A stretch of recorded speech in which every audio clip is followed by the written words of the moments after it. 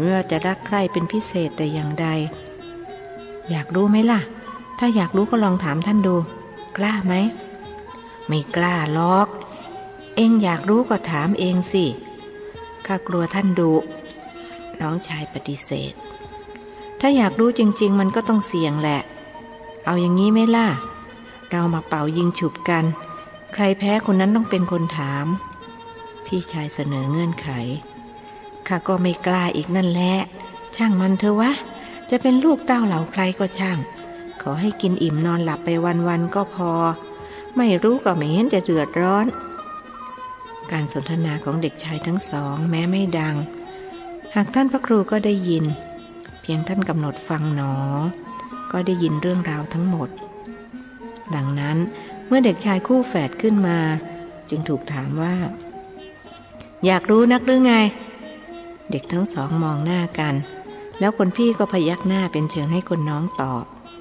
หากเด็กชายขาวยังคงนั่งนิ่งเขากลัวท่านพระครูซะยิ่งกว่าหนูกลัวแมวว่ายังไงล่ะเอ็งสองคนอยากรู้นักไม่ใช่หรือว่าเป็นลูกใครครับเด็กชายแดงตอบอ้อมแอมข้าไม่รู้หรอกว่าใครเป็นพ่อเป็นแม่พวกเองเขาเอาเองมาทิ้งไว้หน้าประตูวัดตั้งแต่ยังแบเบาะข้ากับเจ้าสำริดไปพบเข้าเลยเก็บมาให้แม่ชีเลี้ยงไว้ถ้าข้าไม่ทำอย่างนั้นพวกเองก็ต้องตายเพราะมดขึ้นแล้วพวกคนใจลามกสกปรกเลยเอาไปลือกันว่าข้ามีลูกกับแม่ชีเขาจ้องจะเล่นงานข้าอยู่แล้วคนอย่างข้าน่ะถ้าจะมีเมียก็คงไม่มาบวชอยู่อย่างนี้หรอกคงสึกออกไปเสียนานแล้วเรื่องอะไรจะทำให้พระศาสนามัวหมองข้าไม่อยากตกนรกอเวจีท่านอธิบายแล้วทำไมหลวงพ่อไม่เล่าความจริงให้เราสองคนฟังล่ะครับเด็กชายแดงถามเชิงตัดพ้อก็ข้ากลัวว่าเองสองคนจะมีปมด้อยแต่ในเมื่อเองรู้จากคนอื่นแล้วข้าก็เลยต้องบอกความจริงเพราะที่เองรู้มามันจริงไม่หมดรู้ไว้ก็ดีแล้วข้าขอเตือนเองสองคนว่าให้เร่งทำกรรมฐานใช้หนี้เจ้ากรรมนายเวรเขาให้หมดมิฉะนั้นเองต้องตายก่อนอายุครบ30เจ้าขาวจะตายก่อนแล้วเจ้าแดงจะตายตามทำไมถึงต้องเป็นเช่นนั้นครับเด็กชายขาวรู้สึกใจฝ่อแฟใครเลยจะอยากตายตั้งแต่อายุอย่างน้อยถึงจะเกิดมาไม่รู้จักพ่อแม่ที่แท้จริงก็ไม่คิดอยากตายเพราะเองสองคนมีเวรข้อปาณาติบาตติดตัวมาแต่ชาติปางก่อนนะสิจำคำข้าไว้นะถ้าไม่เร่งทำกรรมฐานแก้กรรมรับรองเองสองคนตายก่อนแก่แน่นอนที่ข้าบอกพวกเองให้รู้เพราะข้าก็ต้องตายเหมือนกันตายวันนี้เสียด้วยนี่เจ้ากรรมนายเวรเข้ามาบอกตอนเช้ามืดแล้วหลวงพ่อไม่กลัวตายหรือครับแฝดผู้พี่ถามกลัวก็ต้องตายไม่กลัวก็ต้องตายแล้วข้าจะกลัวไปทำไมคนที่สร้างคุณงามความดีไว้มากเขาจะไม่กลัวตายเองสองคนรีบสร้างความดีกันเข้าเมื่อความตายมาถึงจะได้ไม่ต้องห่วงว่ายังไม่ทันได้สร้างความดีไว้ให้กับโลกเอาละไหนๆก็จะไม่ได้กลับมาเห็นหน้ากันอีกข้าก็ขอให้เองสองคนจงตั้งใจเรียนหนังสือขาดเหลืออะไรก็ให้ไปขอได้ที่เจ้าหล่อข้ามีแหวนเพชรอยู่วงหนึ่งจะเอาแหวนเพชรให้เจ้าหล่อไว้เป็นค่าเล่าเรียนพวกเองท่านหาวิธีคืนแหวนวงนั้นให้แม่ประยงเป็นอันว่ายิงปืนนัดเดียวได้นก2 ตัวเกิดลุงหล่อเขาโกงเรา2 คนละครับเด็กชายขาววิตกโกงก็ให้เขาโกงไปคิดเสียว่าเองเคยไปโกงเขาไว้เมื่อชาติก่อนถ้าชาติก่อนผมไม่เคยโกงเขาไว้ล่ะครับเขาก็ต้องไปชดใช้เองในชาติหน้าเอาละไม่ต้องมาซักไซ้ให้มากเรื่องจะไปไหนก็ไป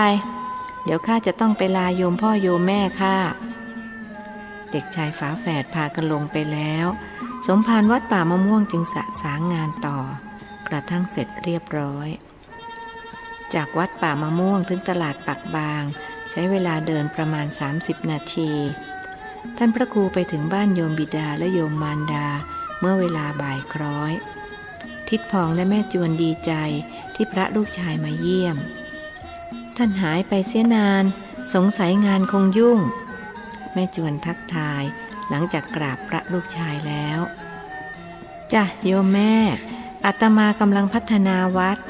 ต้องพัฒนาทั้งวัตถุและจิตใจไปพร้อมๆกันวัดทรุดโทรมมาก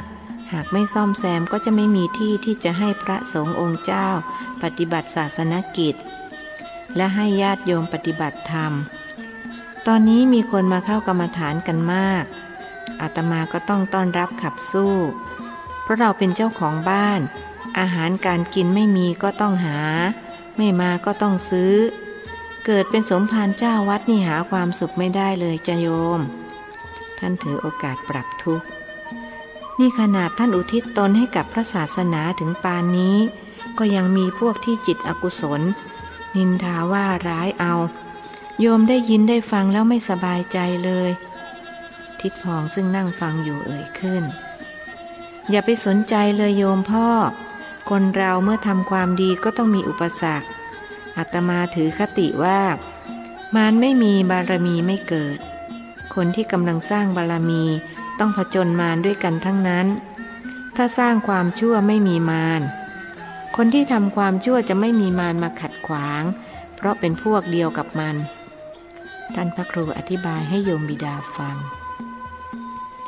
โยมดีใจที่ท่านไม่คิดท้อถอยคนบางพวกพอมีอุปสรรคหน่อยก็ไม่สู้เสียแล้วคงจะจริงอย่างที่ท่านว่า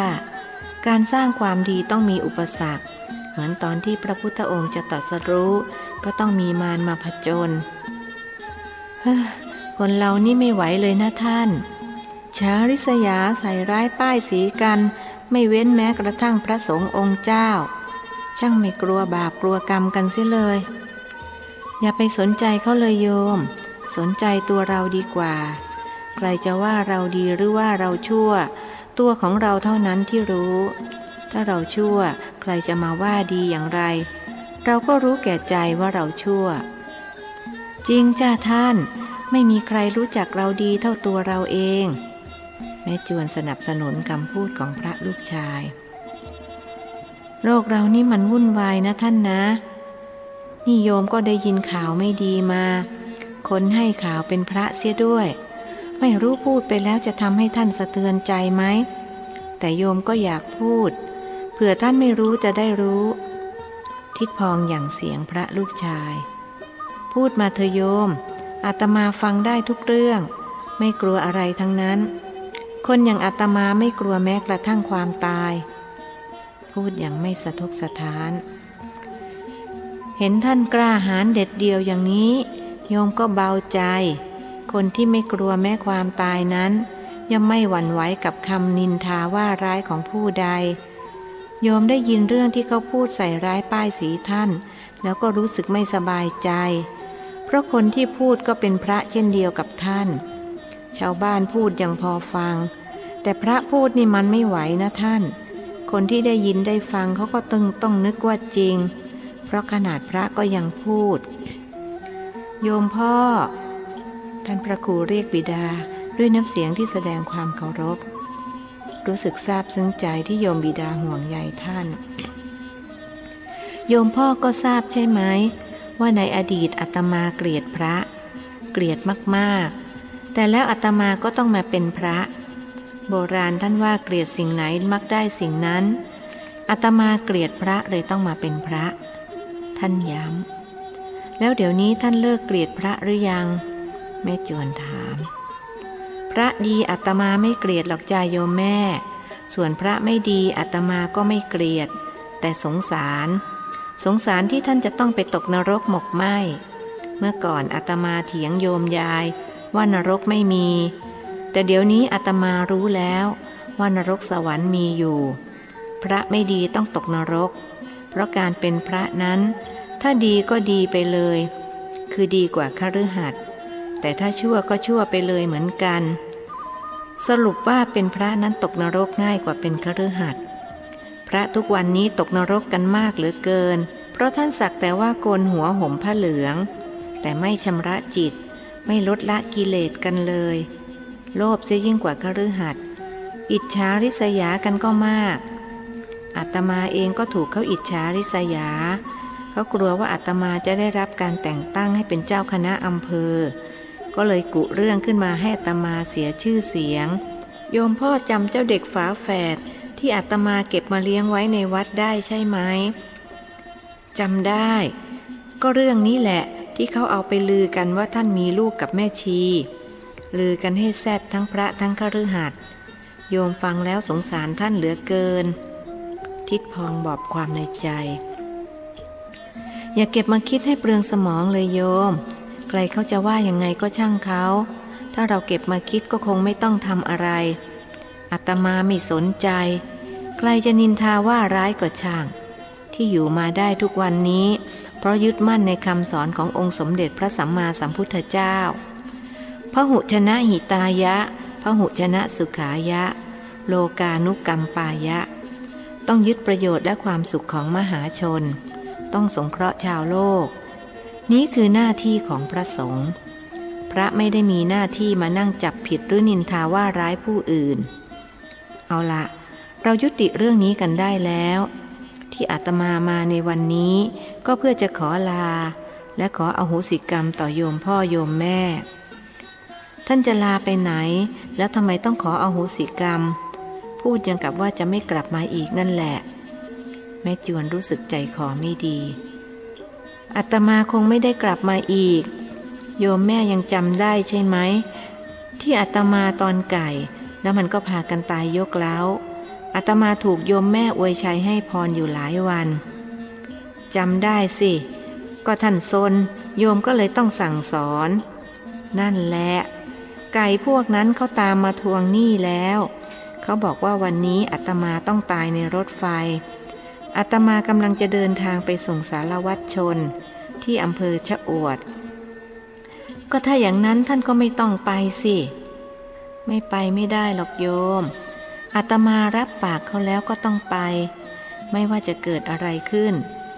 คนเราถ้าจะต้องตายอยู่ที่ไหนก็ต้องตายอยู่ดี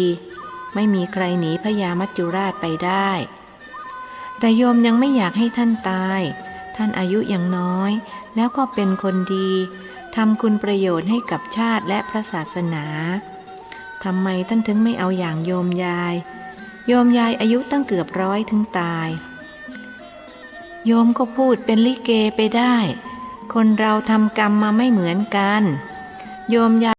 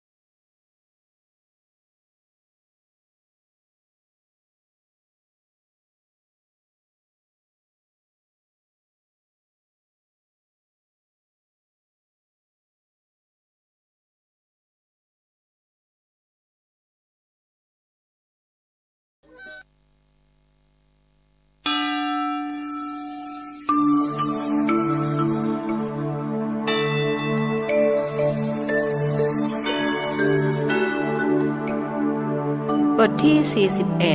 41รถไฟยังต้องรอเ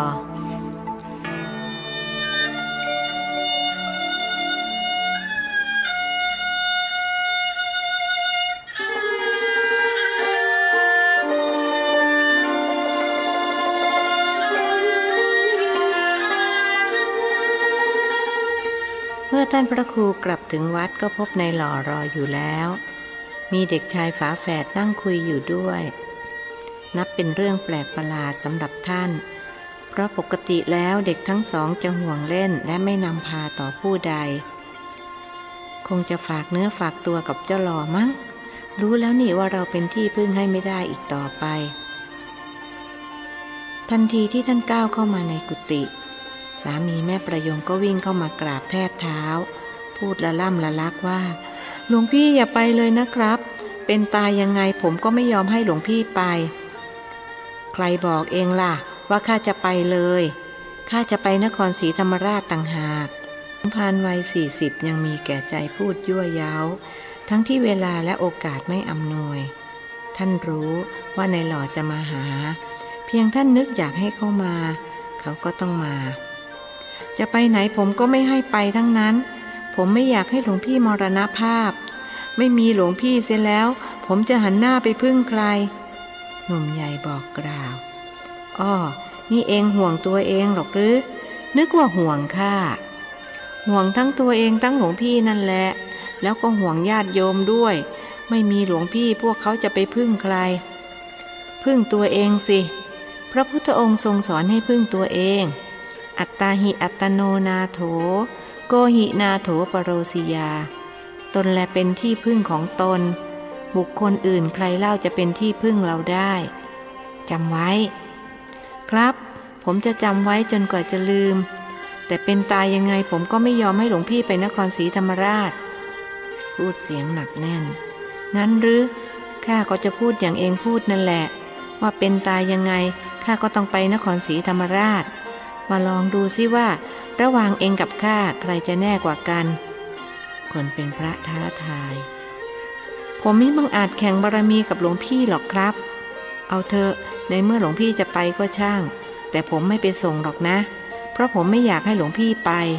เขาคิดว่าท่านพระครูจะให้เขาไปส่งข้อนั้นข้ารู้แต่เองไม่ต้องห่วงข้าว่าจ้างรถในอู่ไว้เรียบร้อยแล้วคำบอกกล่าวของท่านทำให้เด็กชายแดงนึกขึ้นได้จึงกราบเรียนว่าหลวงพ่อครับผมลืมบอกหลวงพ่อเมื่อเช้าตอนหลวงพ่อไปบิณฑบาตลุงอู่เข้ามาหาและสั่งผมให้บอกหลวงพ่อว่าเขาไปส่งหลวงพ่อไม่ได้เมื่อคืนเขาฝันว่ารถคว่ำคอหักตายเลยกลัวไม่กล้าไปอีกแล้วหรือเจ้าหมอนี่ทำให้ข้าเสียการเสียงานมาหลายครั้งแล้วทำไมเองไม่บอกข้าเสียตั้งแต่ตอนเช้าจะได้ไปว่าจ้างคนอื่นแทนท่านเล่นงานแฝดพี่ผมลืมครับเด็กชายสารภาพเสียงอ่อยหน้าจ๋อยดูน่าสงสารผมไม่รับจ้างใครจะให้เท่าไรก็ไม่รับนายหล่อพูดลอยๆคิดว่าอย่างไรเสียเขาก็จะไม่ยอมให้ท่านไปขึ้นไปคุยกันข้างบนดีกว่าข้ายืนจนเมื่อยขาแล้วไม่ได้นั่งพูดอย่างเองนี่พูดจบจึงเดินนำเข้าไปยังชั้นบนแวะล้างเท้าที่ห้องน้ำใต้บันไดก่อนที่จะขึ้นนายหล่อจึงต้องทำตามท่านพระครูหยิบของสิ่งหนึ่งออกมาจากย่ามส่งให้เขา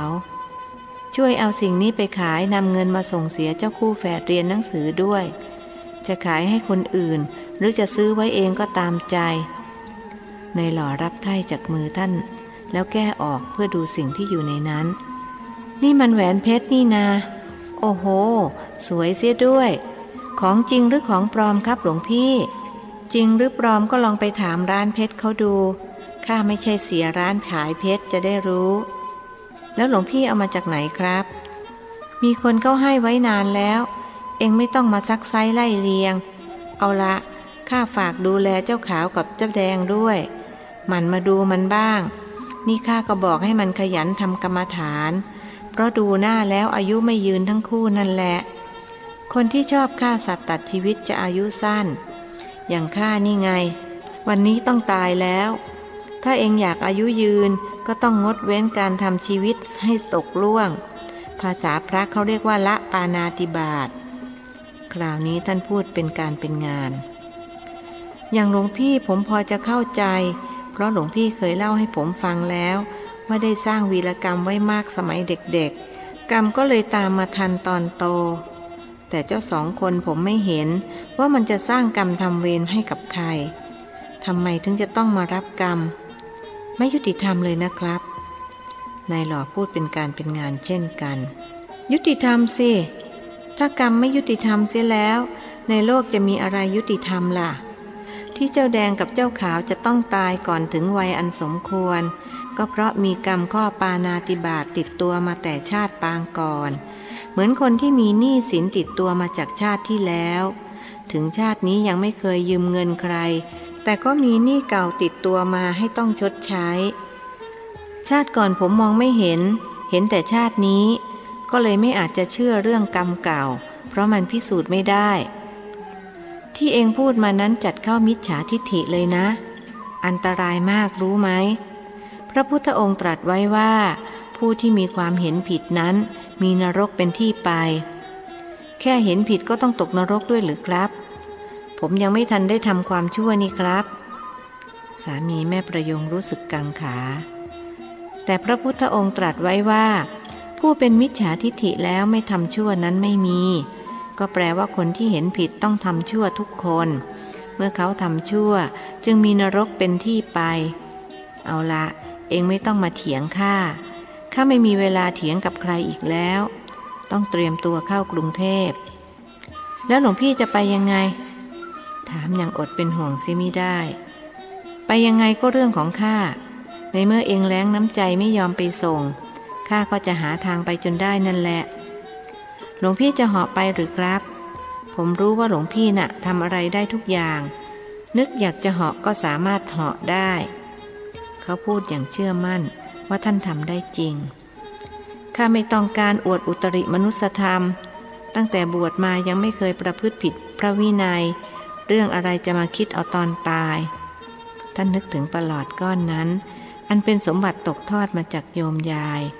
ที่หลวงพ่อช้างทำพิธีหุงมันขึ้นเพื่อจะอมแล้วเหาะไปส่งแขกที่ป่าหิมพานต์หากท่านเจริญเตโชกสินจนประหลอดบีบแล้วจึงอมก็จะสามารถเหาะได้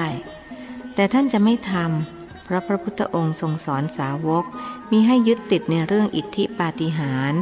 เพราะจะทำให้มัวเมาหลงเพลินจนลืมจุดหมายที่แท้จริงของชีวิตหลวงพี่ครับผมขอไปด้วยได้ไหมผมอยากไปรับใช้ใกล้ชิดหลวงพี่ในวาระสุดท้ายเขาขออนุญาตได้ข้าให้เองไปด้วยจนถึงหัวลำโพงเองจะได้รับใช้ใกล้ชิดข้าอย่างแน่นอน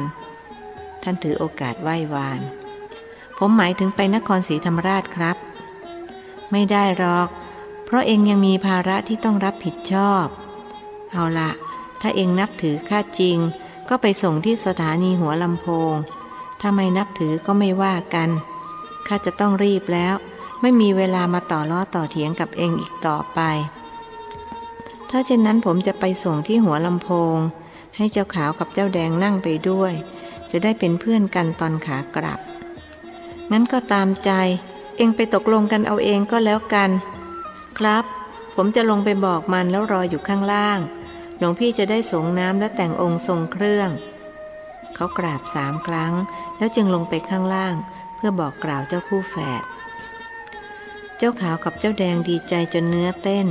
ที่จะได้ไปบางกอกนึกรักในหล่อราวกับเขาเป็นพ่อบังเกิดเกล้าสัญชาตญาณการอยู่รอดทำให้เกิดความรู้สึกเช่นนั้นบ่าย3:30ในหล่อจึงได้ฤกษ์ออกรถท่านพระครูนั่งหน้าคู่กับเขาส่วนเด็กชายคู่แฝดนั่งหลังสามีแม่ประยงรู้สึกสับสนไม่รู้ว่าสิ่งที่ตนทำอยู่ในขณะนี้จะได้บุญหรือเป็นบาปกันแน่เขามาส่งท่านด้วยต้องการรับใช้ใกล้ชิดสิ่งนี้เป็นบุญแต่เมื่อรู้ว่าท่านจะต้องมรณภาพก็เท่ากับเขาส่งท่านไปตายและเขาก็จะได้บาป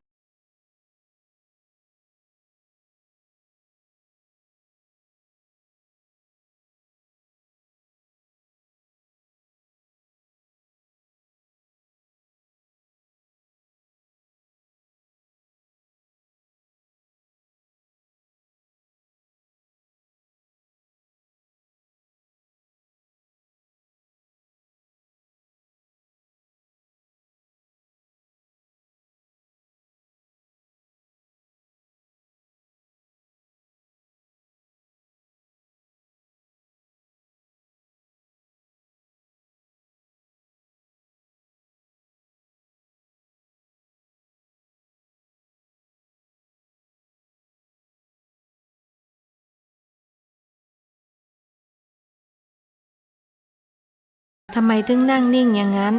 มีอะไรจะสั่งเสียก็สั่งเสียเดี๋ยวจะไม่ได้เห็นหน้ากันอีกแล้ว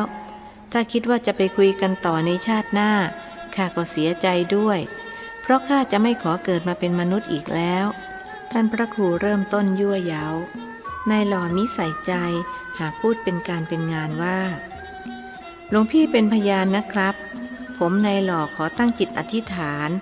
และบนบานสารกล่าวต่อเทพไทยเทวาตลอดจนสิ่งศักดิ์สิทธิ์ทั้งหลายในสากลโลกว่าถ้าหลวงพี่ของผมกลับมาในลักษณะยังมีลมหายใจ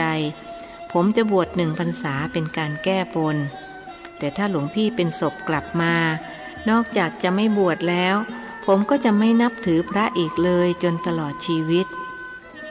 มิจฉาทิฏฐิอีกแล้วนะเองจะคิดจะพูดอะไรก็ให้ไกลๆจากนรกหน่อยไม่ได้หรือนี่ข้าเตือนด้วยความหวังดีนะท่านพระครูพูดเสียงตำหนิด้วยไม่ต้องการให้เขาเกิดความเห็นผิดมิจฉาทิฏฐิตรงไหนครับเขาไม่เข้าใจตรงที่เองจะไม่นับถือพระน่ะสิเองรู้ไหมตอนก่อนบวชข้าเกลียดพระยังกับอะไรคิดว่าพระเลวเหมือนกันหมดแค่เห็นพระไม่ดีเพียงบางรูปข้าก็ไปเหมาว่าท่านเลวหมดมาบวชแล้วถึงได้รู้ว่าพระดีๆยังมีอีกมาก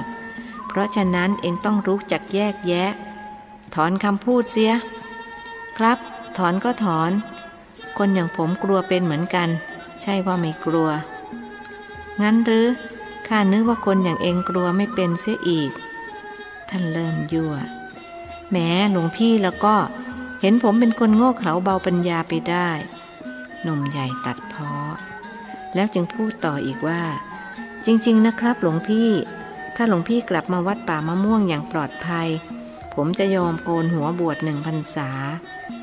ถึงขนาดนั้นเชียวหรือแต่เองก็ต้องรักษาสัจจะนะอย่าให้เหมือนนายอู่ซึ่งข้าดูหน้าแล้วคงต้องรดความตายสักวันถ้าไม่ยอมบวชมีหวังต้องตายอย่างแน่นอนเพราะเสียสัจจะ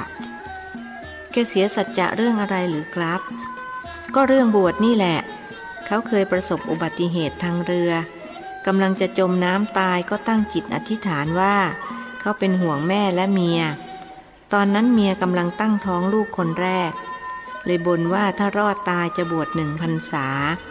ก็ปรากฏว่ารอดตายมาได้อย่างปาฏิหาริย์ทั้งที่คนอื่นๆพากันจมน้ำตายหมดแต่จนแล้วจนรอดเขาก็ยังไม่ยอมบวชแก้บนกระทั่งยมพบาลมาเข้าฝันและขู่ว่าถ้าไม่บวชจะต้องรดคว่ำคอหักตายเขาก็เลยกลัวแต่ก็ยังไม่ยอมบวชวันไหนฝันร้ายจะไม่ยอมขับรถไม่ว่าจะตกปากรับคำกับใครไว้เขาก็ไม่ยอมไปทั้งนั้นข้าเตือนหลายครั้งแล้วว่าให้บวชก็ยังไม่ยอมบวชก็เลยไม่รู้จะช่วยยังไงกรรมของใครก็ของคนนั้นท่านเล่าเรื่องของนายอู่ให้นายหล่อฟังแต่สำหรับผมไม่ทำอย่างนั้นแน่เพราะผมเป็นคนรักสัจจะพูดไว้อย่างไรก็ต้องทำอย่างนั้นจะไม่ยอมให้เสียชื่อนายหล่อที่มีพ่อชื่อนายเหลาหนุ่มใหญ่รู้สึกผ่อนคลายและเกิดความเชื่อมั่นอย่างประหลาดว่าหลวงพี่ของเขาจะต้องรอดกลับมานึกถึงเหตุการณ์ในครั้งนั้นที่ท่านตกลงไปในเหวพร้อมกับรถของเขาไม่น่าที่จะรอดก็ยังรอดมาได้อย่างน่าอัศจรรย์อย่างไรเสียท่านก็จะไม่มรณภาพเขามั่นใจเช่นนั้นเมื่อรถแล่นมาถึงรังสิตก็ติดเป็นขบวนยาวเหยียดนายหล่อเห็นผิดสังเกตจึงสั่งเด็กชายฝาแฝดให้ไปสอดแนมสักพักเด็กทั้งสองก็มารายงานว่ารถชนกันครับคนตายคนเจ็บนอนเกลื่อนถนนเลยเด็กชายทำท่าสยดสยองแย่ละสิแล้วข้าจะไปทันรถไฟหรือท่านพระครูวิตกสาธุขอให้หลวงพ่อตกรถจะได้ไม่ต้องไปคฤหัสถ์ยกมือขึ้นสาธุบรรพชิตไม่พูดว่าอะไรหากนั่งขัดสมาธิตั้งจิตแน่วแน่แล้วจึงแผ่เมตตาไปยังสรรพสัตว์ไม่มีประมาณพร้อมอธิษฐานขอให้ท่านไปทันรถไฟในค่ำวันนี้อีกประมาณ1 ชั่วโมงก็จะได้เวลารถไฟออกจากสถานีหัวลำโพงอย่างไรเสียท่านก็จะไม่ตกรถนายหล่อจะชนะพระครูเจริญไปไม่ได้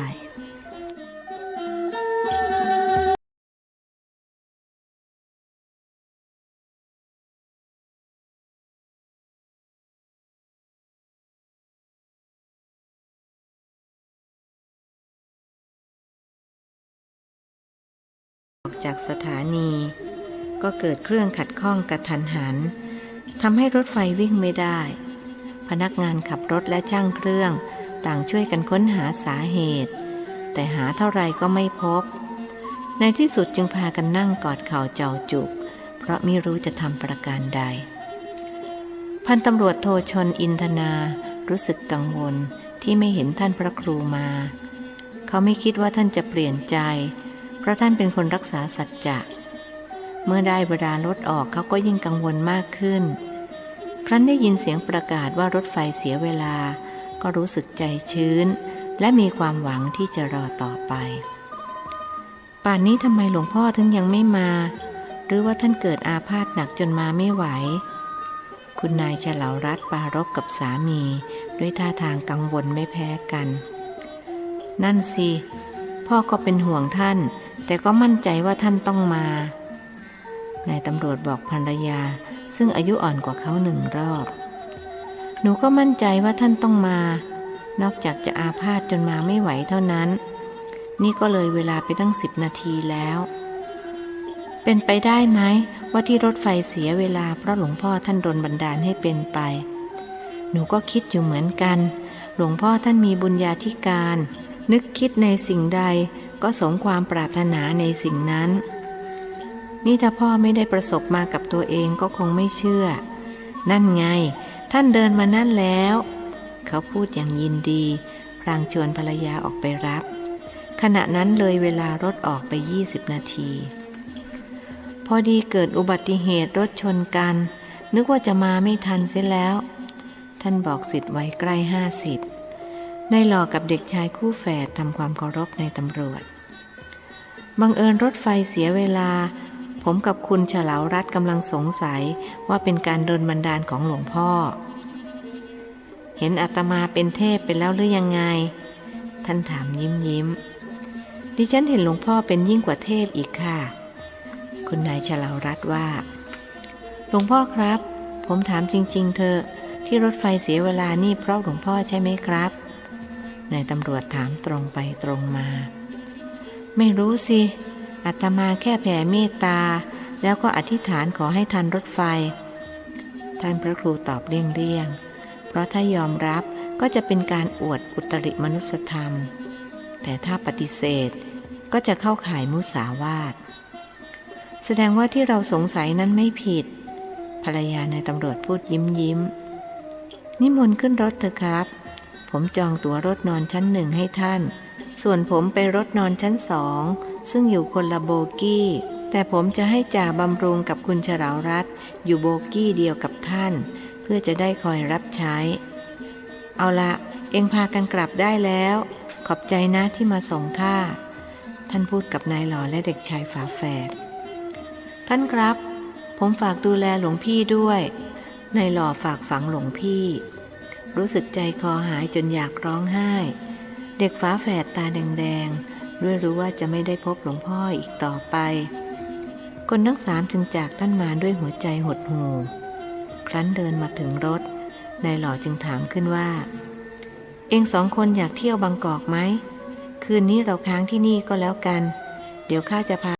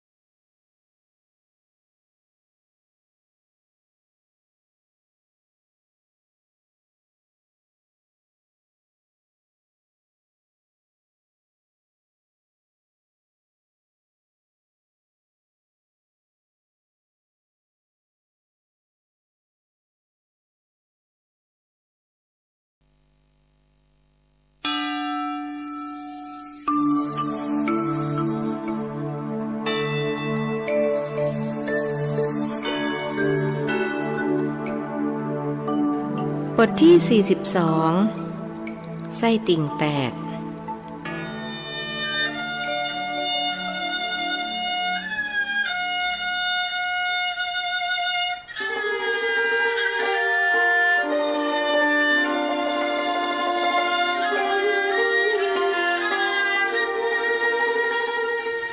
ห็นพระภิกษุรูปหนึ่งเพิ่งมาถึงและขึ้นไปบนรถเรียบร้อยพนักงานขับรถก็ลองสตาร์ทเครื่องดูอีกครั้งผลปรากฏว่าเครื่องจักรทำงานตามปกติเหมือนไม่มีอะไรเกิดขึ้นแปลกนะครับพรพอพระรูปนั้นมาเครื่องก็ทำงานหรือว่าที่เสียเพราะต้องการจะรอท่านช่างเครื่องพูดกับพนักงานขับรถผมเองก็งงอยู่เหมือนกันทำไมเหตุการณ์มันมาประจวบกันพอดิบพอดีหรือว่าพระรูปนั้นท่านใช้เวทมนต์มาบันดาลให้เป็นไปเหลวไหลหน้าคุณนี่พูดอะไรไม่เป็นวิทยาศาสตร์เลยรีบออกรถเถอะเลยเวลามา20 นาทีแล้วจากนั้นม้าเหล็กก็เคลื่อนตัวออกจากชานชาลาสถานีอย่างช้าๆแล้วค่อยๆเพิ่มความเร็วขึ้นตามลำดับท่ามกลางความโล่งอกโล่งใจของบรรดาผู้โดยสารรถไฟแล่นไปได้สักครู่คุณนายเฉลารัตน์ก็จัดการชงชามาถวายท่านพระครูและตามด้วยน้ำปานะภรรยาสารวัตรชนเป็นกุลสตรีที่เพียบพร้อมด้วยคุณสมบัติของความเป็นแม่บ้านแม่เรือนเมื่อรู้ว่าจะมีพระภิกษุร่วมเดินทางไปด้วยจึงจัดเตรียมสิ่งของที่จำเป็นต้องใช้ระหว่างการเดินทางเพื่ออำนวยความสะดวกแก่ท่านนิมนต์หลวงพ่อฉันน้ำปานะครับจ่าบำรุงนิมนต์เมื่อเห็นท่านรับประเคนแต่ยังมิได้ฉันท่านพระครูจึงยกแก้วน้ำปานะขึ้นดื่มอย่างเสียมิได้เมื่อน้ำตกถึงท้องก็เกิดอาการปวดตรงบริเวณท้องน้อยอย่างรุนแรงจนทั้งต้องค้อมหลังลงเพื่อให้อาการปวดทุเลาแต่ว่าอิริยาบถเช่นนั้นก็มิได้ช่วยให้อาการปวดเบาบางลงแม้แต่น้อยท่านขบกรามแน่นพยายามข่มทุกขเวทนาเอาไว้จ่าสิบตำรวจเห็นอาการผิดปกติเช่นนั้นจึงเรียนถามว่าหลวงพ่อเป็นอะไรหรือเปล่าครับอาตมาปวดท้องไส้ติ่งแตกแล้วท่านกัดฟันตอบคุณนายเฉลารัตน์เห็นเช่นนั้นก็ตกใจรีบหายาหม่องมาส่งให้ลูกน้องสามีบอกเขาว่าช่วยเอายาหม่องทาที่ท้องให้ท่านหน่อยเพื่อจะช่วยบรรเทาอาการปวดจ่าบำรุงจึงเลิกจีวรของท่านขึ้นสิ่งที่เขาเห็นคือบริเวณท้องของท่านมีสีเขียวคล้ำเขียวขึ้นไปเกือบถึงหน้าอกเมื่อเขาป้ายยาหม่องลงไปท่านถึงกับสะดุ้งรีบบอกเขาว่าไม่ไหวแล้วไม่ต้องทาไม่ต้องนี่มันก็ปวดที่สุดแล้วพอมือโยมไปถูกมันก็ปวดหนักเข้าไปอีกเรียกว่าที่สุดของที่สุดเลยละท่านพยายามอธิบายออกมาเป็นคำพูดแย่แล้วนี่เราจะทำยังไงกันดีคุณนายเฉลารัตน์แสดงอาการวิตกรู้สึกเสียใจที่พาท่านมาตกระกำลำบากนำท่านส่งโรงพยาบาลนี้ไหมครับรถจอดสถานีไหนก็ลงกันเลยจ่าสิบตำรวจออกความเห็นถ้าเช่นนั้นจ่าช่วยไปตามท่านสารวัตรมาด่วนเรียนท่านว่าหลวงพ่ออาพาธหนักเธอออกคำสั่งเพราะในโบกี้นี้นอกจากท่านพระครูจ่าบำรุงและตัวเธอแล้วก็ไม่มีคนรู้จักอีกเลยการจะขอความช่วยเหลือจากคนที่ไม่รู้จักกันคงทำได้ยากยิ่งผู้โดยสารที่เป็นฝรั่งด้วยแล้วแค่จะพูดจากันก็คงไม่รู้เรื่องเมื่อจ่าสิบตำรวจเดินไปตามสารวัตรชนยังตู้รถนอนชั้น2คุณนายเฉลารัตน์เฝ้าดูอาการของท่านพระครูด้วยความเป็นห่วงสักพักท่านก็เกิดอาการปั่นป่วนในท้องจึงชี้ไปที่กระโถนภรรยานายตำรวจจึงหยิบกระโถนไปรองใกล้ๆปากท่านในทันทีนั้นพระภิกษุอาพาธก็อาเจียนออกมาเป็นโลหิตสีแดงคล้ำเต็มกระโถนส่งกลิ่นคละคลุ้งเนื่องจากไส้ติ่งแตกอยู่ในท้องสตรีวัยใกล้40นำเอากระโถนออกไปเทยังห้องน้ำโดยไม่นึกรังเกียจส่งผ้าขนหนูชุบน้ำให้ท่านเช็ดปากซึ่งมีคราบโลหิตติดอยู่พอเช็ดปากเสร็จก็เกิดอาการอยากถ่ายหนักครั้นจะลุกเดินไปห้องน้ำก็คงไม่ทันที่สำคัญคือไม่มีเรี่ยวแรงที่จะลุกแม้นั่งก็ยังแสนลำบาก จึงบอกคุณนายเฉลารัตน์ว่าโยมอาตมาจะถ่ายนิมนต์หลวงพ่อถ่ายลงกระโถนค่ะอย่าเดินไปห้องน้ำเลยเธอบอกพลางเลื่อนกระโถนเข้าไปใกล้ท่านภิกษุอาพาธจึงนั่งหันหลังให้ผู้โดยสารคนอื่นๆอาการหนักหนาสาหัสถึงปานนี้ไม่ต้องอายใครแล้วท่านถ่ายเป็นน้ำเลือดน้ำหนองออกมาทั้งทวารหนักทวารเบาเมื่อเต็มกระโถนคุณนายเฉลารัตน์ก็นำไปเทยังห้องน้ำแล้วนำกระโถนซึ่งล้างสะอาดแล้วกลับมาให้ท่านประเดี๋ยวหนึ่งท่านก็ถ่ายออกมาอีกภรรยานายตำรวจก็นำไปเทและล้างกระโถนมาให้อีกครั้นของเน่าของเสียออกมาถึง3กระโถนอาการปวดค่อยทุเลาเบาบางลงบ้างพอดีกับสารวัตรชนและจ่าบำรุงมาถึงนายตำรวจวัย50รู้สึกกังวลเกรงว่าท่านจะมรณภาพจึงกราบเรียนว่าหลวงพ่อครับสถานีหน้าเป็นสถานีประจวบคีรีขันธ์ผมจะพาหลวงพ่อส่งโรงพยาบาลไม่ต้องหรอกขอบใจเดินทางต่อไปเถอะงานของท่านสำคัญกว่าถ้าอาตมาจะต้องตายก็ขอให้ตายในรถไฟนี่แหละตอบด้วยเสียงแหบแห้งจ่าบำรุงจัดการนำผ้าขนหนูชุบน้ำมาเช็ดตามร่างกายทำความสะอาดให้ท่านสักครู่อาการปวดท้องก็กำเริบขึ้นอีกปวดจนสุดที่จะทานทนสงสัยคราวนี้ต้องตายแน่ๆเอาละตายเป็นตายท่านคิดแล้วจึงเปลี่ยนเป็นนั่งขัดสมาธิขอตายในท่านั่งขัดสมาธินี่แหละจะได้ไปปฏิบัติต่อที่สวรรค์ชั้นดุสิตอย่างที่โยมพ่อสั่งไว้ท่านนึกถึงคำอวยชัยให้พรของโยมบิดานั่งในท่าขัดสมาธิเรียบร้อยอาการปวดดูเหมือนพุ่งขึ้นสูงสุดเป็นความเจ็บปวดที่สุดของที่สุดที่ไม่เคยได้รับมาก่อนเลยในชีวิตแล้วร่างของท่านก็ล้มตึงลงทั้งที่ยังอยู่ในท่านั่งขัดสมาธิจากนั้นก็ไม่รู้สึกเจ็บปวดใดๆกลับสบายเนื้อสบายตัวราวกับไม่เคยเจ็บปวดมาก่อนท่านลุกขึ้นยืนดูร่างที่นอนนิ่งอยู่นั้นอ้าวนี่ตัวเรานี่นาทำไมมานอนแอ้งแม้งอยู่ที่นี่ล่ะเอ๊ะคุณนายเฉลารัตน์ร้องไห้ทำไมอ๋อเขาคงคิดว่าเราตายนี่เราตายแล้วหรือนี่ท่านรู้สึกงุนงงเห็นภรรยานายตำรวจเอามือไปอังที่จมูกของท่านพูดทั้งน้ำตาว่าหลวงพ่อมรณภาพแล้วดูสิไม่มีลมหายใจออกมาจากจมูกเลยสารวัตรชนเอามืออังจมูกท่านบ้างจากนั้นก็จับชีพจรดูท่านอาจจะสลบไปก็ได้ใจเย็นๆนะพ่อเชื่อว่าท่านต้องไม่มรณภาพนายตำรวจพูดปลอบใจภรรยาผู้โดยสารคนอื่นๆพากันลุกขึ้นมามุงดูท่านพยายามพูดจาทักทายแต่ไม่มีใครพูดกับท่านโยมพวกนี้แปลกพูดด้วยก็ไม่พูดไม่รู้เป็นอะไรกันไปหมดชายผู้หนึ่งอายุประมาณ40เดินเข้ามาดูร่างของท่านแล้วถามขึ้นว่าหลวงพ่อองค์นี้เป็นอะไรท่านบอกว่าไส้ติ่งแตกครับจ่าบำรุงตอบงั้นก็คงไม่รอดท่านคงเสียชีวิตแล้วล่ะคนที่ไส้ติ่งแตกไม่เห็นมีใครรอดสักรายเขาว่าคุณนายเฉลารัตน์ได้ยินเข้าก็ยิ่งร้องไห้หนักขึ้นเสียงใครคนหนึ่งพูดขึ้นว่ามันคงเป็นเวรกรรมมาตามสนองท่านแสดงว่าท่านต้องทำกรรมอะไรไว้สักอย่างคำพูดของใครคนนั้นทำให้ท่านระลึกนึกถึงบาปที่เคยทำกรรมที่เคยก่อไว้ในทันทีอ๋อกรรมที่เราตอนไก่นั่นเองเจ้ากรรมนายเวรเขามาเตือนแล้วว่าเราต้องตายในรถไฟไส้ติ่งแตกตายนี่เราตายแล้วจริงๆหรือนี่แล้วไหนล่ะเจ้ากรรมนายเวรอยู่ที่ไหนสิ้นคำถามภาพของไก่21ตัวก็ลอยมาปรากฏตรงหน้าท่านจำได้ทุกตัว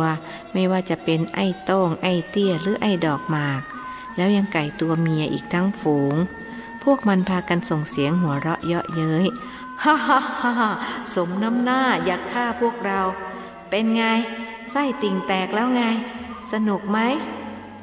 ไม่ต้องมาเยาะเย้ยพวกท่านน่ะใจร้ายมากลั่นแกล้งอาตมาแกล้งพระบาปมากรู้ไหมท่านต่อว่าต่อขานพวกเราไม่ได้แกล้งพระ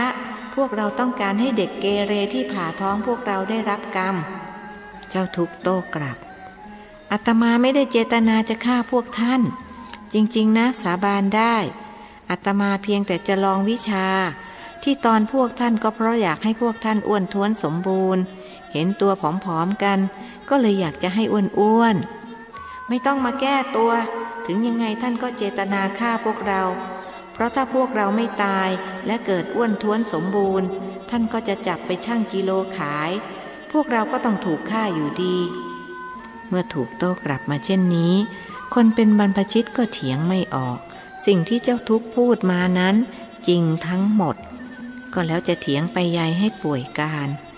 นึกถึงวีรกรรมในวัยเด็กก็ให้รู้สึกเสียใจ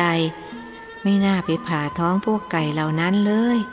ทำให้เขาตายตัวท่านก็เลยต้องมาเป็นเวรเป็นกรรมบัดนี้ท่านก็ได้ใช้หนี้ด้วยชีวิตแล้วภาพบรรดาเจ้าทุกข์ซึ่งก็คือเจ้ากรรมนายเวรหายไปพระครูเจริญจึงเดินเที่ยวไปตามโบกี้ต่างๆพยายามยิ้มทักทายกับคนโน้นคนนี้ทว่าไม่มีผู้ใดพูดกับท่านแม้แต่คนเดียวคนพวกนี้พากันเป็นอะไรไปหมดนะพระสงฆ์องค์เจ้าพูดด้วยก็ไม่ยอมพูดกลัวดอกพิกุลจะร่วงหรือยังไงท่านบ่นและแล้วท่านก็เดินไปพบกับบุรุษผู้หนึ่งอายุอานามประมาณ17-18ท่านดีใจนักที่ได้พบเพื่อนเก่าเพื่อนที่จากกันไปนานกว่า20 ปีอ้าวโกะนี่เองหรอกหรือไปยังไงมายังไงล่ะทำไมเองถึงไม่ยอมแก่ข้าจำได้ว่าเองตายไปแล้วนี่นาพระคุณเจ้าเป็นใครมาจากไหนหรือขอรับทำไมถึงรู้จักกระผมบุรุษนั้นถามกลับข้าแกละไงล่ะที่บ้านอยู่บางม่วงมูเราเคยเป็นเพื่อนกันสมัยเมื่อ20 กว่าปีก่อนอ้าวถ้าเช่นนั้นพระคุณเจ้าก็คือนายเจริญจรูนรัตน์หลานชายยายจ่างใช่ไหมขอรับถูกแล้วแต่ตอนนี้ยายข้าเขาตายไปหลายปีแล้วเองล่ะไปยังไงมายังไงทำไมถึงยังหนุ่มอยู่ก็กระผมตายแล้วนี่ครับตายตอนอายุ18ก็จะดูเป็นคนอายุ18ตลอดไปจนกว่าจะไปเกิดใหม่ตายแล้วไม่ต้องแก่ท่านล่ะทำไมมาพบกับกระผมได้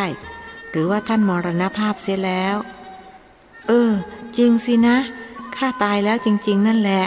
คือข้ากำลังจะเดินทางไปส่งสารวัตรชนที่อำเภอชะอวดเผอิญไส้ติ่งแตกเลยนอนตายอยู่ในรถไฟ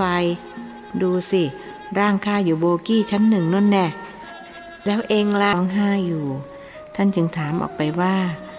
คุณนายร้องไห้เป็นอะไรหรือสตรีวัยใกล้40ไม่ตอบแต่กลับยิ่งร้องไห้หนักขึ้นท่านพระครูเห็นว่าพูดกับคุณนายไม่รู้เรื่องจึงหันไปพูดกับสารวัตรคุณนายเขาร้องไห้ทำไม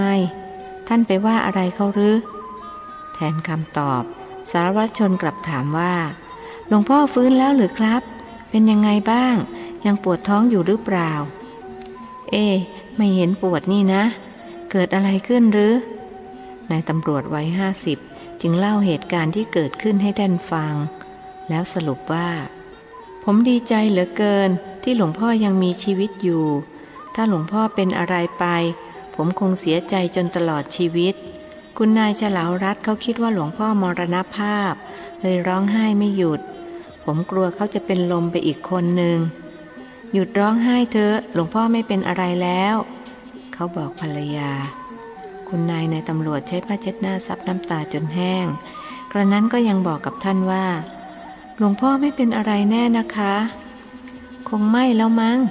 ตอนนี้อาตมารู้สึกเฉยๆไม่เจ็บไม่ปวดแต่ประการใดคิดว่าคงชดใช้กรรมให้เจ้ากรรมนายเวรเข้าไปหมดแล้วกระมังท่านตอบพลางนึกเยาะเย้ยในใจว่าถึงยังไงพวกเองก็เอาชีวิตข้าไปไม่ได้เมินซะชาติหนึ่งใครๆเขาพากันคิดว่าหลวงพ่อมรณภาพผมเองก็ใจไม่ดีพยายามปลอบใจตัวเองว่าหลวงพ่อต้องไม่เป็นอะไรอาตมาก็อธิบายไม่ถูกเหมือนกันมันไม่เหมือนกับว่าเป็นความตายมันคล้ายๆสลบไปเฉยๆคล้ายๆหลับแล้วฝันไปถ้าความตายเป็นอย่างนี้คงไม่น่ากลัวแต่มันคงไม่ใช่ความตายเพราะถ้าตายอาตมาก็คงไม่ฟื้นท่านนึกไปถึงตาแป๊ะเตี๋ยวบิดาของสมภารตรง ท่านคงจะสลบไปเช่นเดียวกับตาแป๊ะเตี๋ยวก็เป็นได้คุณนายเฉลาลัดเห็นท่านพูดคุยได้เหมือนคนปกติก็หยุดร้องไห้และลุกออกไปล้างหน้าล้างตายังห้องน้ำรถไฟจอดที่สถานีแห่งหนึ่งท่านพระครูถามขึ้นว่าถึงไหนแล้วจ่าบำรุงจะโงกหน้าออกไปดูแล้วกราบเรียนว่าถึงสุราษฎร์ธานีครับเอาละโยมไปพักผ่อนกันได้อาตมาจะนั่งกรรมฐานภิกษุวัย40บอกกล่าวผมคงนอนไม่หลับหรอกครับจะนั่งเป็นเพื่อนหลวงพ่อสารวัตรชนพูดเขาไม่อยากเดินเบียดเสียดผู้โดยสารเพื่อกลับไปยังตู้นอนชั้น2ผมก็จะนั่งเป็นเพื่อนท่านครับจ่าวัย30พูดกับนายตำรวจในเมื่อผู้บังคับบัญชาไม่นอนแล้วเขาจะนอนได้อย่างไรโยมพักผ่อนเถอะประเดี๋ยวจะไม่สบายท่านบอกคุณนายเฉลารัตน์เมื่อเธอกลับมานั่งดิฉันคงนอนไม่หลับหรอกค่ะจะคอยดูแลหลวงพ่อพูดพลางรินน้ำชาใส่ถ้วยให้สามีประเคนท่านอาตมาไม่กล้าฉันหรอกเดี๋ยวจะเกิดเรื่องอีกเอาไว้ถึงชะอวดแล้วค่อยว่ากันเอาละอาตมาจะนั่งกรรมฐานละแล้วท่านจึงนั่งขัดสมาธิหลับตานิ่งอยู่ภิกษุวัย40รู้ว่ายังต้องเผชิญกับความทุกข์ทรมานอันเกิดจากไส้ติ่งแตกอีกแม้จะผ่านพ้นความตายมาได้แต่ความทุกข์นั้นยังผ่านไม่ได้ท่านจะบันทึกไว้เป็นประสบการณ์ชีวิตว่ากรรมที่ทำลงไปโดยรู้เท่าไม่ถึงการก็ยังมีผลมีวิบากมากและมาให้ผลถึง2 ครั้ง 2 คราครั้งก่อนไส้เน่าครั้งนี้ไส้ติ่งแตกสาหัสสากันจนแทบเอาชีวิตไม่รอดหากไม่ได้ฝึกฝนอบรมกายอบรมจิตมาอย่างดีก็คงต้องจากโลกนี้ไปแล้วเจ้าหล่อเอ้ยเอ็งเห็นจะต้องบวชอีกครั้งแล้วละท่านนึกถึงลูกศิษย์ที่เคยผจญกับความเป็นความตายมาด้วยกัน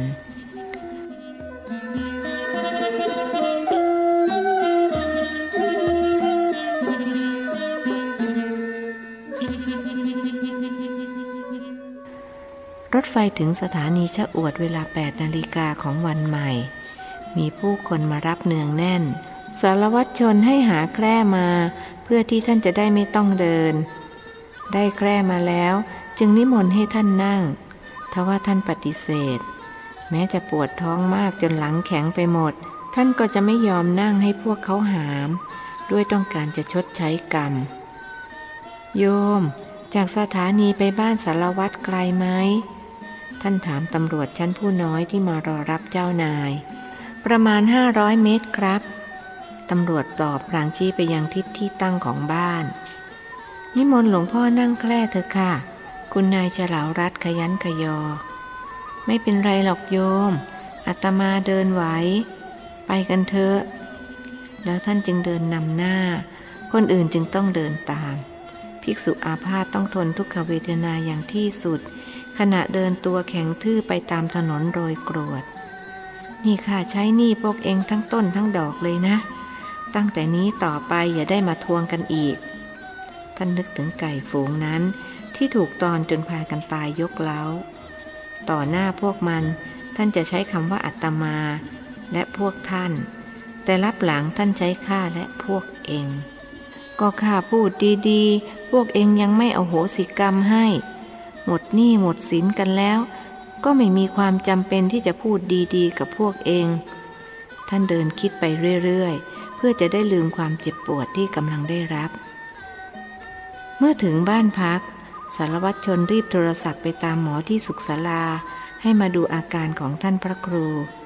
สักครู่แพทย์หญิงกำมลาก็มาถึงพอรู้ว่าท่านไส้ติ่งแตกก็ตกใจนักเพราะจากประสบการณ์ไม่มีคนไข้ที่รอดตายเพราะไส้ติ่งแตกเลยสักรายเดียวต้องนำท่านส่งโรงพยาบาลประจำจังหวัดด่วนที่สุขศาลาเราไม่มีเครื่องมือสำหรับการผ่าตัดใหญ่ดิฉันจะโทรศัพท์ไปเรียกรถพยาบาลให้มารับอย่าเลยคุณหมออาตมาไม่เป็นอะไรมากอย่าลำบากเลยท่านพูดอย่างเกรงใจรู้ว่าถ้าท่านไปโรงพยาบาลก็จะไม่ได้ช่วยเหลือสารวัตรชนดังที่ได้ตั้งใจไว้ตั้งแต่แรก แต่หลวงพ่ออาการหนักมากนะคะถ้าไม่ได้รับการผ่าตัดอย่างเร่งด่วนดิฉันเกรงว่าจะไม่ปลอดภัยต่อชีวิตหมอกำมลาท้วงอาตมาไม่ไปถึงอย่างไรก็ไม่ยอมไปอย่าได้ขัดใจอาตมาเลยนะแต่มันอันตรายมากนะคะหลวงพ่อเพราะเลือดมันคั่งอยู่ข้างในต้องผ่าตัดล้างท้องเอาน้ำเลือดน้ำหนองออกให้หมดเอาละถ้าเช่นนั้นอาตมาก็จะขอตั้งจิตอธิษฐานต่อหน้าทุกๆคนว่าถ้าหากอาตมาถึงที่ตายก็ขอให้ตายแต่จะขออดทนจนถึงที่สุดขออย่างเดียวอย่าได้พาอาตมาไปโรงพยาบาลเลยแล้วท่านจึงนั่งขัดสมาธิหลับตานิ่งสักพักก็อาเจียนออกมาอีกมีทั้งน้ำเลือดน้ำหนองออกมาทางปากและทางจมูกแล้วก็ปวดท้องอยากถ่ายจึงค่อยๆลุกขึ้นเดินไปเข้าห้องน้ำซึ่งอยู่ใกล้ๆสารวัตรชนกับจ่าบำรุงตามไปยืนรออยู่หน้าห้องน้ำเมื่อได้ถ่ายหนักถ่ายเบาเป็นที่เรียบร้อยแล้วจึงรู้สึกค่อยยังชั่วขึ้นอาตมาหายแล้วล่ะคุณหมอถ่ายออกมาเป็นเลือดเลยอาตมาค่อยยังชั่วแล้วและขอยืนยันว่าจะไม่ไปโรงพยาบาลถ้าอย่างนั้นดิฉันจะให้น้ำเกลือหลวงพ่อก็แล้วกันอย่างนั้นเราก็ได้แพทย์หญิงกำมลาจึงให้น้ำเกลือท่านเสียหลายกระปุกแล้วฉีดยาเข้าเส้นบ้างเข้าตะโพกบ้างให้ยุ่งไปหมดระหว่างที่ให้น้ำเกลือท่านจึงให้เรียกบรรดาเมียตำรวจมาคุยธรรมชาติของผู้หญิงนั้นมักเก็บความลับไม่อยู่ในที่สุดท่านก็ได้รู้ว่าตำรวจคนไหนยักยอกปืนหลวงไปบ้างกลับไปบอกพวกบ้านนะบอกหลวงพ่อขอร้องให้นำปืนมาคืนหลวงเสียมิฉะนั้นจะต้องถูกสอบสวน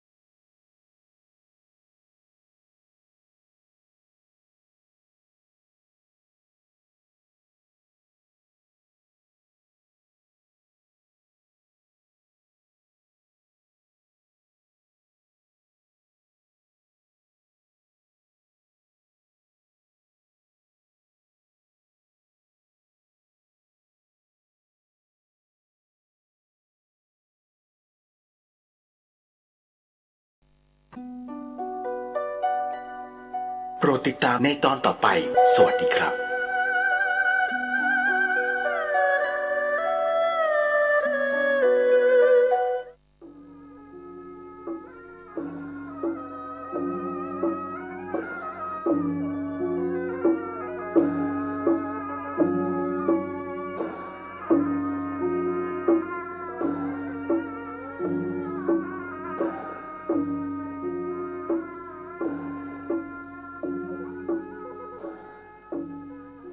ขอความเจริญในธรรมและความผาสุกทางใจจงได้มาบังเกิดมีแก่ท่านสาธุชนคนดีผู้เจริญในศีลในธรรมทุกท่านพร้อมกันนี้ขอยกมือ10 นิ้วกราบอาราธนาเอาคุณพระพุทธเจ้าคุณพระธรรมพระสงฆ์คุณพ่อคุณแม่คุณครูบาอาจารย์ผู้ประสิทธิ์ประสาทวิชาความรู้ บุญศีลบุญทาน สิ่งศักดิ์สิทธิ์ทั้งหลาย อันมีพระสยามเทวาธิราช พระบรมธาตุดอยสุเทพ และครูบาเจ้าศรีวิจัยเป็นต้น ขอได้โปรดมาอภิบาลปกปักรักษา พระสงฆ์พระเจ้า พระเนนเถนน้อย และท่านผู้รับฟังรายการทุกคนทุกท่าน เพื่อปากันมีความสุขกาย สุขใจ เหมือนกันทุกตนทุกองค์ทุกผู้ทุกคนตลอดกาลนาน เพื่อเอาธรรมะแบบรากหญ้าแบบธรรมดา มาฮือพ่อแม่พี่น้องทั้งหลายฟัง ก่อนที่จะได้ฟังนี้ขอเชิญชวนมวลพุทธบริษัททั้งหลายไหว้พระเหมือนกับนักมวยไหว้ครูระลึกถึงครูบาอาจารย์ก่อนผู้ที่ไปแสวงหาสัจธรรมสี่อสงไขยปลายแสนมหากัปและ10 ชาติปางสุดท้ายได้เกิดมาเป็นพญาเวสสันตละตาลเข้าของทรัพย์สมบัติสละบัลลังก์ไปบวชเป็นพระฤาษีตาลเมียตาลลูกบำเพ็ญขนาดหนักจนได้ตรัสรู้เฮาไหว้ครูบาอาจารย์เนี่ยก่อนอาลังหังสัมมาสัมพุทโธภควาพุทธังภควันตังอภิวาเทมิกราบสวากขาโตภควตาธัมโมธัมมังนัมสสามิกราบสุปฏิปันโนภควโตสาวกสังโฆสังฆังนะมามิกราบหันทัพมยังพุทธัสสะภควโตบุพาภะคณะมะกะลังกะโลมาเสนะโมตัสสะภะคะวะโตอะระหะโตสัมมาสัมพุทธัสสะนะโมตัสสะภะคะวะโตอะระหะโตสัมมาสัมพุทธัสสะนะโมตัสสะภะคะวะโตอะระหะโตสัมมาสัมพุทธัสสะพุทธังสรณังกัจฉามิธัมมังสรณังกัจฉามิสังฆังสรณังกัจฉามิตุติยัมปิพุทธังสรณังกัจฉามิตุติยัมปิธัมมังสรณังกัจฉามิตุติยัมปิสังฆังสรณังกัจฉามิตติยัมปิพุทธังสรณังกัจฉามิตติยัมปิธัมมังสรณังกัจฉามิตติยัมปิสังฆังสรณังกัจฉามิอิติปิโสภะคะวาอะระหังสัมมาสัมพุทโธวิชชาจรณะสัมปันโนสุขโตโลกาวิทูอนุตตโลปุริสาธัมมสาละถิสัทธาเทวมนุษสานังพุทโธภควาติสวากขาโตภควตาธัมโมสันติติโกอากาลิโกเอหิปัสสิโกโอปนะยิโกปัจจัตตังเวทิตโพวินยูหิติสุปฏิปันโนภควโตสาวกสังโฆอุจุปฏิปันโนภควโตสาวกสังโฆญาญะปฏิปันโนภควโตสาวกสังโฆสามิจิปฏิปันโนภควโตสาวกสังโฆญาติตังจัตตาลิปุริสายุคานิอัฏฐปุริสาปุคลาเอสาภะคะวะโตสาวกสังโฆอาหุไนโยปาหุไนโยทักขิไนโยอัญจลิกาละนิโยอนุตตะลังปุญญเขตังโลกัสสาติกราบหนึ่งกราบสองกราบสามกาเลนะ ธรรมัสสวนังเอตัมมังคารมุตตะมังมาแล้วเน้อมาแล้วเสียงก้องเสียงก้องเสียงมองต่ำเข้าเสียงตุเจ้าเทศนาธรรมมาถึงในวัดมาถึงห้องนอนตุเจ้ามาถึงในบ้านมาถึงบนบ้านมาถึงในเฮือนมาถึงในมุ้งในสุดมาถึงครัวไฟมาถึงในห้องน้ำมาถึงในรถที่กำลังขับอยู่เปิดวิทยุฟังอยู่มาถึงกาดมาถึงลีมาถึงในไร่ในสวนมาถึงกุฏิกุฏางธรรมะเป็นเรื่องของทางจิตทางใจเพื่อได้ทนุบำรุงปรับปรุงจิตใจเพื่อมันดีมันงามขึ้นธรรมะเป็นยาแก้รักษาโรคต่างๆโรคทางใจนี้บ่เหมือนโรคทางกายโรคทางใจนี้นักปอกับโรคทางกายความโลภความโกรธความหลงเป็นเชื้อโรคทั้งนั้นความอิจฉาตาร้อนกัน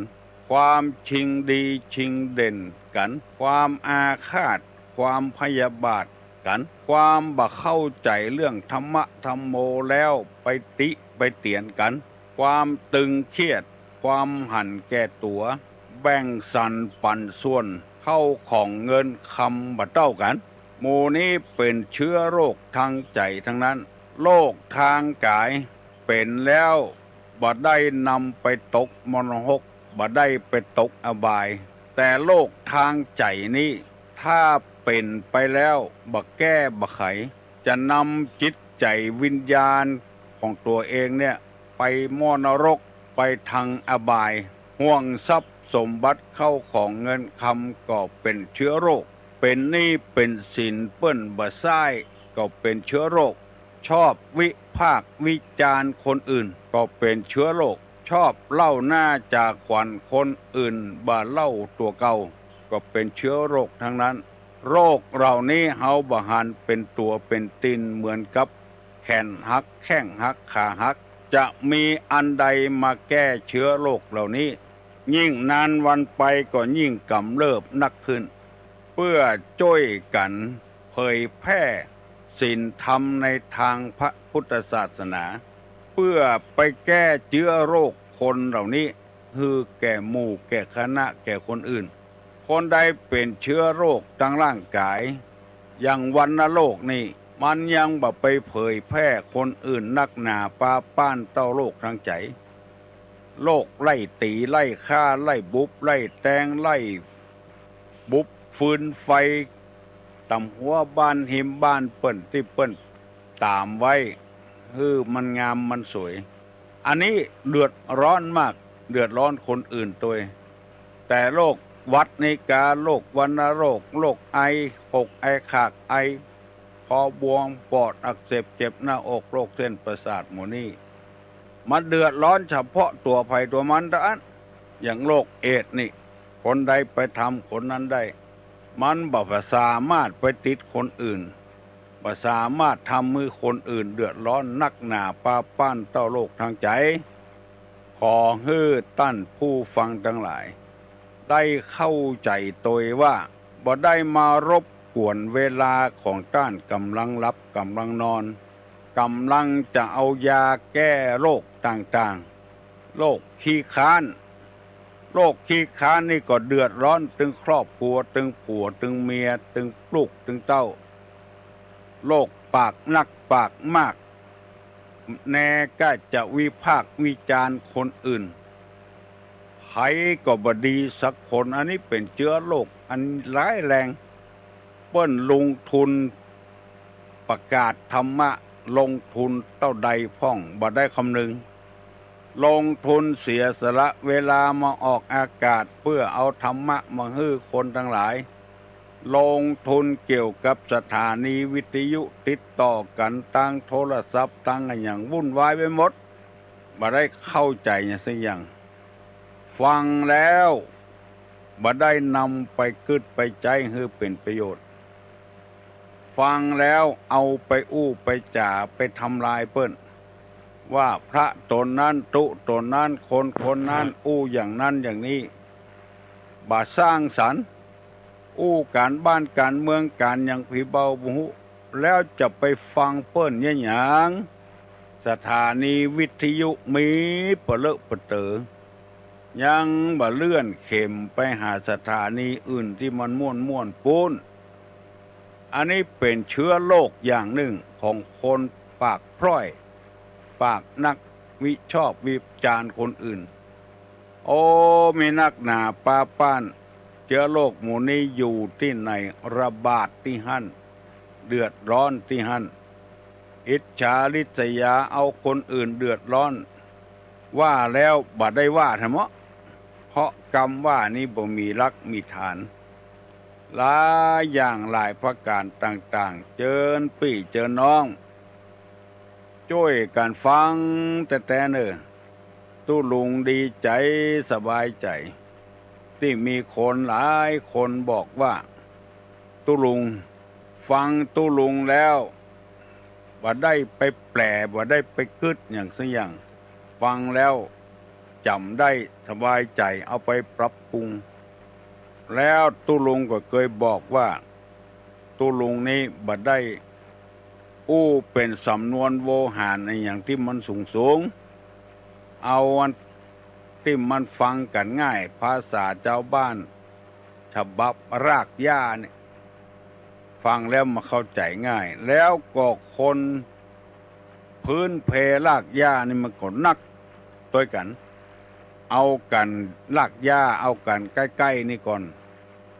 มันมีจำนวนนัก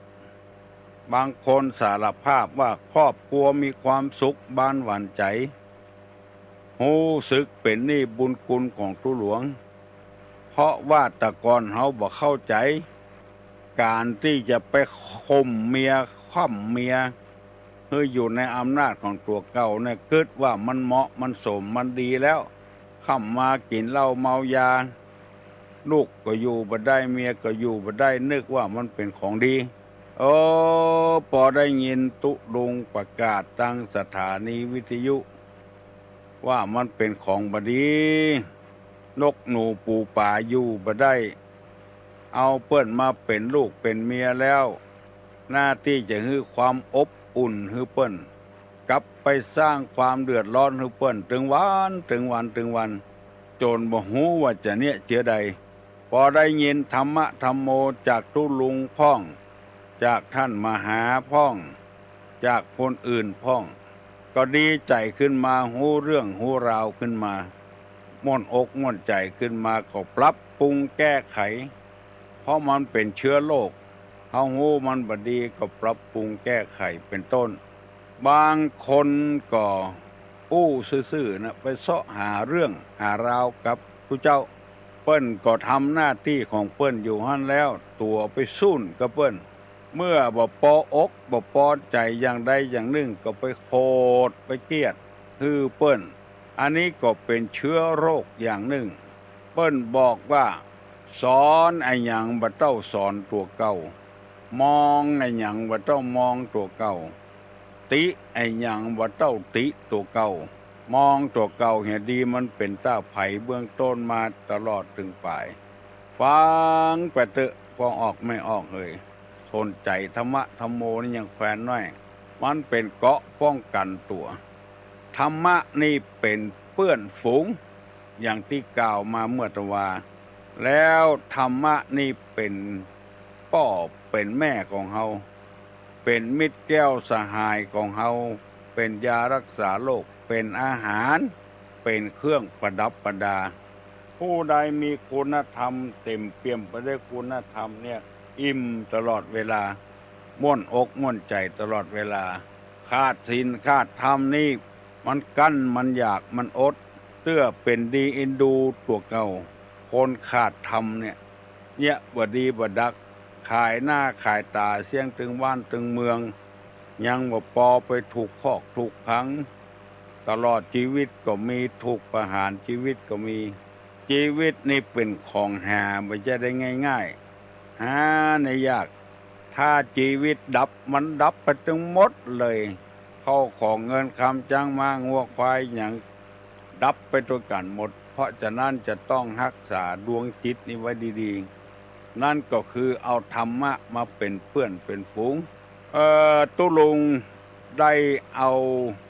ธรรมะเกี่ยวกับคนที่บ่มีความสุขนั้นมาเสนอให้พี่น้องทั้งหลายบางคนก็โทรศัพท์มาว่าโอ้หันตยแต่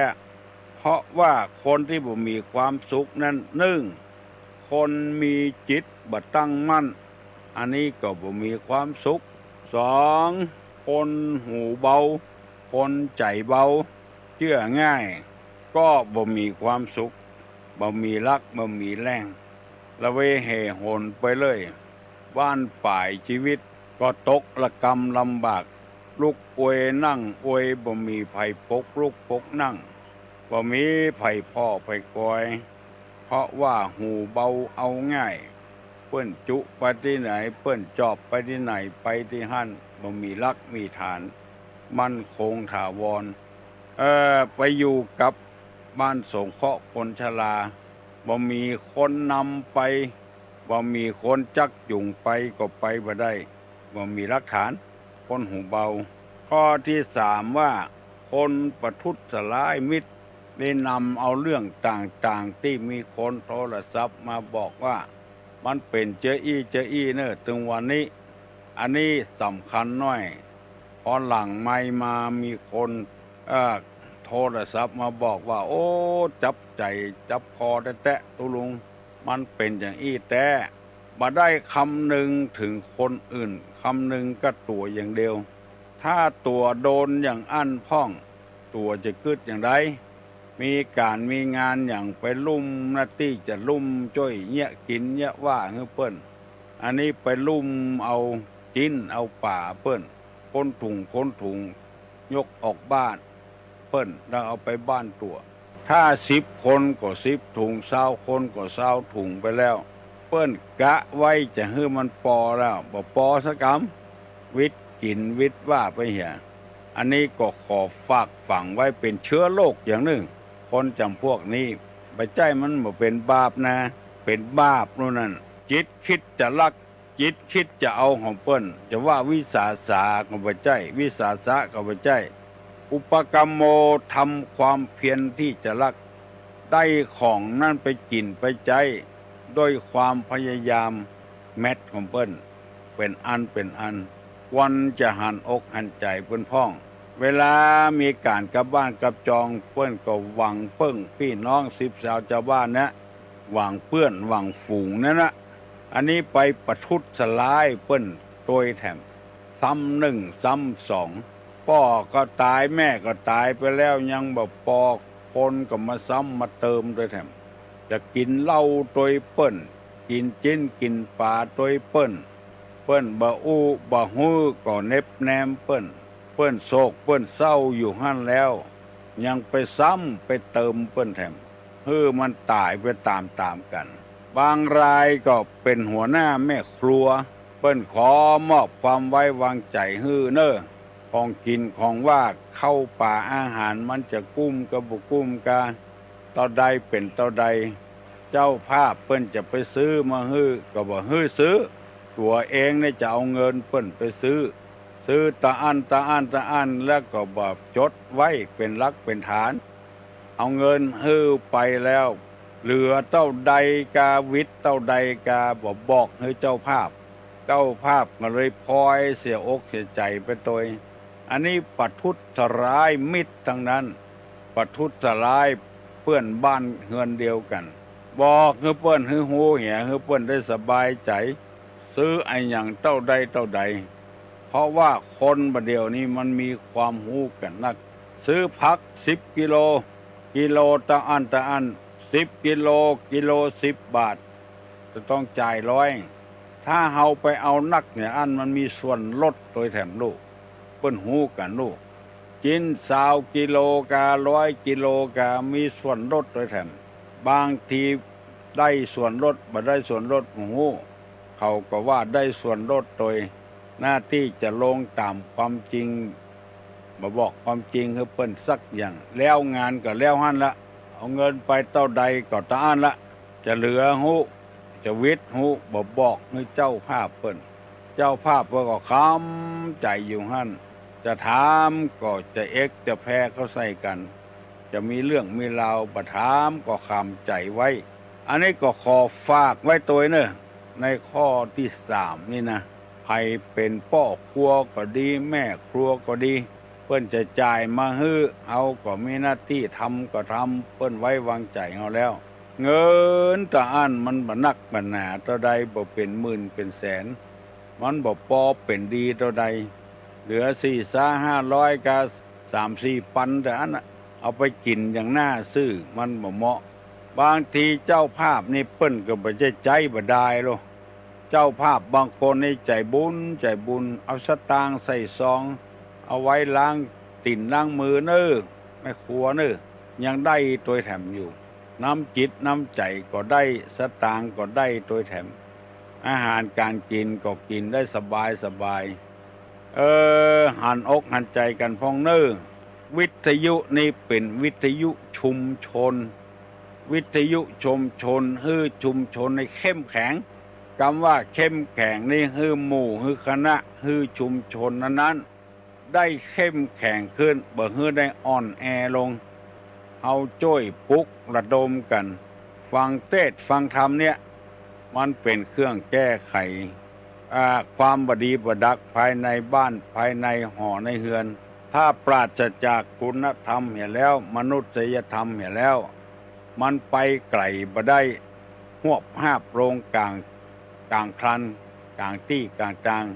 ครอบครัวก็จ้างหมู่บ้านก็จ้างตำบลก็จ้างถ้าบ่เข้าหากัน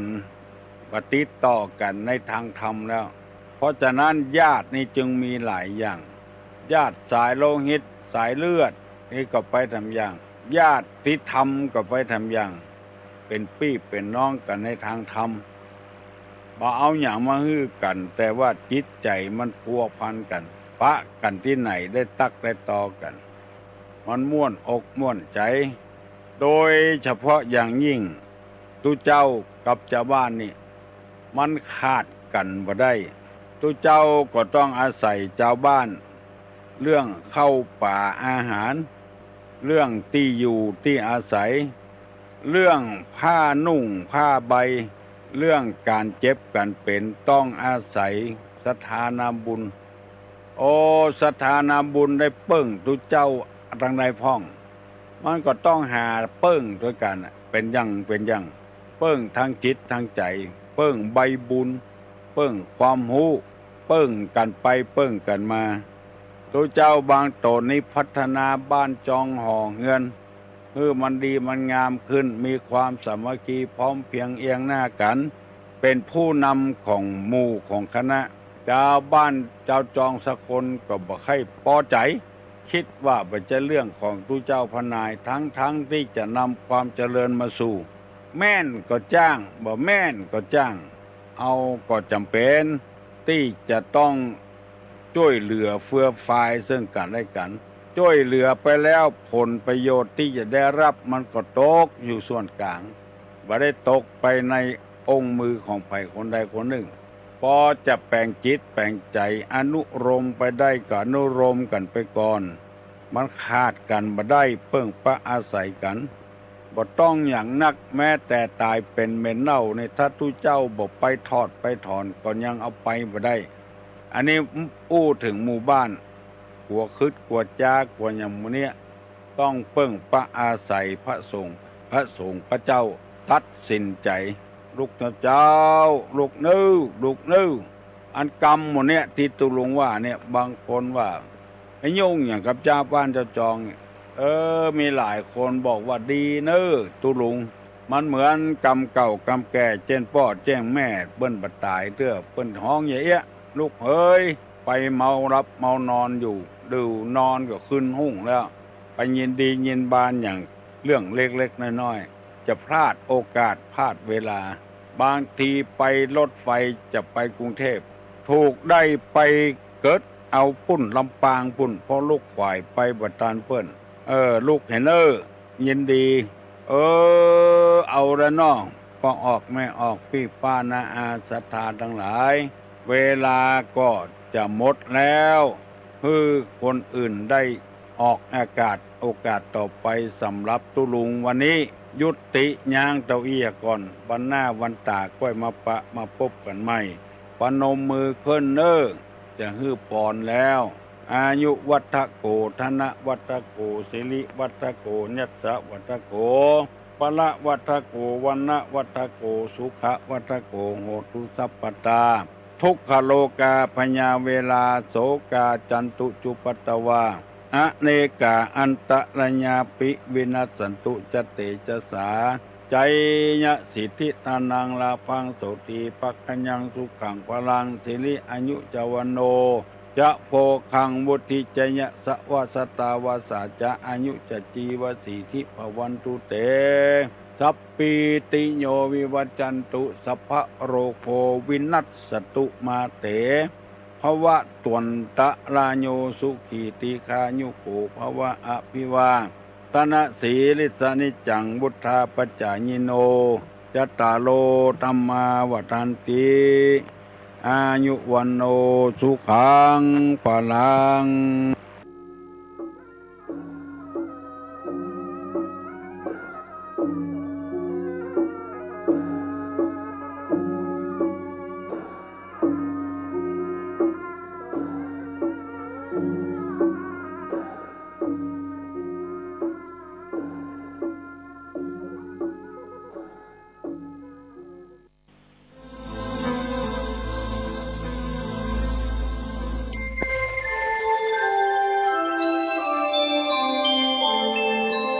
ขณะนี้ท่านกำลังฟังสถานีวิทยุกระจายเสียงพระพุทธศาสนา FM 104.5 เมกะเฮิรตซ์หลายท่านด้วยกันนะทีนี้ในสมัยพระพุทธเจ้าเนี่ยมีอายุ100 ปีเป็นอายุไขที่อายุของมนุษย์เนี่ย100 ปีหนึ่งเขาจะลดไปปีหนึ่ง100 ปีหนึ่งจะลดไปปีหนึ่งตอนนี้พระพุทธเจ้าปรินิพพานไปแล้วกี่ปีพุทธชยันตีมันเท่าไหร่ล่ะ2,600หมดไปเท่าไหร่นะ26 ปีใช่ไหมเอา26ไปลบ100เหลือเท่าไหร่เหลือ74เนาะใกล้วันแล้วเนาะคนมีอายุมากๆถ้า74นี่ของอาจารย์คงเหลือไม่กี่ปีเนาะ ตอนนี้มัน67อีก3 ปี70แล้วอีก4เหลือเท่าไหร่นะเหลือไม่กี่ปีเนาะถึงวันนั้นค่อยว่ากันเนาะ อันเนี้ยแล้ววัยอายุ60 50 60 70 80ขึ้นไปเนี่ยเป็นวัยที่อาจารย์เคยบอกว่าจำได้ไหมเป็นวัยที่มีชื่อไพเราะมากที่สุดตามสำนวนนักเทศน์วัย60 กว่า70 กว่า80 กว่าเนี่ยเขาว่าวัยอะไรไหมวัยกล้วยไม้เพราะไหมเพราะนะชื่อเพราะมากใครถึงวัยนี้แล้วโอ้ยิ้มกันเลยเนี่ยเรียกว่าวัยกล้วยไม้แต่อย่าให้กลับหลังนะกลับหลังแปลว่าอะไร วัยใกล้โมยฟังไม่เอาเลยเนาะ เพิ่งเรียกว่ากล้วยไม้แล้วฟังไพเราะดีเนาะแต่พอกลับหลังไปแล้วกลายเป็นวัยใกล้โมยเนี่ยมันก็ใกล้นะอย่างของอาจารย์นี่ก็ใกล้เหลือไม่กี่ปีแล้วเนี่ยจะเอวังลาโลกไปแล้วเดี๋ยวไม่กี่ปีบางทีอาจจะไม่ถึงอายุไขบางทีก็อาจจะเลยอายุไขอันนี้เราพูดไม่ได้เนาะเพราะมันไม่มีนิมิตเครื่องหมายบอกให้เราอะบางทีเดินไปเดินออกจากนี่สะดุดเท้าตัวเองหกกระเมนตีลังกาหัวนอกพื้นไปแล้วมันง่ายจะได้อะไรกันไปเนี่ยง่ายอันตรายมีรอบด้านเนาะอันตรายมีรอบด้านเนี่ยทีนี้ก็ เมื่ออายุนี่เราเห็นว่าอายุของเรานี่หมดไปแล้วตอนนี้สมมติว่าอายุ40 50 60เนี่ยที่นั่งอยู่ที่เนี่ยเนาะเป็นอายุที่เหลืออยู่หรืออายุที่หมดไปแล้วเป็นอายุที่หมดไปแล้วนะฉะนั้นเราจะเอาหน้าเอาตากับการอายุที่เสียไปอย่าไปเอาเลยเนาะเขาชอบไปอวดกันโอ้ฉันอายุมากกว่าแกนะแต่ที่จริงมันเหลือหรือไปแล้วนะอายุหมดไปแล้วนะไม่ใช่เหลืออยู่เนาะหมดไปแล้วฉะนั้นของที่มันหมดไม่ดีอย่าไปอวดกันเลยเนาะอย่าหมดกันแต่ให้รู้ว่าเนี่ยที่มันหมดไปเพราะเราผ่านวันเวลาไปกี่ปีแล้วแต่ละวันมีกี่ชั่วโมง24 ชั่วโมงหมด24 ชั่วโมงเราก็อายุของเราก็หมดไปอีกเลยวันหนึ่งแล้วนะ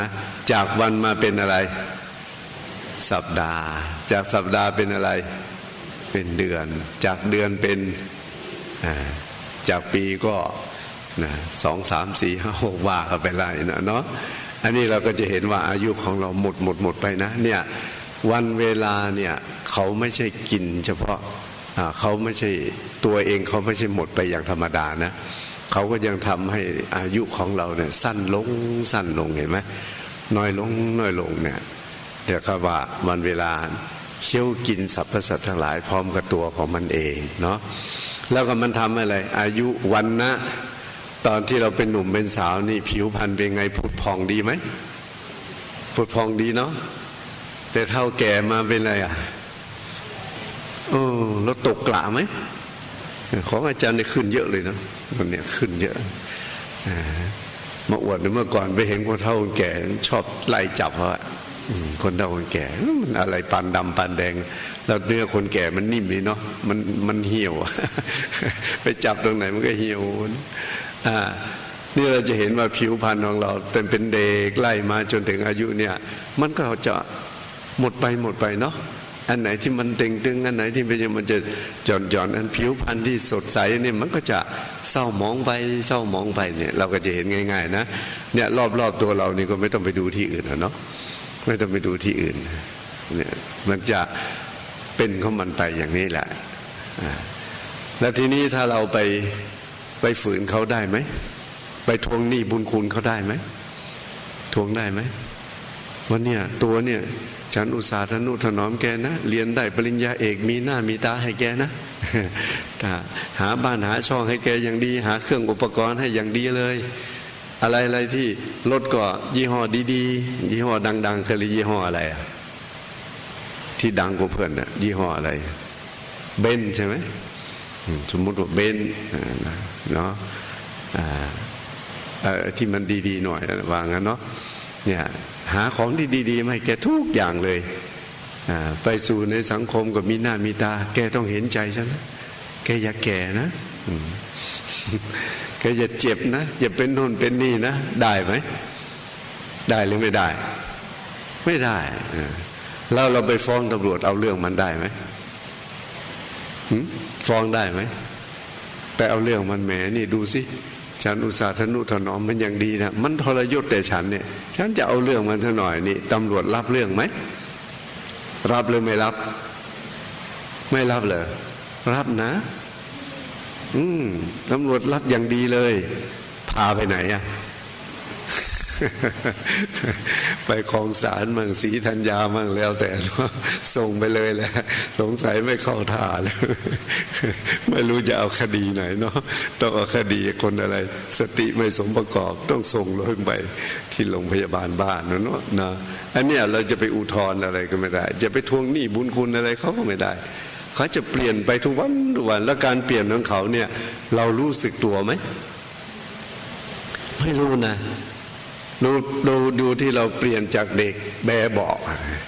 จนมาถึงเดี๋ยวนี้มันเปลี่ยนมาเราไม่รู้สึกตัวนะแล้วมันบอกให้เรารู้ล่วงหน้าไหมวันนี้ว่าฉันขอเปลี่ยนแค่นี้วันพรุ่งนี้เปลี่ยนอีกเท่านี้มันบอกไหมไม่บอกนะนี่เห็นไหมว่าการเวลาอะไรทุกอย่างวัยมันเปลี่ยนของมันไปมันทำลายวัยของเราเนี่ยให้สิ้นแล้วก็พละกำลังของ ตอนที่เราเป็นเด็กเป็นหนุ่มเป็นสาวกับคนแก่นี่อันไหนมีกำลังดีกว่ากันเป็นหนุ่มเป็นสาวเนี่ยอาจารย์นึกถึงตอนเป็นเด็กคุณยายท่านขึ้นกระไดนะท่านสาวนะขึ้นทีละขั้นละขั้นมาถึงตรงกลางก่อนยืนพักสักหน่อยแล้วขึ้นไปอีกทีละขั้นละขั้นแล้วเราเป็นเด็กเห็นลำขาญวิ่งเลยละวิ่งขึ้นวิ่งลงวิ่งขึ้นวิ่งลงยายยังไปไม่ถึงไหนเลยนะได้ทีละขั้นสองขั้นขึ้นมาอย่างนั้นนะแล้วยายพูดว่าไงหลานเอ้ยสมบัติเนี่ยยกให้แกต่อไปคราวนี้ได้รับสมบัติยายเข้ามาแล้วจะขึ้นก็ได้ลงก็ได้เนี่ยเข้าท่านึกถึงยายทีไรก็ตอนเนี้ยรับสมบัติเต็มที่แล้วมรดกของยายเนาะเนี่ยเราคิดดูนะเนี่ยมันทำพละกำลังของเราเสื่อมไปเลยนะวันเวลาไม่ใช่หมดไปธรรมดานะทำเสื่อมไปอีกแต่ว่าแก่นี่มันดีไหมแก่ดีไหมความแก่ดีไหมไม่ดีเนาะไม่ดีนะแต่ว่าใครแก่ก็เราแก่ทำไมไม่ดีไปยึดว่าเราแก่ถึงแก่มันก็ยังเป็นเราอยู่นั่นเองเนาะแก่ก็เป็นเราอยู่นั่นเองนุ่มก็เป็นเราอยู่นั่นเองฉะนั้นความแก่เนี่ยมันแม้ถึงมันไม่ดีแต่เราก็ยึดว่าเราแก่ไปยึดมันอีกนะไปยึดมันอีกอันนี้ก็ตอนนี้คำว่าวันเวลาที่มันเคี้ยวกินหมายว่าทำให้ชีวิตของสัตว์สั้นลงเนาะหมดสิ้นไปแล้วก็ทำให้วรรณะหมดสิ้นไปทำให้พละกำลังหมดสิ้นไปแล้วก็ย่ำยีความเป็นหนุ่มเป็นสาวความเป็นหนุ่มเป็นสาวนี่ถูกย่ำยีไปโดยปริยายไปเอาผิดกับใครก็ไม่ได้เนาะอย่างที่อาจารย์ว่าเมื่อกี้แถมยังไม่พอทำความเป็นผู้ไม่มีโรคให้พินาศไปอีกนะอายุมากขึ้นแล้วโอ้ยมันโรคชราเนาะฟันอยู่ดีๆก็เป็นไงฟันโยกฟันคอนปวดฟันหักไปสมัยก่อนมันฟันมันไม่ได้ใส่กันสมัยก่อนไม่มีใส่ฟันนะทำไมนู้นฟันใส่ฟันยังไม่ได้เกิดเนาะไม่ได้ค่อยได้ใส่ฟันกันเวลาคนแก่นอนแล้วเป็นไงเนี่ยเวลานอนเนี่ยท่านชอบหายใจออกทางปากนะแล้วแก้มนี่ก็จะตอบเวลาหายใจมาฟูแล้วดูแล้วน่าสงสารนะแล้วเวลาคนแก่ยิ้มอะไรเหมือนร้องไห้ตอนนั้นมันไม่มีฟันไม่มีอะไรนะดูแล้วก็แปลกไปเลยอันเนี้ยแต่ว่าสมัยนี้ฟันไม่มีปัญหาเนาะไม่มีปัญหาเลยใส่อันเก่าหมดไปอันใหม่ใส่เข้าได้สบายเนี่ยฟันไม่มีปัญหาของอาจารย์ก็ดีอย่างว่าฟันไม่มีปัญหาแต่เสียวมีเสียวก็ไปครอบแต่ว่าฟันยังไม่โยกไม่หักนะแต่ว่าจะอยู่ไปถึงไหนก็ยังไม่รู้เนาะฟันเนี่ยแต่ว่าก็ไม่วิตกกังวลเพราะอะไรเพราะมันทำใหม่ได้สมัยก่อนมันทำไม่ได้กันน่าวิตกกังวลเนี่ยกินอะไรก็ไม่ค่อยได้เนาะแล้วทีนี้เนี่ยความการเวลาเนี่ยมันกินสรรพสัตว์ทั้งหลายอย่างที่อาจารย์บอกมาเนี่ยเนาะมันทำให้อายุวรรณะพละหมดสิ้นไปย่ำยีความเป็นหนุ่มเป็นสาวของเราแล้วก็ทำความไม่มีโรคของเราให้พินาศไปอันนี้เราก็จะเห็นในการจ่าเนาะเห็นจ่าแล้วทีนี้ก็ใครเล่าที่กินการและเผาไหม้ตัณหาที่เผาสรรพสัตว์ทั้งหลายไปได้ด้วยก็มีแต่พระอรหันต์เท่านั้นเองพระโสดาสกทาคาอนาคานี่ยังกินการไม่ได้เนาะเพราะยังจะต้องเกิดอยู่แต่พระอรหันต์นี่พอเป็นพระอรหันต์การเกิดต่อไปไม่มีแล้วรูปไม่มีนามไม่มีเมื่อรูปไม่มีนามไม่มีการเวลามันจะกินได้ไหม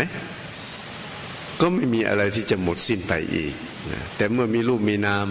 มีร่างกายจิตใจอยู่ตราบใดมันก็ต้องเป็นอยู่อย่างนี้แหละพ้นไม่ได้สภาพก็ต้องเป็นอยู่อย่างนี้ฉะนั้นการที่เราได้มีโอกาสมาประพฤติปฏิบัติกี่วันโอ้โหละ7 วันเนี่ย7 วันแค่นั้นเองนะวันนี้หมดไปแล้วเท่าไหร่ละ 2เนี่ยเห็นไหมจะหมดไปอีกแล้วพรุ่งนี้ถึงหมดไปอีกแล้ววันมะรืนก็หมดไปอีกแล้ว7 วันนี่กำหนดไปกำหนดมาแป๊บเดียวเท่านั้นเองเนาะยังไม่ทันเท่าไหร่นะแต่ใครที่ใจอยากกลับบ้านนี่ก็คงจะนานหน่อยนะแต่นักปฏิบัติเก่านี่กำหนดไปกำหนดมาไม่เท่าไหร่เอาหมดไป1 วันแล้วบางทีไม่ได้คิดถึงวันเวลาเนาะฉะนั้นก็เมื่อวันเวลามันน้อยอย่างนี้ก็ขอให้ตั้งอกตั้งใจกันทำให้เต็มที่เนาะทำให้เต็มที่เพราะเราดึงวันเวลาไว้ไม่ได้แล้ววันเวลาที่ผ่านไปแล้วเนี่ยเราจะกลับเอามาใช้อีกได้ไหมก็ไม่ได้อีกเนาะเขาก็หมดไปอย่างเนี้ยเวลาเช้าก็หมดไปเวลาเช้าจะเอามาใช้เวลาบ่ายก็ไม่ได้เวลาบ่ายก็หมดเวลาบ่ายจะเอาใช้เวลาเย็นก็ไม่ได้เนี่ยเขาก็จะหมดของเขาไปนะแต่ว่าการที่เรามาประพฤติปฏิบัติหมดไปกับการยังกุศลให้เกิดขึ้นอันนี้ก็น่าชื่นอกชื่นใจหน่อยเนาะอันนี้ก็ไม่เป็นไรพยายามตั้งใจกันทีนี้การที่เราเสียสละเวลาเสียสละหน้าที่การงานอะไรต่างๆทั้งในบ้านนอกบ้านมาประพฤติปฏิบัติกันเนี่ยเราสละหน้าที่การงานที่เรารับผิดชอบทุกอย่างมานะแต่ว่าเมื่อมาถึงตรงนี้ไม่ใช่ว่าเราไม่มีงานทำนะไม่ใช่ว่าทิ้งงานตรงโน้นมาตรงนี้ไม่มีงานทำนั่งเฉยๆทำอะไรเฉยๆไม่ใช่เนาะเราก็มีงานทิ้งงานที่เราต้องทำทางธรรมเนี่ยเดี๋ยวอาจารย์จะได้บอกให้เนาะทีนี้เราพูดถึงว่างานก่อนจะอุปมาเรื่องการงานให้ฟังหน่อยการงานเนี่ยที่นี่ตรงทางที่เราเข้าซอยเพชรเกษม54เนี่ยถนนเพชรเกษมตอนนี้เขากำลังทำอะไรกันสร้างทางรถไฟฟ้าใช่ไหมการสร้างทางรถไฟฟ้าเป็นงานไหมเป็นการงานไหมเป็นนะเป็นการสร้างบ้านเป็นการงานไหมเป็นการทำงานโรงงานในอุตสาหกรรมเนี่ยโรงงานทำรถต่างๆเนี่ยเป็นการงานไหมเป็นนะเป็นการงานนะเนี่ยแต่การงานทั้ง3ที่ยกมาให้เห็นง่ายๆเนาะให้เห็นง่ายๆเฉพาะตัวใหญ่ๆนะการงานเนี่ยที่นี่ในการย่อยนั้นเขามีคนที่ขุดก็เป็นการงานคนที่ทำหน้าที่เป็นเสมียนเป็นอะไรก็เป็นการงานของเขานะเขาจะมีการงานอะไรในนั้นเยอะแต่นี่เราพูดถึงการงานใหญ่ๆเนาะอย่างการสร้างทางรถไฟฟ้าที่เราเห็นเนี่ยอันนี้ก็เป็นการงานหนึ่งแล้วการที่เราก่อสร้างหรือสร้างบ้านสร้างตึกอะไรนี่ก็เป็นการงานหนึ่งการที่โรงงานต่างๆโรงงานสร้างรถอุปมาเนี่ยเนาะประกอบรถอันนี้ก็เป็นการงานหนึ่งทีนี้การงานทั้ง3อย่างที่อาจารย์ยกมาเนี่ยชื่อว่าการงานเหมือนกันไหมชื่อว่าการงานเหมือนกันไหมชื่อว่าการงานเหมือนกันนะแต่การงานเหมือนกันไหมไม่เหมือนนะเมื่อการงานไม่เหมือนกันการกระทำต่างกันไหมหรือเหมือนกันการกระทำก็ต่างกันนะการกระทำก็ต่างกันออกไปอันนี้พูดถึงการงานทางโลกเนาะทีนี้การงานทางธรรมนี่เรามาคิดดูการงานที่เรามาประพฤติปฏิบัติเนี่ยจะเป็นสมถะก็ตามวิปัสสนาก็ตามแต่ตอนนี้เรามาปฏิบัติอะไรเอ่ยสมถะหรือวิปัสสนามุ่งให้ได้มาซึ่งอะไรปัญญามุ่งให้ได้มาซึ่งปัญญานะทีนี้การประพฤติปฏิบัติเนี่ยอะไรเป็นตัวการตัวงานอะไรเป็นตัวการตัวงานพูดง่ายๆกายกับใจหรือรูปกับนามอันนี้เป็นตัวการงานนะจำไว้เนาะอันนี้เป็นตัวการงานนะแล้วเราอาศัยอะไรเข้าไปทำงานเราอาศัยใจเป็นตัวเข้าไปทำงานนะเนี่ยแล้วทำด้วยวิธีไหนทำด้วยวิธีไหนทำด้วยวิธีกำหนดดูรู้ตามไหนลองว่าสิกำหนดดูรู้ตามลองว่าสิทีนี้อาจารย์จะบอกคุณการงานก็การงานของการประพฤติปฏิบัติธรรมตัวการตัวงานได้แก่อะไร กายกับใจหรือรูปกับนามอันนี้ต้องรู้จากการงานนะมาทำงานไม่รู้ว่าเราเป็นตัวการตัวงานก็ลำบากเหมือนกันเนาะ กายกับใจหรือรูปกับนามนี่เป็นตัวการตัวงานทีนี้เอาอะไรเข้าไปทำงานเอาใจเป็นตัวทำงานเนาะเอาใจเข้าไปทำงานแล้วก็ทำด้วยวิธีไหนว่าให้ดังชื่นใจนี้ทำด้วยวิธีไหนกำหนดดูรู้ตามทีนี้คำว่ากำหนดดูรู้ตามเนี่ยเขาจะมีอธิบายว่ากำหนดดูรู้ตามที่เขาเป็นแต่ไม่ใช่กำหนดให้เขาเป็นฟังออกไหมที่ว่ากำหนดดูรู้ตามนี่นะหมายความว่ากำหนดดูรู้ตามที่เขาเป็นแต่ไม่ใช่กำหนดให้เขาเป็นไม่ได้กำหนดให้เขาเป็นนะกำหนดดูรู้ตามที่เขาเป็นอุปมาเหมือนหนึ่งว่าเราจะเข้าไปดูหนามหนามอะไรที่เรารู้จักกันง่ายที่สุดมีหนามอะไรเอ่ยหนามกุหลาบเนาะหนามดอกกุหลาบนี่ง่ายดีเนาะเราจะเห็นได้ง่ายหนามดอกกุหลาบเนี่ยเวลาเราจะเข้าไปดูว่าหนามดอกกุหลาบมันหน้าตามันเป็นยังไงรูปร่างลักษณะมันเป็นยังไงเนี่ยเราจะต้องเตรียมมีดเข้าไปช่วยแหลมหนามไหมต้องเตรียมไหมเพราะอะไรเพราะว่ามันเขาเป็นของเขาอยู่แล้วเนี่ยเนาะเขามีลักษณะเป็นยังไงแล้วก็เข้าไปดูตามนั้นมันต้องไปช่วยเป็นแหลมหนามเข้าไปดูหนามแล้วเตรียมมีดเข้าไปหนามกุหลาบแกคนใหญ่ๆไปงอแหลมนี่มันไม่เหมาะสมนะที่ดีจะดีให้กว่านี้แกควรจะบิดจะหน่อยคล้ายๆว่าเป็นแหลมให้มันแล้วก็บีบบางไอ้ดอกกุหลาบไปเนี่ยไอ้หนามกุหลาบไปนะให้มันบิดไปจะหน่อยนี่เขาท่าไหมมันก็ผิดธรรมชาติของเขาเนาะเนี่ยฉะนั้นเราไปเข้าไปดูเนี่ยเข้าไปดูหนามกุหลาบแล้วก็ไปดูตามที่เขาเป็นของเขานั่นแหละ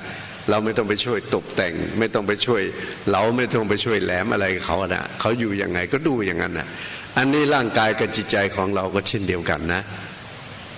ร่างกายของเราก็เช่นเดียวกันเนี่ยเขามีอยู่แล้วนะรูปมีอยู่ไหมแล้วนามมีอยู่ไหมกายมีอยู่ไหมใจมีอยู่ไหม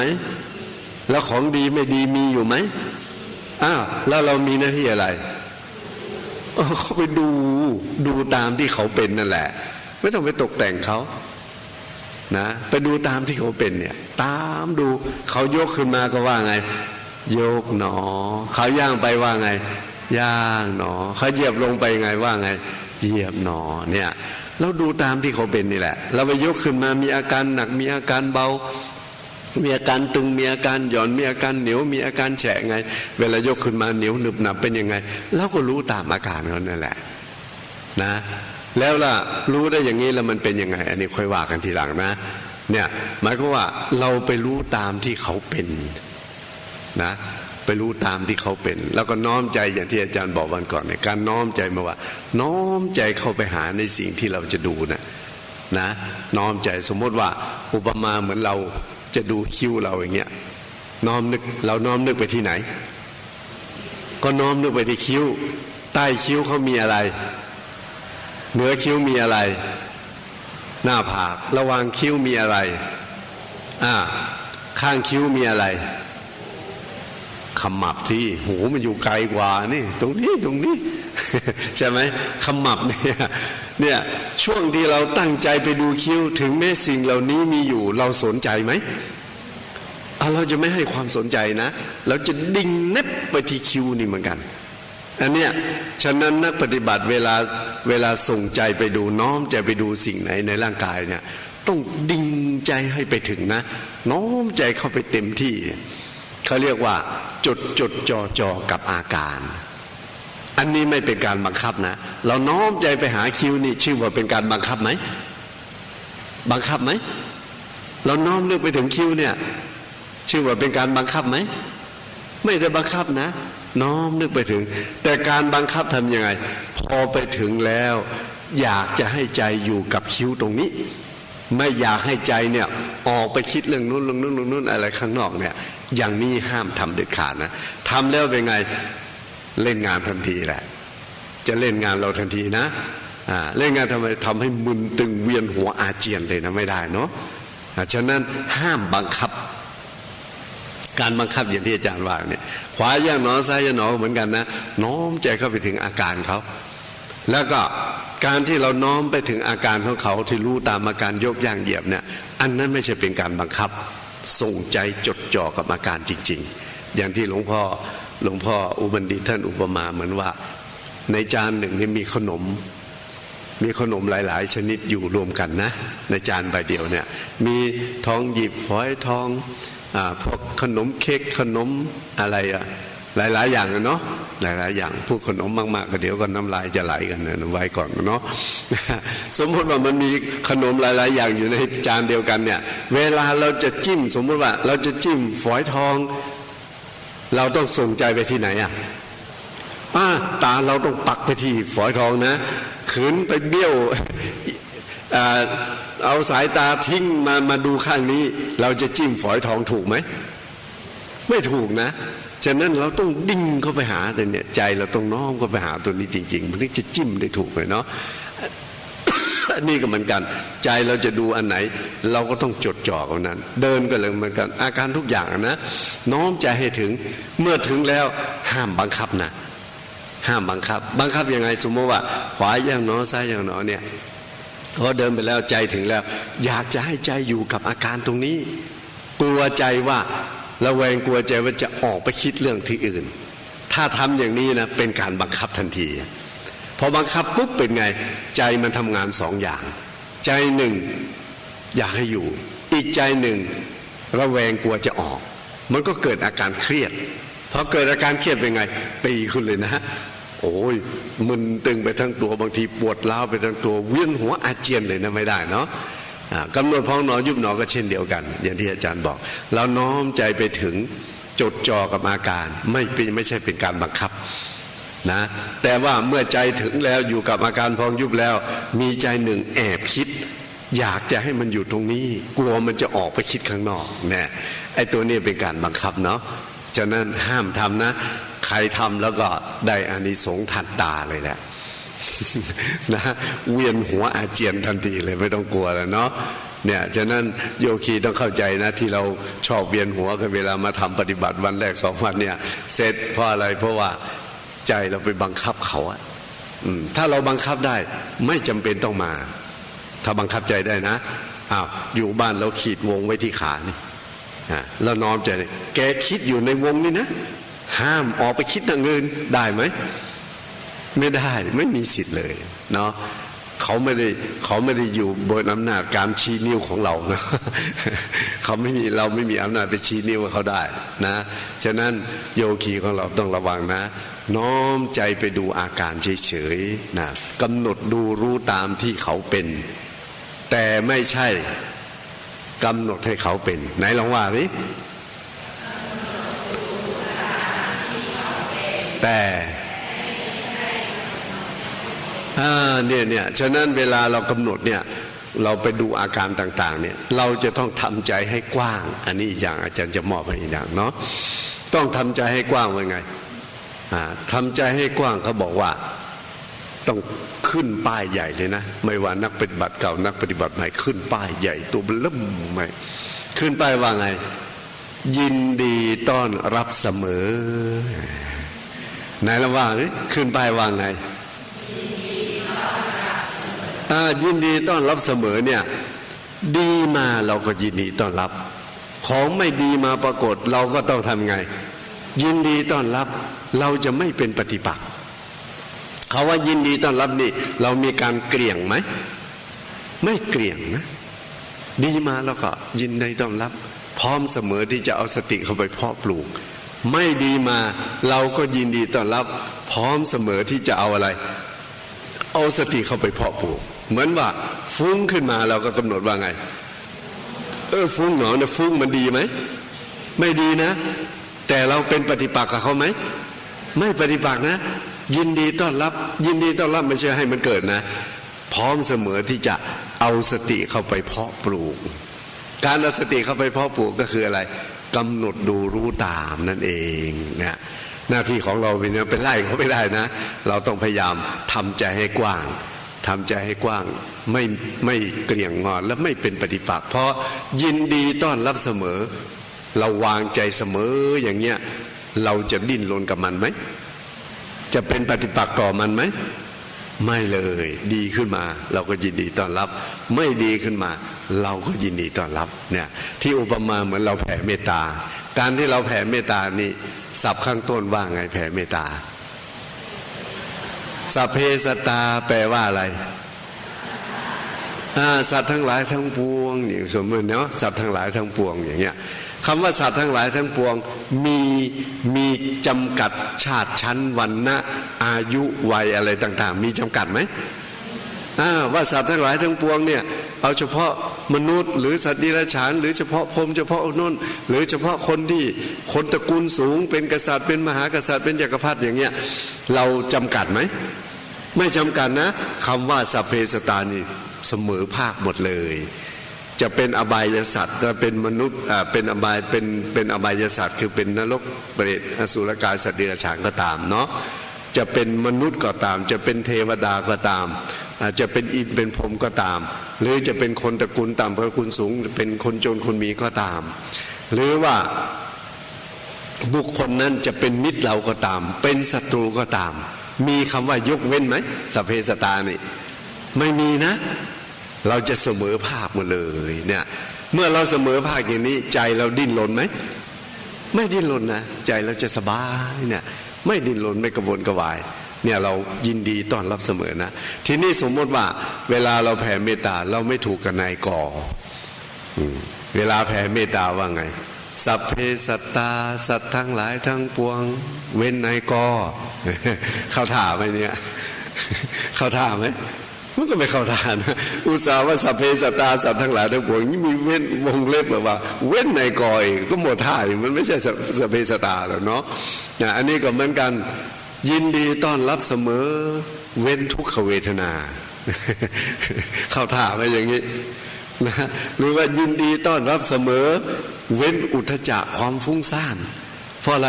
ไม่ชอบมันไม่ชอบมันอันนี้จะไปคิดอย่างนั้นไม่ได้นะเพราะดีก็ตามไม่ดีก็ตามของใครนะของเราเองนะแล้วใครเป็นคนนำมาเรานำมาเองเราไปซื้อจากตลาดอะไรมาไหมก่อนที่จะมาถึงนี่ไม่ได้หาซื้อนะของเขามีอยู่แล้วฉะนั้นดีก็ตามไม่ดีก็ตามที่ปรากฏอยู่ในตัวของเราเนี่ยเราจะต้องอะไรยินดีต้อนรับเสมอเนี่ยไม่เกลี่ยงพร้อมเสมอที่จะเอาอะไรเอาสติเข้าไปเพาะปลูกเนี่ยเพราะเรามาเจริญสติไงแล้วพระพุทธเจ้านี่มีเว้นไหมแม้แต่ว่าการไปถ่ายอุจจาระปัสสาวะนี่ดีไหมแต่พระพุทธเจ้าให้กำหนดไหมนั่นน่ะของเสียเป็นเหตุให้เกิดของดีนะพระพุทธเจ้าไม่ให้เว้นกำหนดฉะนั้นการที่เรามาประพฤติปฏิบัติเราก็ต้องตั้งใจให้กว้างนะต่อไปเราจะได้สบายใจไม่เป็นปฏิปักษ์ต่ออะไรเนี่ยขึ้นป้ายใหญ่ว่ายังไงจำไว้นะใครเป็นหงุดหงิดใช่มันแล้วอาจารย์ลงโทษเลยต่อไปเพราะว่าเรายินดีต้อนรับเสมอแล้วเนาะ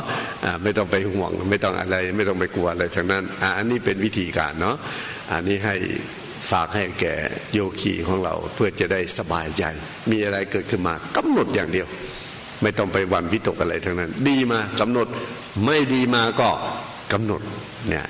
แล้วทีนี้การทำงานของเราเนี่ยเราทำงานตั้งแต่ไหนถึงไหนการทำงานปฏิบัตินี่ไม่มีคำว่าเว้นนะเอาตั้งแต่ตื่นจนถึงหลับเลยกำหนดตั้งเจริญกรรมฐานนะตอนที่ตานางเลนางนี่ที่เชียงใหม่นี่นิยมเขาเขียนความแสดงความคิดเห็นนะเขาเขียนมาเลยนะที่สำนักปฏิบัติอะไรก็ดีหมดนะแต่ว่าน่าจะให้มีเวลาคุยกันสัก20 นาที วันหนึ่งนะน่าจะให้มีเวลาคุยกันสัก20 นาทีโอ้โหไม่คุยกันทำไมคุยมาเติมไม่รู้เท่าไหร่เนาะเขาเข้าท่าดีเหมือนกันนะแล้วคุยนะปล่อยให้อะไรมันเกิด ปล่อยให้อกุศลมันเกิดนะไม่ใช่ว่ากุศลมันเกิดเนาะเนี่ยเขายังอุตส่าห์เขียนแล้วนะวงเด็กว่าอะไรมันก็ดีนะแต่ว่าน่าจะให้มีเวลาคุยกันสัก20 นาที เป็นเวลาคุยกันว่ากันนะก็คิดดูว่านักปฏิบัติโยคีกลายเป็นอะไรโยคุยไม่ใช่อีเป็นอุยยะโยคีกลายเป็นโยคุย ไอ้นั่นก็ใช้ไม่ได้เนาะฉะนั้นเราไม่ต้องฉะนั้นการทำงานเนี่ยเราทำงานตั้งแต่ตื่นจนถึงหลับทำงานตั้งแต่ตื่นจนถึงหลับโหดไหมถ้าที่อื่นเขาจะว่าโหดมากนะนั่นนะคอร์สของอาจารย์ที่มาอบรมนะว่าโอ้คอร์สนี่มันโหดมากนะต้องผ่านโน่นผ่านนี่อะไรมาอย่างเงี้ยคอร์สนี่มันโหดมากทนไม่ไหวจะไปเข้ากันนะเนี่ยก็ว่าอย่างนั้นนะโหดว่ะไอ้ที่จริงมันโหดไหมทีนี้โหดไม่โหดอาจารย์จะยกตัวอย่างให้ถ้าเราอยู่บ้านไม่ว่าพระไม่ว่าโยมพระอยู่วัดโยมอยู่บ้านเราไม่ได้เจริญกรรมฐานเนี่ยตื่นมาเนี่ยใครตื่นเราตื่นนะเรานี่เป็นกุศลหรืออกุศลเป็นอกุศลนะเป็นอกุศลชนิดไหนสักกายทิฏฐิเนาะมีความเห็นผิดในรูปนามว่าเป็นเราตรงต่อความเป็นจริงไหม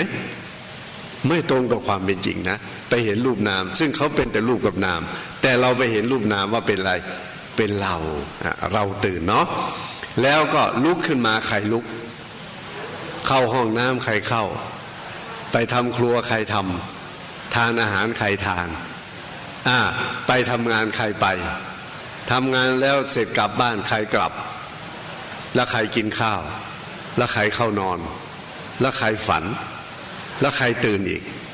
เราอีก ก็เห็นไหมเราทั้งวันนี่ให้อกุศลเกิดนะตั้งแต่ตื่นจนถึงหลับเวลาให้อกุศลเกิดขึ้นนะครับอกุศลเป็นของดีไหมมีโทษหรือไม่มีโทษให้ผลเป็นความสุขหรือเป็นความทุกข์ให้ผลเป็นความทุกข์นะเนี่ยเป็นของไม่ดีมีโทษให้ผลเป็นความทุกข์แต่เวลาเราให้เขาเกิดตั้งแต่ตื่นจนถึงหลับเราเห็นว่าเขาดีหรือไม่ดีดีนะเราโหดไหมนะถ้าพูดถึงตามหลักโหดไหมทำของไม่ดีให้แก่ตัวเองเนี่ยโหดไหมให้อกุศลนี่เป็นของไม่ดีมีโทษให้ผลเป็นความทุกข์เกิดกับตัวเองตั้งแต่ตื่นจนถึงหลับนี่นะไอ้นั่นมันโหดนะแล้วเวลาเรามาทำกุศลมาเจริญวิปัสสนากรรมฐานเราตื่นขึ้นมาเรากำหนดว่าไงตื่นหนอเนี่ยการที่เรากำหนดตื่นหนอนี่มีคำว่าเราตื่นไหมอันนั้นเป็นกุศลหรืออกุศลเป็นกุศลนะมีนามธรรมเป็นอารมณ์คือมีใจเป็นอารมณ์เนาะมีใจเป็นอารมณ์เนี่ยเราจะรู้สึกว่าตื่นหนอเนี่ยคำว่าตื่นหนอมีคำว่าเราตื่นไหมไม่มีนะเราตื่นไม่มีเลยเนี่ยเมื่อไม่มีเราตื่นแล้วเนี่ยกุศลเกิดใช่ไหมเมื่อกุศลเกิดกุศลเป็นของดีหรือไม่ดีมีโทษหรือไม่มีโทษให้ผลเป็นความสุขหรือเป็นความทุกข์ให้ผลเป็นความสุขนะของดีกุศลเป็นของดีไม่มีโทษให้ผลเป็นความสุขแต่เวลาจะให้กุศลเกิดตั้งแต่ตื่นจนถึงหลับหาว่าโหดเขาท่าไหม เขาท่าไหมอันนี้เราตามใจอะไรเนี่ยตามใจกิเลสตามใจอกุศลเองเนาะฉะนั้นมาปฏิบัติตรงนี้เขามาโหดไม่มีนะโหดไหมโหดหรือไม่โหด เงียบเลย แสดงว่ายังโหดอยู่นั่นเองเนาะ ฉะนั้นเราต้องเข้าใจนะอันนี้อาจารย์เปรียบเทียบไว้นะอกุศลให้เกิดตั้งแต่ตื่นจนถึงหลับหาว่าโหดหาไม่โหดเนาะแต่ว่าเวลามาทำกุศลให้เกิดขึ้นตั้งแต่ตื่นจนถึงหลับบอกว่าโหดนี่ไม่รู้จะว่ายังไงเนาะอันนี้ก็พูดให้ญาติโยมเข้าใจว่าโหดไม่โหดอาจารย์ก็เปรียบเทียบให้ฟังแล้วทีนี้การปฏิบัติของเราที่เรากำหนดเนี่ยเราต้องกำหนดทำงานตั้งแต่ตื่นจนถึงหลับและการทำงานของเรานี่เราจะต้องเอาอกุศลเป็นแบบอย่างอกุศลก็เป็นแม่แบบดีนะ ให้หน้าให้ตาเขาหน่อยเขาอุตส่าห์พาเราท่องเที่ยวในวัฏสงสารนี่นับภพนับชาติไม่ถ้วนเนี่ยเขาก็มีดีของเขานะให้ว่าเอาอกุศลเป็นแม่แบบเป็นตัวอย่างเป็นยังไงนึกออกไหมเราเอาอกุศลเป็นแม่แบบนะเป็นตัวอย่างนะทีนี้อาจารย์จะให้เห็นง่ายๆเอาเวลาอากุศลเกิดมันเกิดตั้งแต่ตื่นจนถึงหลับได้ไหมได้นะได้ไม่มีเว้นเลยนะตั้งแต่ตื่นจนถึงหลับสามารถเกิดได้ทั้งวันเลยเนี่ยฉะนั้นเวลาเรามาทำกุศลเราก็ต้องเอาอย่างอะไรอกุศลให้กุศลเกิดตั้งแต่นั่นดิของไม่ดีเรายังให้เกิดตั้งแต่ตื่นจนถึงหลับได้ฉะนั้นของดีเราจะให้เกิดตั้งแต่ตื่นจนถึงหลับไม่ได้เชียวหรือเนี่ยเราก็ต้องว่าเราเนาะเราต้องคิดอย่างนี้นะเนี่ยฉะนั้นแบบอย่างที่หนึ่งคืออกุศลมันทำตัวอย่างไว้มันสามารถเกิดได้ตั้งแต่ตื่นจนถึงหลับเวลาเรามาทำกุศลเราก็เอามันเป็นแม่แบบมันเนาะ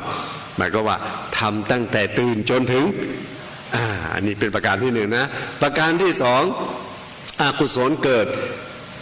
ได้ทุกวินาทีทุกนาทีทุกชั่วโมงทุกวันทุกคืนทุกเดือนทุกปีไหม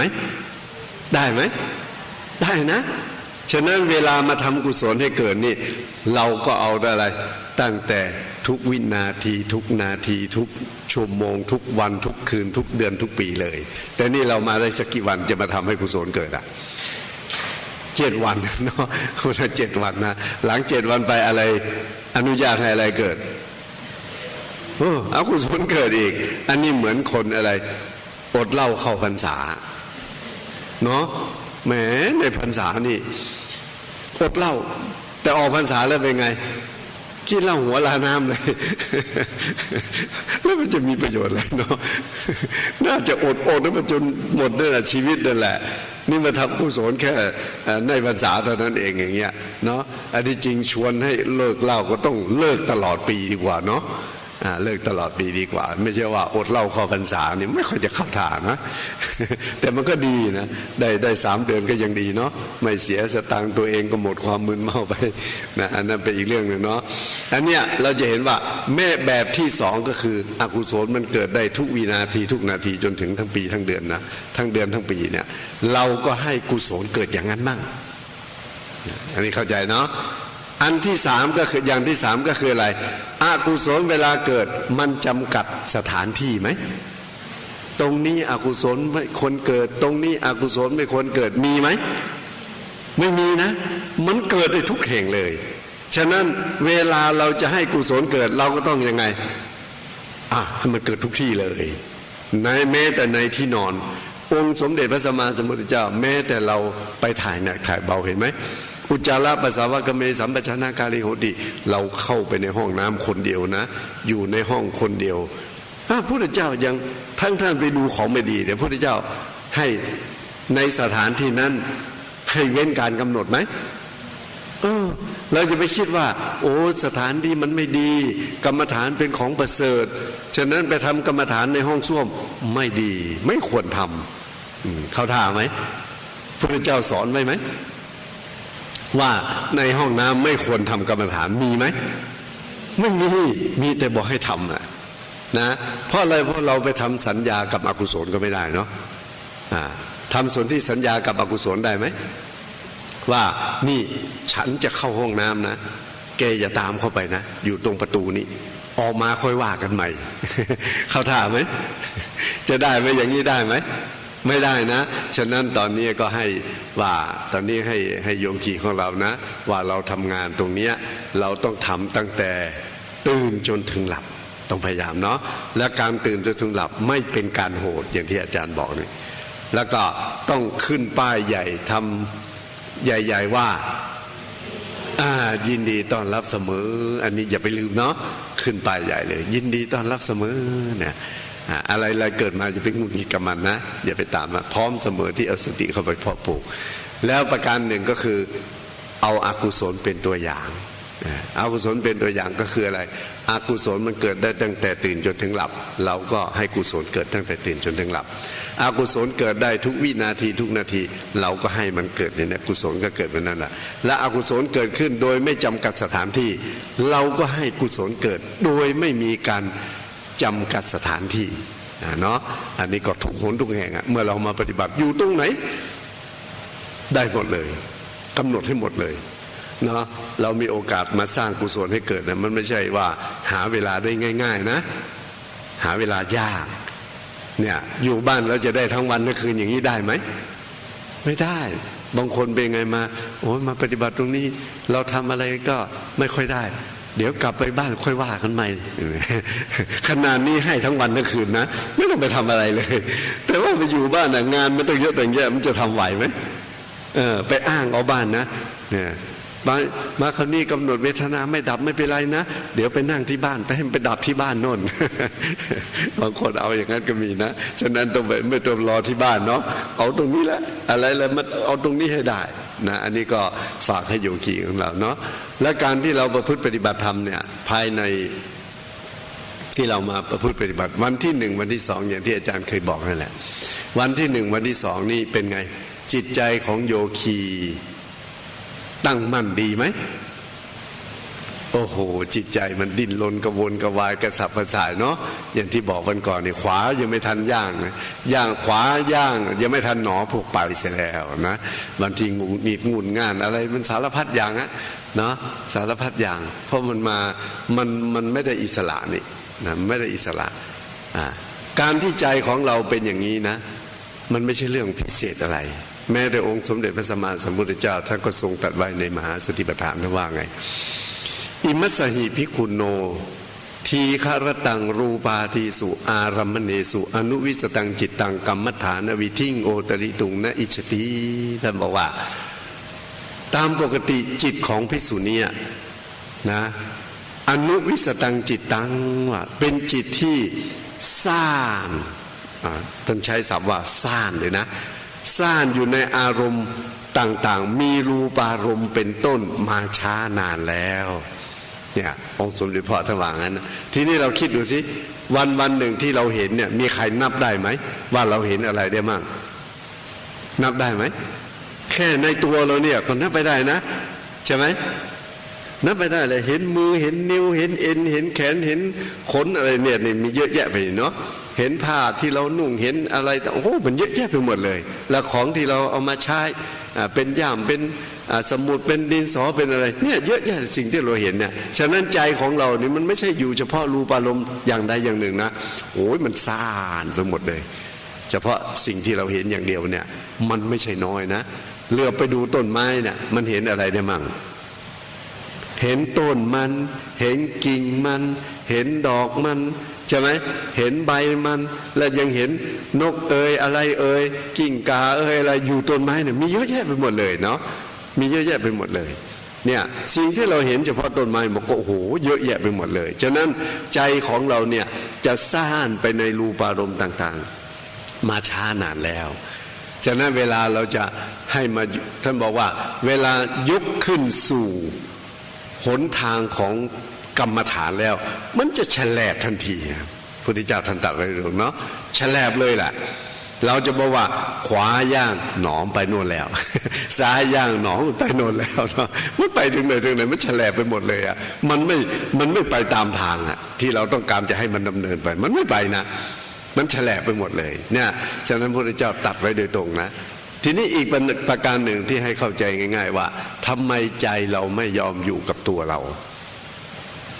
อย่างที่บอกเมื่อวานเนี่ยที่ศึกษาธิการท่านว่าไงส่งใจไปดูสิ่งที่มีชีวิตไม่มีชีวิตนอกตัวเรานะมันเป็นยังไงเพลินเหลือเกินเพลินไหมเพลินนะแต่กลับมาดูตัวเอง2 วันนี่เป็นไงเซ็งเหลือเกินไม่เพลินเลยเนาะมันเซ็งจริงๆนะมันเซ็งจริงๆอันเนี้ยเราจะเห็นไว้กันจริงๆเนาะนี่มันเซ็งไปจริงๆอ่ะเนาะฉะนั้นน่ะเราต้องว่าใจของเรานี่มันคุ้นกับการไปแต่ไม่คุ้นกับการอะไรการอยู่นะเพราะอะไรสายตานี่จะมองตัวเองกับมองสิ่งอื่นอันไหนมองมากกว่ากัน โอ้ยมองแต่สิ่งอื่นเนาะตัวเองนี่มันก็จะได้มองเลยวันหนึ่งเนี่ยเนาะแล้วเวลาแต่งหน้าแต่งตาแต่งตัวเนี่ยแต่งให้ตัวเองมองหรือแต่งให้ใครมองแล้วแต่งคนอื่นมองนะมันเป็นเรื่องของคนอื่นหมดเลยนะเนี่ยเราคิดดูนะจะทำอะไรจะใส่อะไรกำไลมือจะนาฬิกาอะไรเนี่ยนะถ้าอย่างดีๆก็โอ้ยี่ห้อบอกใส่โรเล็กมิโดอะไรที่มันยี่ห้อดังๆเนาะสมัยก่อนอาจารย์เคยสูบบุหรี่ตอนเป็นเด็กเคยสูบบุหรี่นี่สูบเวลาสูบรวงข้าวกับพระจันทร์นี่เราจะจุดตรงป้ายมันจุดตามันนะเขาจะมีหนังสือจุดเผาตรงโน้นก่อน สูบตรงปลายมันนะไอ้เผาตรงโคนมันแล้วก็สูบไปเพื่อไม่ให้เห็นยี่ห้อแต่ว่าไปสูบสามมิตรเกล็ดทองกรุงทองหรือว่าโรเย่นนี่นะโอ้โหจุดตรงปลายมันนะ แล้วก็ถือแหมให้เห็นตาไปเลยว่าฉันสูบยี่ห้อสูงนะเนี่ย มันอวดกันอย่างนั้นนะเราคิดดูนะ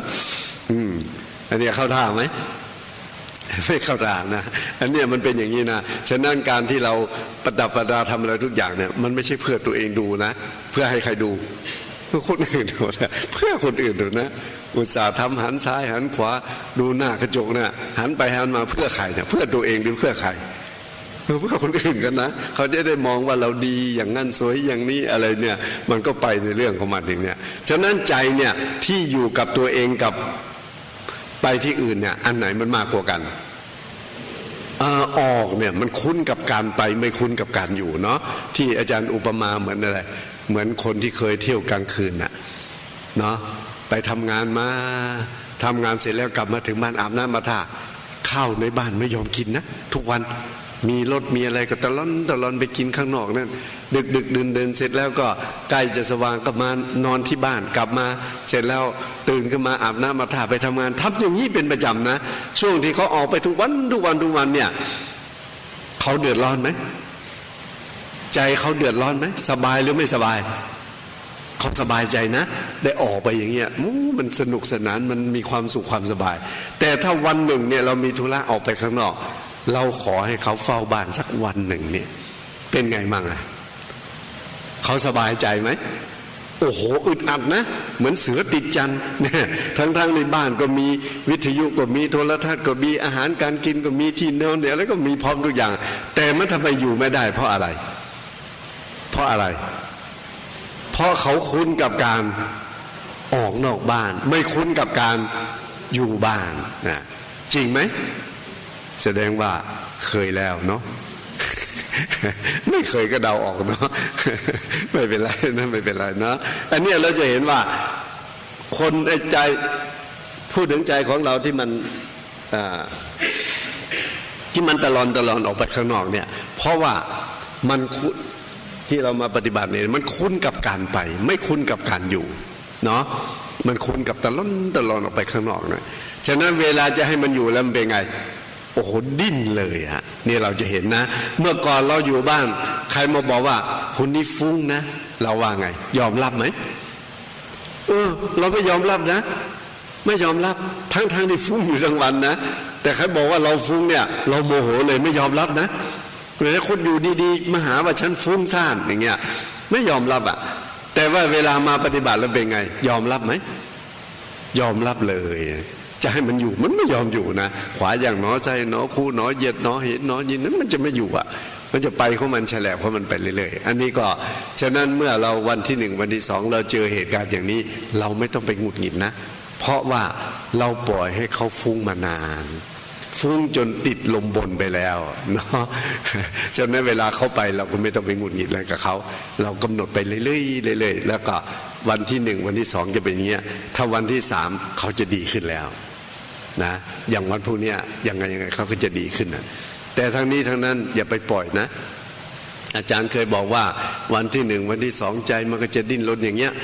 วันที่สามมันก็จะดีขึ้นฉะนั้นวันที่สองแกอย่าคิดอะไรคิดไปเถอะไม่เป็นไรถึงวันที่สามแกก็จะดีเองเขาถามมาอย่างนี้ไม่ได้เนาะไปปล่อยเขาอย่างนั้นไม่ได้เขายิ่งสบายใจไหมเนาะเราจะไปปล่อยอย่างนั้นไม่ได้นะอันนี้คิดว่าคงเข้าใจนะ แล้วทีนี้การที่เรามาประพฤติปฏิบัติธรรมเนี่ยเราไม่ใช่ว่ามาทำใจไม่ให้คิดนะโยคีเราเนี่ยตรงเนี้ยต้องเตือนกันหนักๆหน่อยเพราะว่าจะได้ข้อคิดแล้วเราจะได้ปลดเปลื้องความไม่เข้าใจของเราที่มีอยู่เนาะว่าที่เรามาปฏิบัตินะเราไม่ใช่มาทำใจไม่ให้คิดแต่เรามาหาที่คิดให้ใจใหม่เอาไหนลองว่าดิการปฏิบัติเรามาไม่ใช่ว่ามาทำใจไม่ให้คิดแต่เรามาหาที่คิดให้ใจใหม่นะการมาปฏิบัติไม่ใช่เป็นการทำใจมาทำใจไม่ให้คิดนะแต่เรามาหาที่คิดให้ใจใหม่นะมาหาที่คิดให้ใจใหม่ทีนี้ทำไมว่ามาทำใจไม่ให้คิดก็เพราะว่าธรรมชาติของใจเนี่ยเขาต้องคิดนะเขาต้องรู้อยู่เสมอเราไปห้ามเขาไม่ได้ธรรมชาติของเขาอะเขาเรียกว่าอารามณวิชานนะลักขณังอย่างที่บอกกันก่อนเนาะธรรมชาติของใจบอกกันก่อนนี่บอกบรรยายโน้น บรรยายวันที่20ที่ว่าใจให้ได้วันนั้นมันเป็นบรรยายวันที่20อยู่อาคารหลังโน้นเนาะก็เลยโมเมเอานึกว่าเป็นตรงนี้ไป นะทำใจไม่ให้คิดนี่หมายความว่าธรรมชาติของใจเขาต้องคิดถ้าไม่คิดก็ไม่ใช่ใจละนะเขาต้องรู้ในอารมณ์อยู่เสมอเนี่ยเป็นธรรมชาติของเขาอย่างนั้นยังไงเขาต้องรู้เนาะจะอยู่ในฌานก็รู้เลยเรื่ององค์ของอารมณ์ของฌานนั่นอารมณ์ของมันมีกสิณเป็นต้นอย่างที่อาจารย์บอกเลยเนาะวันก่อนเราบอกไปแล้วเรื่องกสิณกสิณ10อสุภ10อนุสติ10อะไรอย่างเงี้ยเนาะเขาก็หนึ่งในอารมณ์นั้นไม่วอกแวกไปที่อื่นเขาก็ต้องคิดในตัวนั้นแหละต้องรู้ในตัวนั้นแหละฉะนั้นที่เรามาตรงเนี้ยเราไม่ใช่มาทำใจไม่ให้คิดแต่เรามาหาที่คิดให้ใหม่เมื่อก่อนมันตะลอนออกไปข้างนอกตอนนี้เราก็มาหาที่คิดตรงโน้นตรงนี้ในตัวเราเนี่ยให้มันหาที่คิดให้มันใหม่ไม่ให้พยายามจูงใจให้มันอยู่กับตัวเองนะให้มันอยู่ตัวไหนนี่อันนี้เรามาหาที่คิดให้ใหม่ทีนี้บุคคลที่ไม่คิดเนี่ยมันมีอยู่3ประเภทด้วยกันยังจำได้อยู่ไหมบุคคลที่ไม่คิดนะมีอยู่3ประเภทด้วยกัน1พระอนาคามีบุคคลกับพระอรหันตบุคคลที่ได้ฌานสมาบัติ8แล้วก็เข้านิโรธสมาบัติเวลาที่เข้านิโรธสมาบัตินั่นแหละจิตเจตสิกจิตตชรูปดับเหมือนเสวยนิพพานในปัจจุบันเลยเนาะเนี่ยจิตเจตสิกจิตตชรูปดับเมื่อจิตเจตสิกจิตตชรูปดับเมื่อจิตดับเจตสิกดับมีตัวไหนที่มันคิดได้ไหมคิดได้ไหมไม่ได้ตอนเข้านิโรธเนี่ยคิดอะไรไม่ได้เลยเพราะว่าตัวคิดมันไม่มีแล้วตอนนั้นนะตัวคิดไม่มีแล้วแล้วประการที่2บุคคลที่ไปเกิดเป็นอสัญญสัตตพรหมคือพรหมที่มีแต่อะไรมีแต่รูปไม่มีใจฉะนั้นเมื่อไปเกิดในอสัญญสัตตพรหม500มหากรัปเนี่ยนั่นน่ะเขามีแต่รูปเหมือนตุ๊กตาเลยอะไปตั้งอยู่ที่โน่นนะจากนี่ไปนอนมันก็นอนอยู่นั่นน่ะยืนก็ยืนอยู่ตรงนั้นน่ะไปเกิดอย่างนั้นน่ะน่ะ500มหากรัปเนี่ยไม่คิดไม่ได้เพราะอะไรเพราะใจที่จะคิดไม่มีอันนี้ไปด้วยอำนาจของฌานเขานะด้วยอำนาจของฌานเขาอันเนี้ยฉะนั้นบุคคลที่ไปเกิดในอสัญญาสัตตพรหมมีสิทธิ์คิดได้ไหมคิดไม่ได้นะแล้วอีกประเภทหนึ่งก็คือพระอรหันตบุคคลที่ปรินิพพานไปแล้วพระอรหันต์เนี่ยปรินิพพานไปแล้วจิตเจตสิกรูปกับนามเกิดใหม่ได้ไหมไม่มีไม่ว่ารูปไม่ว่านามอย่างเดียวนะทั้งรูปทั้งนามไม่มีเลยคือหมดสภาพไปแล้วตัวที่จะก่อภพให้เป็นรูปเป็นนามต่อไปเนี่ยไม่มีแล้วเมื่อไม่มีอย่างเงี้ยจะเอาตัวไหนมาคิดได้ไหมคิดไม่ได้เนาะคิดไม่ได้เลยฉะนั้น3ประเภทเนี่ยคืออะไรพระอนาคากับพระอรหันต์ที่เข้านิโรธสมาบัตินะนี่คิดไม่ได้ช่วงที่ขณะเข้านิโรธสมาบัติตลอด7วันนี้นะไม่มีสิทธิ์คิดได้เลยเพราะว่าจิตไม่มีแล้วเนาะแล้วก็บุคคลที่ไปเกิดเป็นอสัญญสัตตพรหมนี่ก็มีแต่รูปอย่างเดียวนามไม่มีก็คิดไม่ได้แล้วประเภทที่3คือพระอรหันตบุคคลที่ปรินิพพานไปแล้ว นะที่ปรินิพพานไปแล้วนี่ก็หมายความว่าคิดไม่ได้นอกนั้นเป็นไงคิดได้เนาะฉะนั้นเราจะไม่ให้ใจไม่ให้คิดไม่ได้เนาะมันต้องคิดฉะนั้นมันจะคิดแบบไหนก็แล้วแต่พระพุทธเจ้าวางวิธีไว้แล้วในมหาสติปัฏฐานทั้งกายทั้งเวทนาทั้งจิตทั้งธรรมเนี่ยเนาะถ้าใจไม่คิดมาให้เรากำหนดว่าไงคิดหนอคิดหนอนั่นไงเรายินดีต้อนรับไหม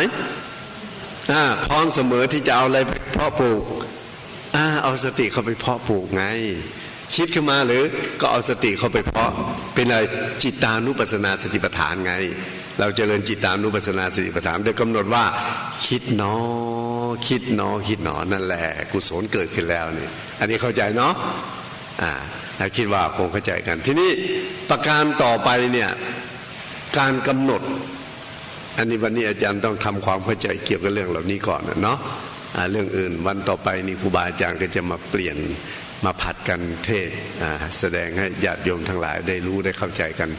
เป็นช่วงต่อไปนะแต่วันที่หนึ่งเมื่อวานกับวันนี้อาจารย์เหมาก่อนวันพรุ่งนี้ต่อไปอาจารย์มหาทองมั่นอาจารย์สว่างท่านก็จะมาเทศโดยลำดับต่อไปสลับกันเนาะ วันสองวันนี้อาจารย์เหมาก่อนทีนี้การที่เราประพฤติปฏิบัติในเวลากำหนดคิดเนี่ยมันจะมีวิธีอยู่บางคนเข้าใจว่าความคิดเวลากำหนดเวลาใจมันคิดออกไปข้างนอกบางคนกำหนดมุ่งใจไปที่หัวเพราะเข้าใจว่าอะไรเข้าใจว่าหัวเป็นตัวคิดสมองเป็นตัวคิดเหมือนฝรั่งเนี่ยฝรั่งนี่ตอนนั้นอิสราเอลมาเข้าที่เชียงใหม่นะอาศัยอาจารย์วิเชียนเป็นล่ามเพราะว่าอาจารย์พูดภาษาอังกฤษไม่เป็นพูดได้แต่ภาษาไทยฉะนั้นต้องมีล่ามเนาะต้องมีล่ามพอมีล่ามแล้วก็บอกให้คิดหนอนี่ให้กำหนดความรู้สึกที่ว่าคิดเขาว่าไงไหมคิดก็คือนี้ มันไม่ยอมรับนะไม่ยอมรับภายหลังต้องโอ้ยกว่าตั้งหลายวันกว่ามันจะยอมรับนะต้องอุปมาหลายอย่างแต่หลายวันผลที่สุดก็ยอมรับไงเพราะถูกสอนมาตั้งแต่เด็กแล้วว่าสมองเป็นตัวคิดเขาว่างั้นนะฉะนั้นเวลาคิดเนี่ยเขาจะส่งใจไปกำหนดว่าไงคิดหนอผลปรากฏเป็นไงปวดหัว หัวเนี่ยล้าวเลยนะใครไปกำหนดนี่ล้าวเลยนะเพราะหัวเรานี่มันก็หัวรถจักรนี่แหละจะมีเครื่องอะไรยุ่นเหยิงนี่มันเป็นที่ทำงานเฉยๆเนาะมันกระตุ้นทำงานเฉยๆตัวมันคิดไม่เป็นมันเป็นรูปธรรมเป็นอนารมณธรรมไม่สามารถจะรับรู้อะไรได้ทำอะไรก็ไม่ได้เนาะเป็นไปตามอำนาจของใจมันสั่งเท่านั้นเองนะฉะนั้นเวลาคิดหนออย่าไปดูตรงนี้นะแล้วก็คิดหนอบางคนว่าใจมันอาศัยหาไทยวัตถุเกิดหัวใจเนี่ยหัวใจเรามีสองประเภทนะประเภทหนึ่งเรียกว่าหาไทยวัตถุคือมีรูปร่างลักษณะเหมือนเมล็ดดอกบุญนาคใครเคยเห็นเมล็ดดอกบุญนาคไหมเมล็ดดอกบุญนาคที่เราแกะเมล็ดออกมานะเป็นรูปหัวใจเลยนะเป็นรูปหัวใจเลยเนี่ยเป็นรูปหัวใจแล้วไม่ได้ใครอยากรู้อยากดูตามไปดูที่เชียงใหม่ได้เนาะ ที่นั่นปลูกไว้เยอะเหมือนกันดอกบุญนาคต้นดอกบุญนาคเนี่ยปลูกไว้เยอะเวลามันออกดอกมันหอมมากนะเวลาเม็ดมันเนี่ยเรามาแกะดูเหมือนเม็ดหัวใจเลยเหมือนรูปหัวใจเลยมันรูปหัวใจเลยนะไปดูได้เนาะแล้วทีนี้ก็แล้วหัวใจอย่างหนึ่งที่เป็นก้อนใหญ่ๆนั้นภาษาเรียกว่ามังสหัตถยะคือรูปหัวใจอันหนึ่งวัตถุหัตถยะเป็นที่ให้อาศัยจิตกับเจตสิกอาศัยเกิดตรงนี้เนาะทีนี้เมื่อเขาเกิดตรงนี้เป็นอะไรเราบอกคิดหนอตรงพุ่งมาตรงที่หน้าอกนานงานเข้าเป็นไงปวดร้าวอกอีกปวดร้าวอกอีกเนี่ยฉะนั้นตรงนี้ก็ไม่ให้กำหนดตรงนี้ก็ไม่ให้ดูแล้วไปดูที่ไหนจะให้ไปดูที่ไหนดูนั่นก็ว่าเราเอาความรู้สึกจับความรู้สึกทีนี้อาจารย์จะอุปมาให้ฟังง่ายๆเหมือนว่าเรามีเพื่อนอยู่ต่างจังหวัดเนาะเรามีเพื่อนอยู่ต่างจังหวัดแล้ววันหนึ่งเรามานั่งอยู่ที่ชานบ้านเรานี่เนาะ ชานบ้านของเราแล้วก็มาคิดถึงเพื่อนนะว่าเพื่อนของเราตอนนี้มันทำงานเป็นยังไงสบายหรือไม่สบายเป็นยังไงกำลังคิดถึงเพื่อนเพลินอยู่ตรงนี้นะมีคนหนึ่งเดินเข้ามาหาเรามาถามว่าคุณกำลังทำอะไรอยู่เราจะตอบว่าไงพวกแค่นี้ก็ตอบไม่ได้แล้ว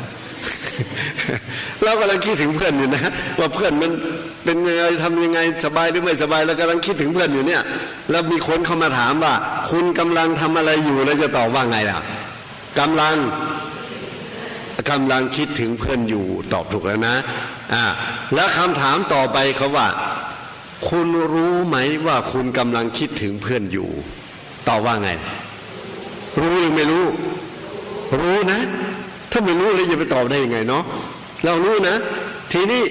คำถามที่สามเป็นทั้งคำถามและคำตอบอยู่ในตัวถามว่าที่คุณรู้ว่าคุณคิดถึงเพื่อนได้เนี่ยคุณรู้ได้ยังไงที่เราว่าเรารู้ว่าเราคิดถึงเพื่อนกำลังคิดถึงเพื่อนเนี่ยเรารู้ว่าเราคิดถึงเพื่อนเนี่ยเราต้องมาดูตรงนี้ไหมต้องมาดูตรงนี้ไหมแล้วเราไปดูตรงไหนเราก็จับความรู้สึกเองนะไม่ต้องไปนึกถึงตรงไหนนะมันรู้เข้ามาเองนะเนี่ยเราจับความรู้สึกนั่นแหละว่าอันนี้เรารู้ได้เนาะเรารู้ได้มันเหมือนเบื้องว่างๆอยู่ข้างนอกนี่อะไรก็แล้วแต่เนาะเนี่ยเราก็จับความรู้สึกเนี่ยมันมีความรู้สึกอยู่ตรงนั้นอ่ะมันคิดถึงเพื่อนเนี่ยอันนี้เราคิดว่าคงเข้าใจเนาะปัญหาถามเป็น3ข้อเนี่ยนะข้อแรกถามว่าคุณกำลังทำอะไรอยู่ตอบว่าไงกำลังคิดถึงเพื่อนอยู่แล้วรู้ไหมว่ากำลังคิดถึงเพื่อนอยู่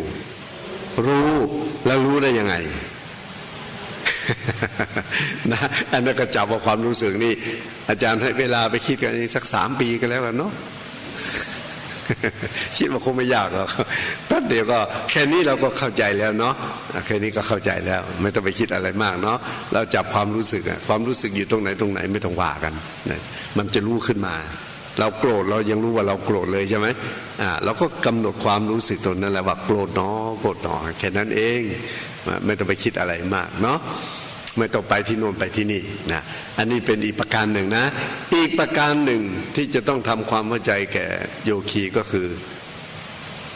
โยคีต้องรู้จักหน้าที่ที่เรามาประพฤติปฏิบัติธรรมเนี่ยว่าเรามีหน้าที่อะไรถ้าเรารู้หน้าที่แล้ว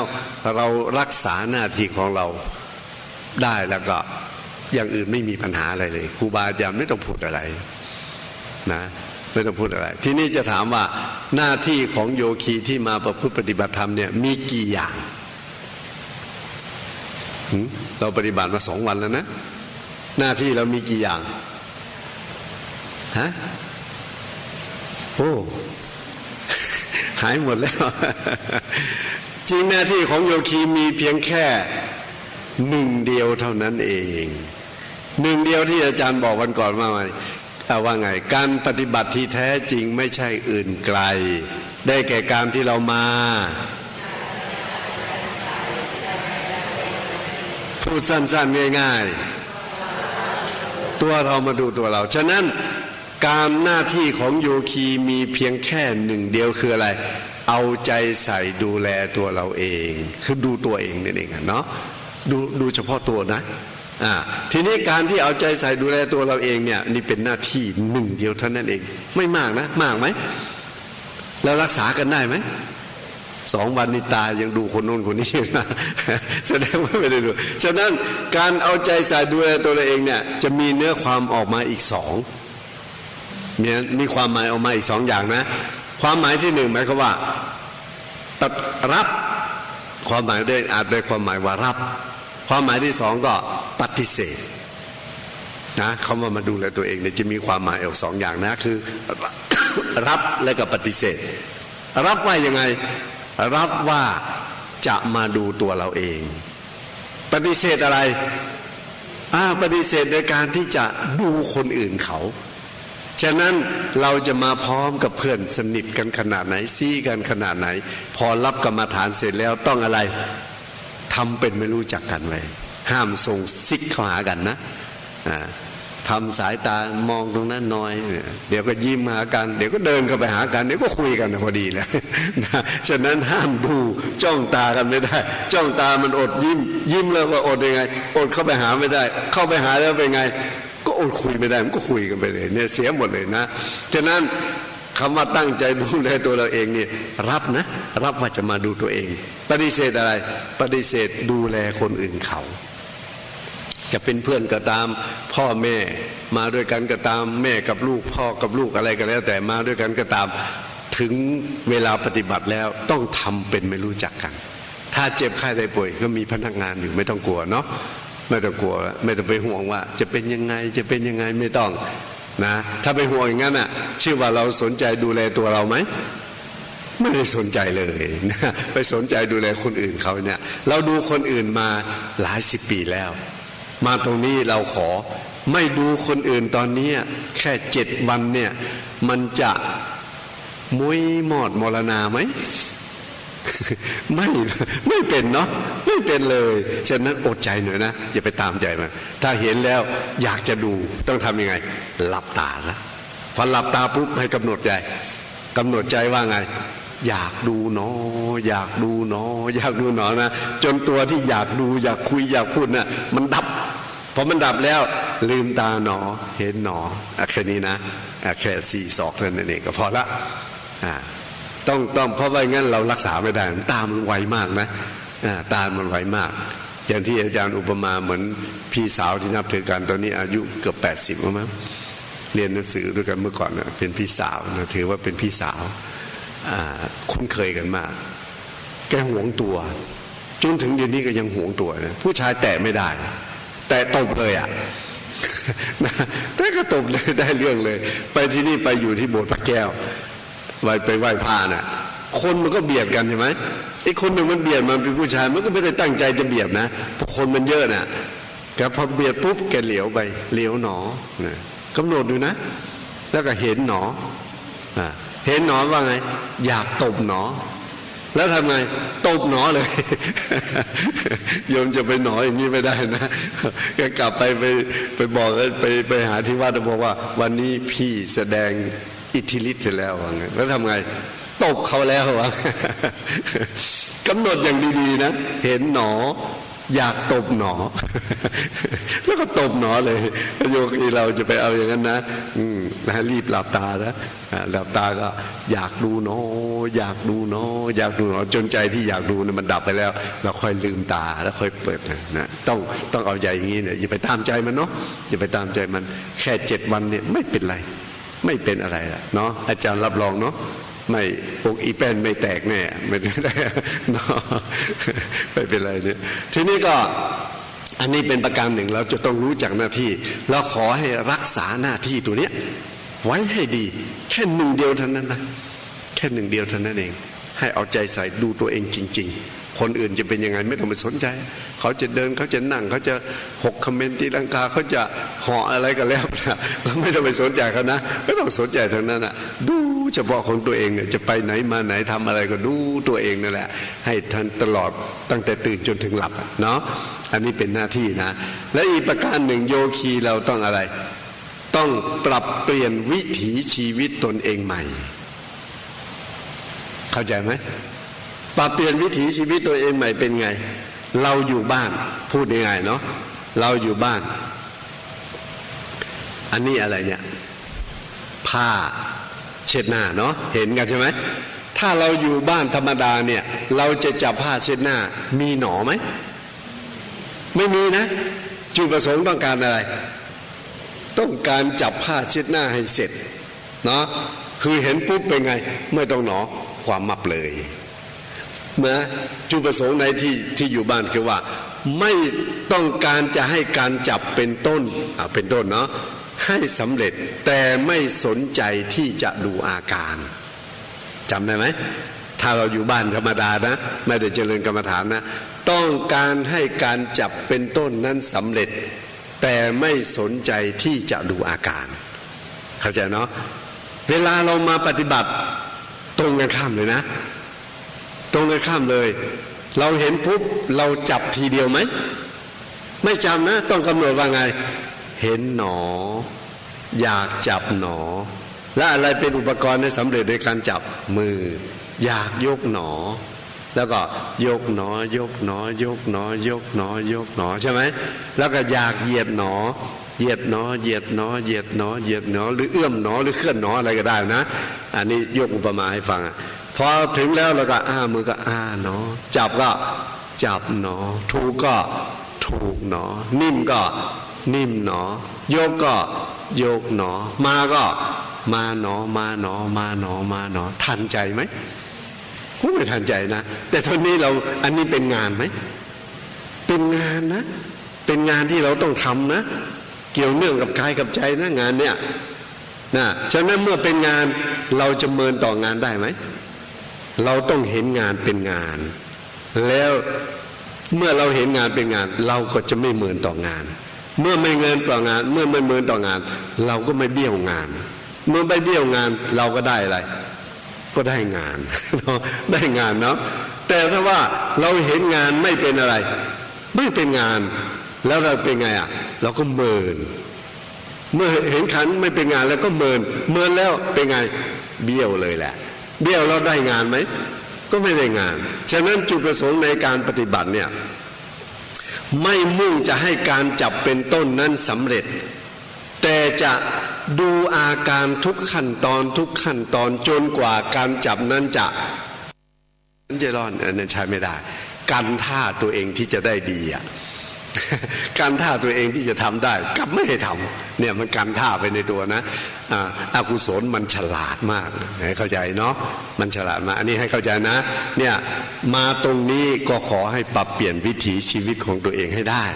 ถ้าเราไปตามใจตัวเองจำเป็นจะต้องไปเข้าปฏิบัติตรงไหนไหมจำเป็นไหมพระก็อยู่วัดนั่นแหละโยมก็อยู่บ้านนั่นแหละจะหยิบจะจับจะเต้นจะร้องรำทำเพลงมีใครว่าเราไหมไม่มีใครว่านะไม่มีใครว่าแต่ว่าเวลามาปฏิบัติไปทำอย่างนั้นก็ไม่ได้อีกละเนาะฉะนั้นเราจะไปตามใจตัวเองอย่าไปคิดให้ความสะดวกแก่ตัวเองก็พยายามปรับเปลี่ยนวิถีชีวิตของตัวเองนี้เข้าใจไหมเข้าใจกันเนาะแล้วทีนี้อีกประการหนึ่งก็คือโยคีจะต้องอะไรที่มันกินใจที่สุดกินใจโยคีที่สุดคืออะไรต้องอะไรต้องช้า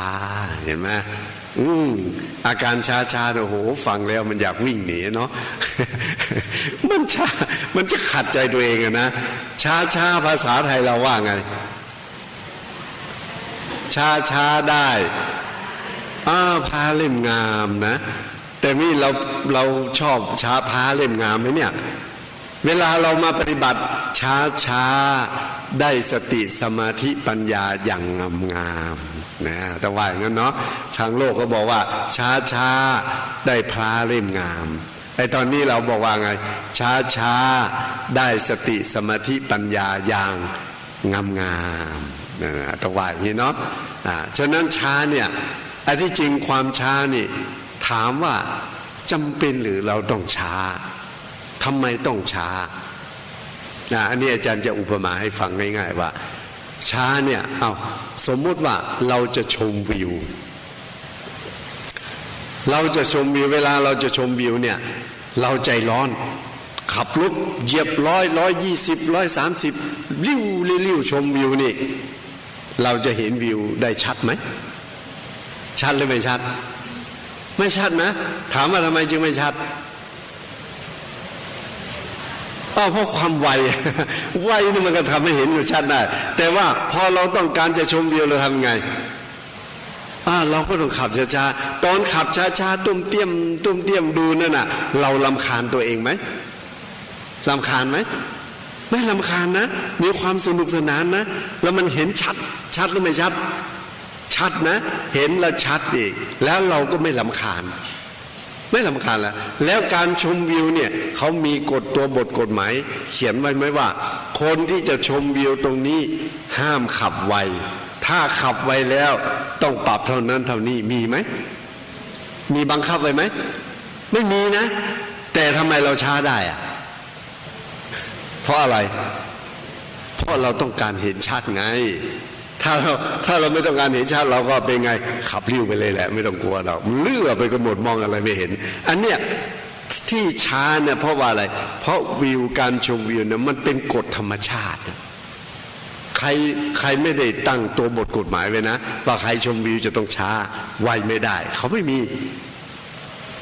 เลยแต่ที่เราช้าเนี่ยเพราะอะไรเป็นกฎของธรรมชาติเขาบังคับอะนะ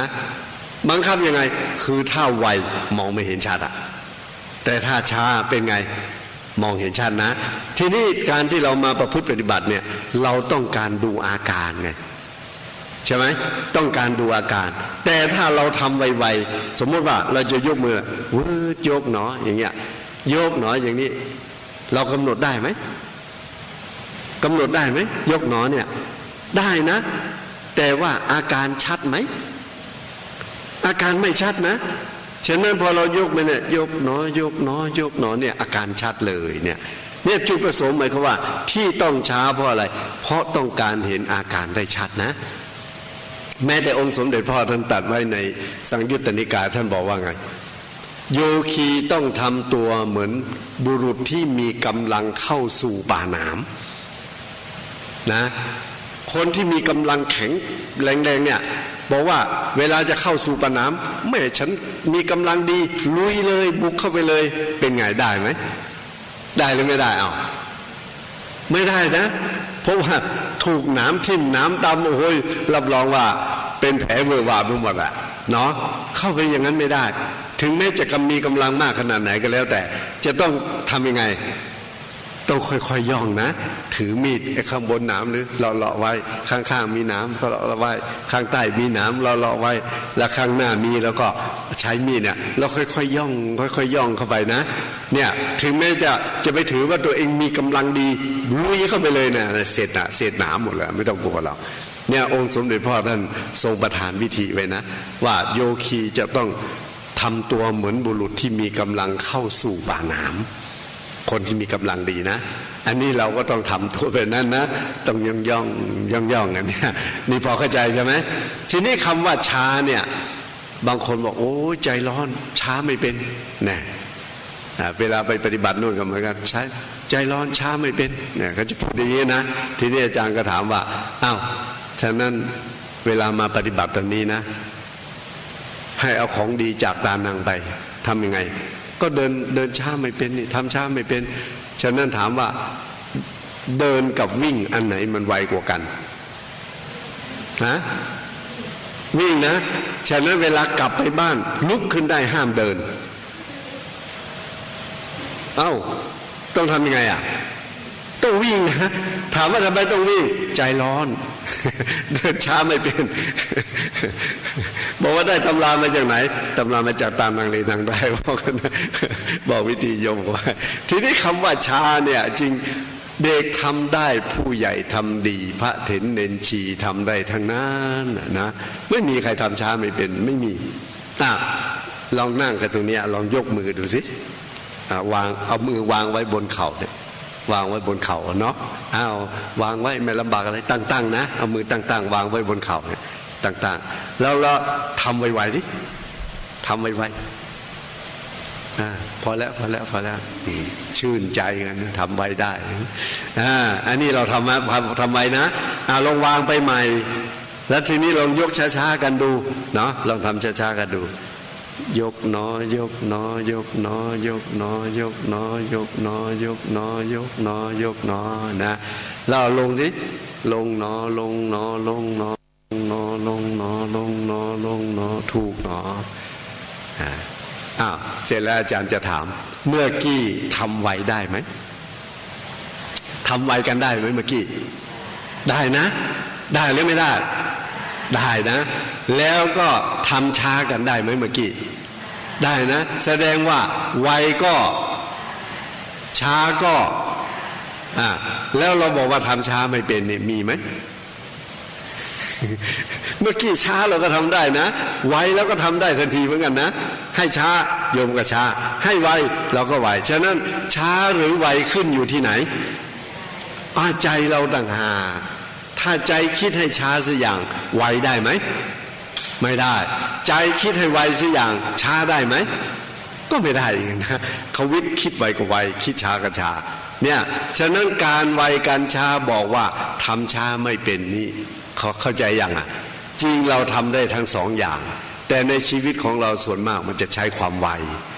นะแต่เราทำได้ทั้งสองนะช้าเราก็ทำได้ไวแล้วก็ทำได้เนาะไวแล้วก็ทำได้อ้าวทีนี้อย่างที่ว่าใครเคยสนได้ใส่เข็มกันไหมเคยไหมที่นั่งที่นี่เคยกันไหมถ้าไม่เคยก็เชยอะเนาะไม่ต้องเคยนะเคยสนได้ใส่เข็มเวลาสนได้ใส่เข็มเราจะใจร้อนขนาดไหนเราต้องทำยังไงเราจะบอกว่าฉันเป็นพระเจ้าแผ่นดินเวลาจะสนได้ใส่เข็มต้องไวๆได้ไหมถ้าฉันเป็นพระเจ้าจักรพรรดิเวลาสนได้ใส่เข็มต้องไวๆได้ไหมไม่ได้คนมีคนจนเศรษฐีมหาเศรษฐีเหมือนกันไหมเอาเหมือนต้องช้าหมดแล้วทำไมต้องช้าล่ะเขามีกฎข้อบังคับไหมไม่มีนะว่าใครสนได้ใส่เข็มจะต้องช้านะไม่ช้าฉันจะยิงแกนะหรือจะมีดแทงแกนะหรือต้องปรับเป็นตัวบทกฎหมายว่าข้อนั้นข้อนี้ผิดกฎหมายข้อนั้นข้อนี้มีไหมไม่มีนะแต่ทำไมเราต้องช้าได้ทำไมเราช้าได้เพราะอะไรมันเป็นกฎของธรรมชาติเขาอะนะครับเป็นกฎของงานนะมันเป็นกฎของงานเนี่ยงานนี้ต้องอาศัยความช้าไวไม่ได้นะใครจะใจร้อนขนาดไหนเวลาเราจะสนได้สักเข็มต้องตั้งท่าไหมต้องตั้งท่าไหมว่าแหมจะสนได้สักเข็มต้องยืดตัวต้องทำอย่างนี้ ต้องตั้งท่าไหมไม่จำเป็นเนาะพอรู้ว่าจะสนได้สักเข็มมันทุ่มลงไปในนะจาบลงไปอย่างนี้มันช้าโดยอัตโนมัติเลยแหละนะเราจะทำไวทำอะไรไม่ได้เพราะว่ารู้แล้วงานนี่มันช้าแล้วมันจะปรงลงโดยอัตโนมัตินะโดยไม่ต้องไปตั้งท่าตั้งทางโดยไม่ต้องแล้วใจเราอึดอัดไหมไม่อึดอัดนะพอเราพร้อมใจปรงใจที่จะเข้าไปทำอย่างนั้นนะเนี่ยฉะนั้นเวลาเรามาปฏิบัติเราก็ต้องปรับตัวเข้าหาอะไรเข้าหางานไม่ใช่ปรับงานเข้าหาตัวเนาะไม่ใช่ปรับงานเข้าหาตัวเราต้องปรับตัวเราเข้าหางานตอนนี้เรามาปฏิบัติในจุดประสงค์อย่างที่อาจารย์บอกเมื่อกี้ที่เราต้องช้าเพราะเราต้องการเห็นอาการได้ชัดเราทำไวก็ทำได้แต่อาการมันไม่ชัดไงเข้าใจเนาะที่อาจารย์เคยยกเนี้ยโยมพูดเรานี่แหละที่ยกเป็นประจำอ่ะที่โยมผู้หญิงท่านหนึ่งเป็นคนจีนนะเวลามาปฏิบัติเห็นไหมโยมพูดเราเวลาปฏิบัติเขาเขียนติดป้ายนะช้าแล้วก็งดอะไรงดพูดเนี่ยมันสองกระทงนะแล้วคนจีนปกติช้าหรือไวช้าหรือไวไวนะเขาจะไวมากคนจีนเนี่ยทำอะไรกระฉับกระเฉงไวเนาะแต่เวลามาปฏิบัติเนี่ยเขาเขียนติดป้ายไปเลยมางดพูดแล้วก็ช้าโอ้โหถูกใจไหม งดพูดเนี่ยมันพูดอยู่แล้วนะพูดค้าขายทำอะไรมันต้องพูดใช่ไหมแล้วก็ไปงดพูดเนี่ยมันรู้สึกอึดอัดนะแถมยังพอให้ช้าอีกก็อึดอัดเข้าไปอีกเนี่ยพอปฏิบัติเมื่อก่อนนี่ปฏิบัติได้3 วันอย่างวันพรุ่งนี้เราจะต้องสอบอารมณ์เนี่ยต้องสอบอารมณ์นะวันที่1วันที่2ปุ๊บเมื่อก่อนอาจารย์จะสอบทีละ3 คนนะภายหลังนี้ก็เอาเยอะๆมานั่งกันตรงนั้นแหละเสร็จแล้วก็เป็นไงอาจารย์ก็คนที่1คนที่2ก็เดินมานะคนที่1ที่2มาคว้าย่างเนาะใช่เนาะยืนแล้วก็ค่อยๆนั่งค่อยๆพับค่อยๆกราบนะแต่โยมขั้นที่3คือที่เป็นคนจีนเนี่ยเนาะอายุก็ประมาณ40 กว่า 50ประมาณเนี้ยมีลูกมีหลานเลยเนาะทีนี้ก็เดินมาแบบหน้าบอกบุญไม่รับเลยนะหน้าบึ้งเดินมาสบแล้วก็นั่งแผ่ลงไปเลย ไม่ต้องทำอะไรช้าๆแหละเสร็จแล้วอาจารย์ก็สอบคนที่1คนที่2เสร็จไปก็ค่อยๆลุกขึ้นไปแล้วก็กลับไปนะพอมาถามโดนคนที่3ถามว่าโยมเป็นไงถามถึงการกำหนดนะกำหนดยังไงอะไรเนี่ยแกไปคุยกับคนอื่นคุยไม่ได้เนาะขอห้ามไว้นี่แต่คุยกับอาจารย์คุยได้ไหม คุยได้นะได้สิทธิพิเศษนะเวลาไปสอบอารมณ์เนี่ยคุยได้ นะเป็นนั่งเฉยๆแล้วอาจารย์จะไปรู้เรื่องอะไรเนาะถามอะไรก็ไปพูดไม่หือไม่อือเนี่ยไม่ได้นะ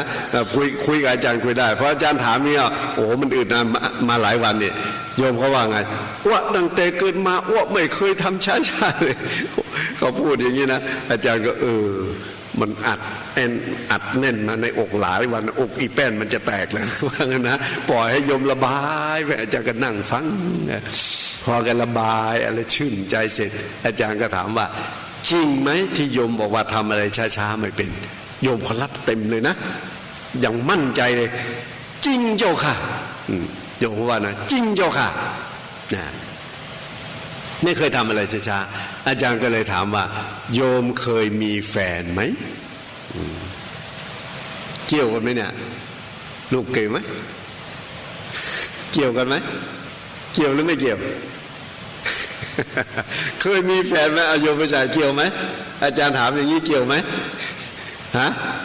ไม่เกี่ยวเหรอไม่เกี่ยวอาจารย์ก็หน้าแตกดิ มันไม่เกี่ยวก็ต้องโยงเกี่ยวให้ได้นะต้องเกี่ยวต้องดึงให้เกี่ยวได้นะดึงได้เป็นวิธีไหน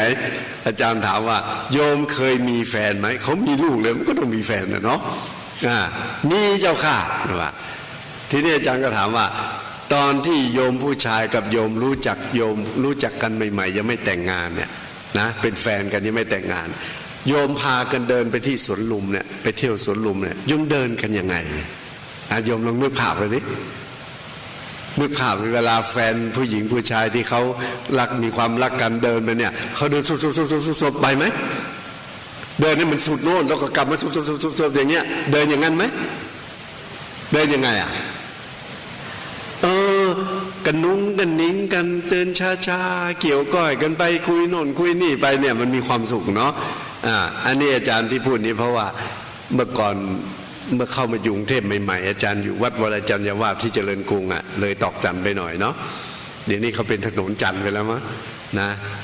2507อาจารย์เข้ามาอยู่ในกรุงเทพเมื่อ07มันตั้งแต่เท่าไหร่นะจะ50 กว่าปีแล้วมั้งเนาะ40-50 ปีแล้วมั้งเนาะ0749 ปีนะเดี๋ยวนี้506กับ17 707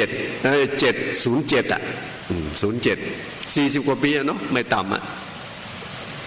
ทีนี้อยู่ที่วัดวรจันทร์วาสเวลากลับวัดเนี่ยมันรถหลายสายนี่รสพสาย1ก็มีโดยตรงเนาะ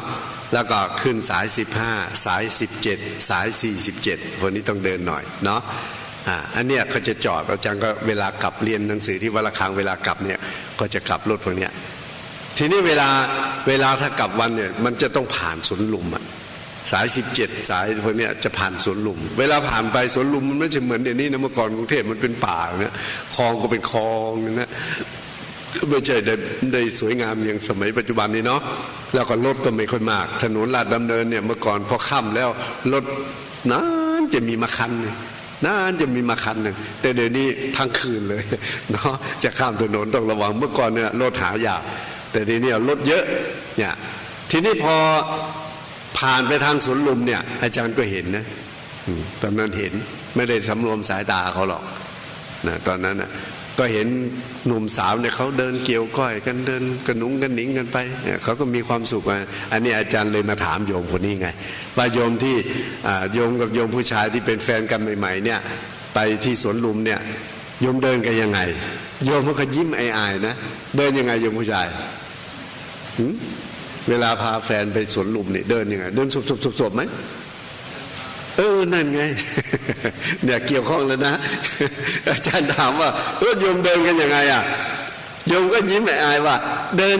ช้าๆเจ้าค่ะ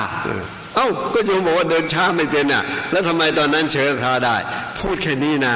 โยมไม่ต้องไปอธิบายเลยเวลาพออธิบายอะไรเสร็จนะพอชีวิตบอกวิธีการกำหนดเสร็จก็ค่อยๆกามนะค่อยๆรู้ขึ้นแล้วค่อยๆเดินไปแล้วไม่เหมือนตอนมานะโอ้โหตอนมานี่หน้าบอกบุญไม่รับเลย นะอกอีกเป็นจะแตกโยม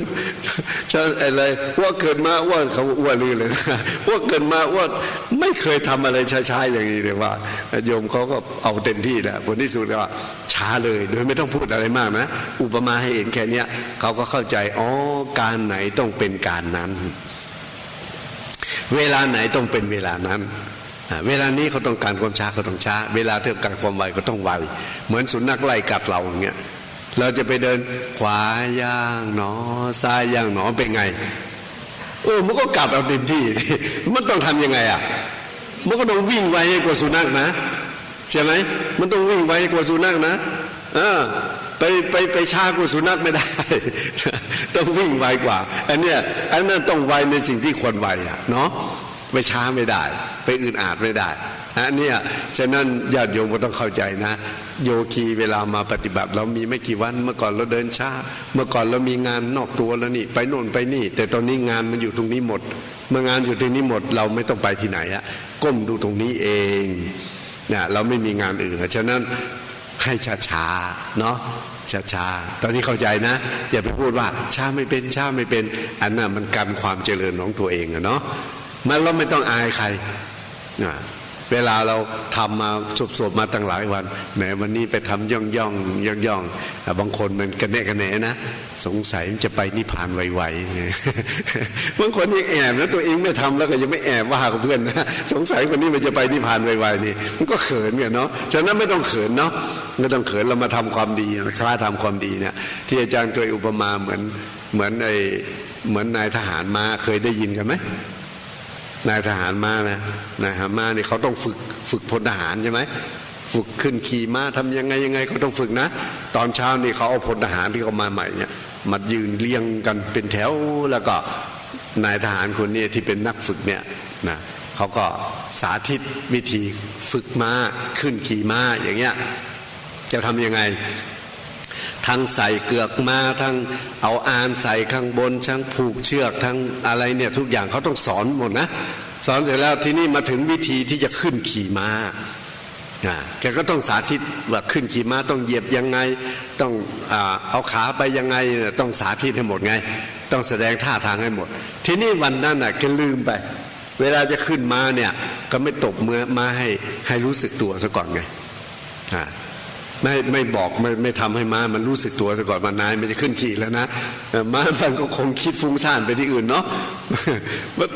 มันก็เหยียบได้ก็ขึ้นขี่เลยอย่างเงี้ยม้ามันตกใจไงม้ามันตกใจแล้วทำไมมันก็สลัดนายทหารมันตกเลยแต่ตกแล้วแกไม่ยอมขายไม่ยอมเสียหน้านะผุดลุกขึ้นเลยผลผันลุกขึ้นแล้วทำหน้าแบบเป็นแบบว่าแบบเข่งอย่างเงี้ยเนาะทำหน้าตึงว่าไงเขาบอกให้พวกพลทหารเนี่ยนะเขาบอกว่าไงไหมพอยืนได้แล้วทำท่าเนี่ยตั้งท่าบอกว่านี่เป็นวิธีตกม้าตัวอย่างเข้าท่าไปโยมต้องสอนไหมวิธีตกม้าต้องสอนไหมโยมมันต้องสอนไหมนี่มันกลัวขายขี้หน้าไงตัวเองตกมาแทนที่จะสอนวิธีอื่นเดี๋ยวท่านประกาศให้เขาทราบเลยนะเราบอกว่านี่เป็นวิธีตกม้าตัวอย่างใครจะไปเอาอย่างเนาะไม่ต้องไปสอนวิธีตกม้าอันนั้นแหละโยมเวลาจะเดินช้าๆก็หลายวันเคยสบมาพอจะเดินช้าหน่อยก็ไม่ต้องไปอายเนาะไม่ต้องเอานายแบบนายทหารสอนมาสอนคนขี่ม้าไม่ต้องว่านะไม่เอาตกม้าตัวอย่างอะเนาะอันนี้คงเข้าใจนะแล้วทีนี้การที่เรามาปฏิบัติเนี่ยเดี๋ยวอีก2 เรื่องเนาะการที่เราจะมาปฏิบัตินี้บางคนเข้าใจว่ามาปฏิบัติแล้วจะต้องเห็นดีอย่างงู้นเห็นดีอย่างนี้อะไรต่ออะไรต่างๆเลยนะเคยได้ยินเพื่อนมั่งเคยอะไรต่ออะไรมั่งอย่างเงี้ยเข้าใจว่าตัวเองมาปฏิบัติจะต้องได้ดีอย่างงู้นอย่างนี้ใจจะต้องสงบอย่างงู้นอย่างนี้อย่างเงี้ยนะพอมาปฏิบัติจริงๆไม่เห็นเป็นอย่างที่เขาว่าเลยเนาะอะไรก็ไม่รู้เดี๋ยวเจ็บเดี๋ยวปวดเดี๋ยวเมื่อยเดี๋ยวฟุ้งเดี๋ยวมันสารพัดหมดเลยไม่เห็นดีตรงไหนการปฏิบัตินี่เขาคิดเขาอย่างนั้นนะฉะนั้นตอนนี้เราต้องทำความเข้าใจก่อนนะว่าที่เรามาปฏิบัติในอย่างที่อาจารย์บอกนะว่าการปฏิบัติที่แท้จริงเรามาดูตัวเราใช่ไหมเมื่อมาดูตัวเราเนี่ยตัวเรามันมีดีอย่างเดียวไหม ตัวเราเนี่ยไม่ว่ากายวาจามันมีทั้งดีทั้งเสียไงใช่ไหมที่อาจารย์เคยอุปมาเหมือนเรามีตะกร้าใบหนึ่งในตะกร้านั้นเราเอาก้อนกรวดก้อนหินก้อนดินก้อนทรายใส่ลงไปเอาขี้หมูขี้หมาขี้เป็ดขี้ไก่ใส่ลงไป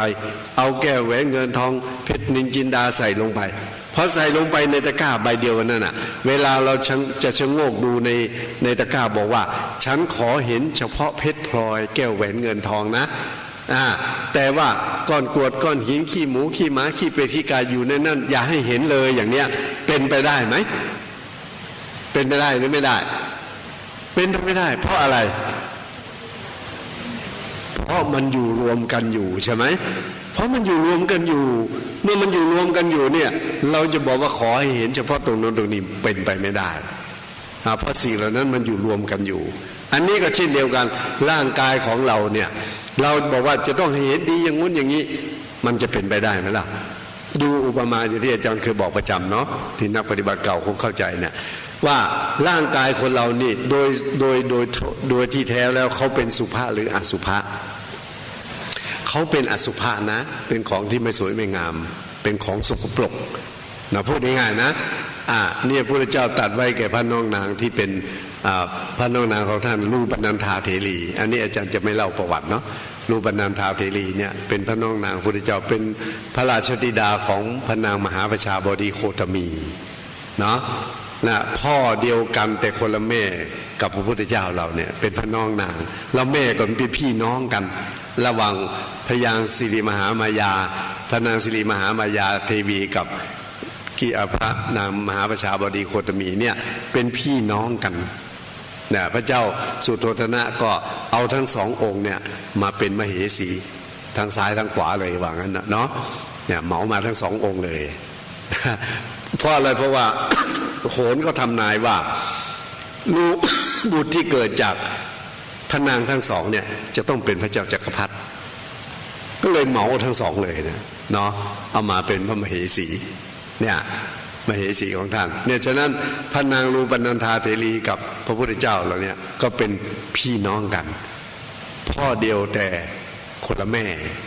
อย่างเนาะทีนี้พอพระนางออกบวชเนี่ยพระนางชอบใจในตัวเองเนี่ยว่าเป็นผู้ที่มีรูปสวยไม่ยอมไปเฝ้าพระพุทธเจ้าเราไปหลังไปเฝ้าพระพุทธเจ้าพระพุทธเจ้าก็เทศเรื่องนี้เนาะเทศเรื่องนี้ฟังใครอยากอ่านให้พิสดารไปอ่านในธรรมบทในวรรคที่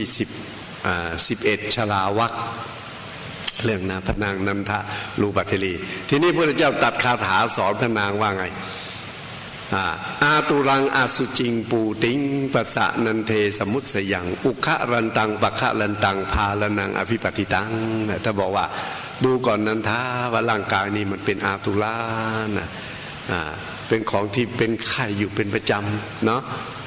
แล้วก็คาถาศัพท์อันนี้สุดท้ายท่านบอกว่าไงอุคะรันตังปะคะรันตังเป็นที่ไหลของสิ่งสกปรก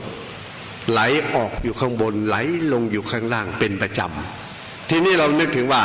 สิ่งที่สกปรกที่ไหลออกจากข้างบนไหลลงข้างล่างทั้งหมดทวารที่เป็นที่ไหลออกของสิ่งสกปรกมีกี่ทางมี9ทางด้วยกันนะในตัวเราเนี่ยตามีกี่ทางหูมีกี่ทางจมูกมีกี่ทางปากมีกี่ทางรวมเป็นทั้งหมดเท่าไหร่รวมไม่ทันเลย ก็7ทางนี่เนาะตา2หู2เป็นเท่าไหร่ล่ะจมูก2เป็นเท่าไหร่ปาก1เป็นเท่าไหร่7แล้วนะข้างบนนี่7แล้วนะแล้วก็ทวารหนักทวารเบาเป็นไงเป็น9แล้วทาง6ทางเนี่ยเป็นที่ไหลของอะไรสิ่งสกปรกเท่านั้นเลยนะตาเป็นที่ไหลของอะไรขี้ตาและขี้ตาดีไหมแล้วขี้ตาของนางงามจักรวาลงามไหมเนี่ยเขาระดับขี้ตาระดับจักรวาลนะแล้วมันสวยงามไหมไอ้หนุ่มไปติดนางงามจักรวาลนางงามจักรวาลแค่ขี้ตาเธอรักฉันจริงเอาขี้ตาฉันไปมีใครรับไหมไม่มีใครรับนะอันนี้ขี้ตามันก็ไม่ดีอยู่นั่นเองเนาะเนี่ยตาเป็นที่ไหลของขี้ตาถ้าขี้ตาเรานี่เราไม่รังเกียจนะเราเอามือแค่ไปเสร็จแล้วก็ยังมาคลึงดูอย่างนี้นะแต่ถ้าขี้ตาอยู่กับคนอื่นเป็นไง ยี่ เห็นแล้วเป็นของสกปรกแต่ของตัวเองไม่ว่ากันนะและขี้ตาปรากฏชัดตอนไหนตอนเป็นโรคตาแดงพูดง่ายๆเนาะเป็นโรคตาแดงตื่นขึ้นมาโอ้ยมันติดเลยเนี่ยต้องเอาน้ำมาแปะแล้วก็ดึงออกขี้ตานะตอนเป็นโรคตาแดงอะแล้วที่นั่งนี่เคยเป็นกันไหมใครไม่เคยเป็นก็เชยอีกเนาะ โรคตาแดงมันติดต่อกันง่ายๆนะโรคตาแดงเนี่ยแล้วนะตาเป็นที่ไหลของตาหูเป็นที่ไหลของอะไรแล้วหูที่ดีหรือไม่ดีแล้วขี้หูที่เหม็นที่สุดตอนไหนหูเป็นน้ำหนวกนะหูน้ำหนวกเนี่ยมึนจริงๆนะอันเนี้ยมันก็ไม่ดีใช่ไหมแล้วก็จมูกเป็นที่ไหลของอะไรขี้มูกแล้วอะไรออกอีกเลือดกำเดาออกทางจมูกเหมือนกันนะแล้วก็เวลาสำลักข้าวออกทางไหนแล้วมันของดีไหมเนี่ยไม่ดีนะแล้วขี้มูกปรากฏชัดตอนไหนตอนเป็นเด็กเห็นไหมพอเราเป็นเล่นนะขี้มูกมันไหลย้อยลงมาไม่ยอมนะปล่อยให้มันตองแต่งเล่นกันไปอย่างนั้นนะพอรำคาญทียังไงฟืดขึ้นมาเดี๋ยวก็ลงมาตองแต่งรำคาญแล้วไงเอาแขนตัวเองนี่เนาะทำไงป้ายแล้วก็เช็ดเราไปป้ายตรงไหนพุงตัวเองมั่งขาตัวเองมันลายพ้อยหมดแล้วนะนี่เป็นเด็กมันเป็นอย่างนี้นะไม่ต่างนะขี้มูกเนี่ยแล้วปากเป็นที่ไหลของอะไรโอ้โหสารเราหลายขี้แล้วคนเนาะขี้ฟันมีไหมขี้ลิ้นมีไหมเสลดมีไหมน้ำลายมีไหมเวลาอาเจียนออกมาทางไหนโคทางปากอีกเหมือนกันเนี่ยเห็นไหมเนี่ยมันสกปรกนะเป็นที่ไหลของสกปรกนะเราต้องแปรงฟันต้องอะไรกันทุกวันใช่ไหมมีอะไรหลายอย่างเพื่อจะให้กลิ่นตรงปากเนี่ยมัน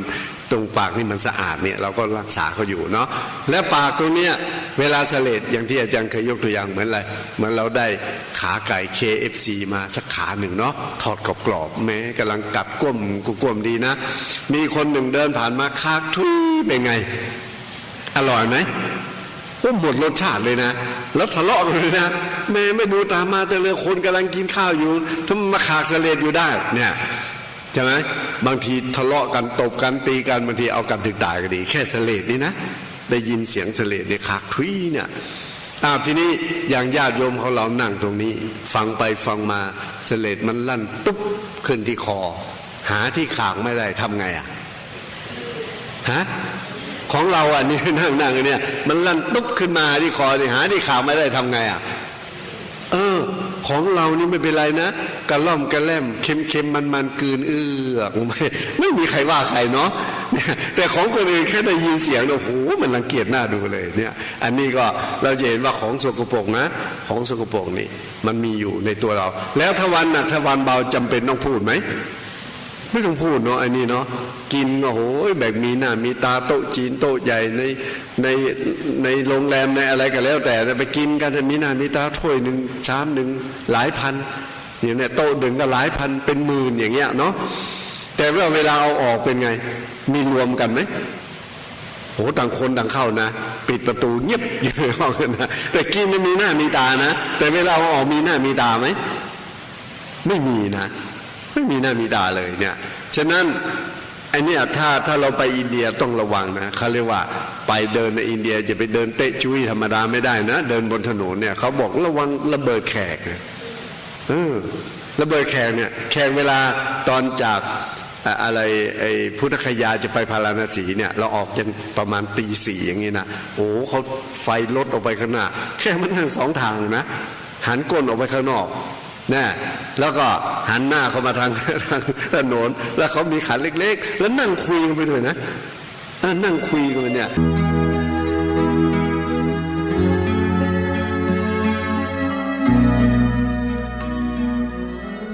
ขณะนี้เวลา4:30 นาทีรายการต่อไปเชิญญาติโยมท่านทั้งหลายได้รับฟังรายการธรรมาภิวัตรรายการธรรมาภิวัตรจัดรายการโดยท่านพระสาธิตธีระปัญโยสถาบันธรรมาภิวัตรอำเภอแม่เมาะจังหวัดลำปางเป็นประจำทุกวันอังคาร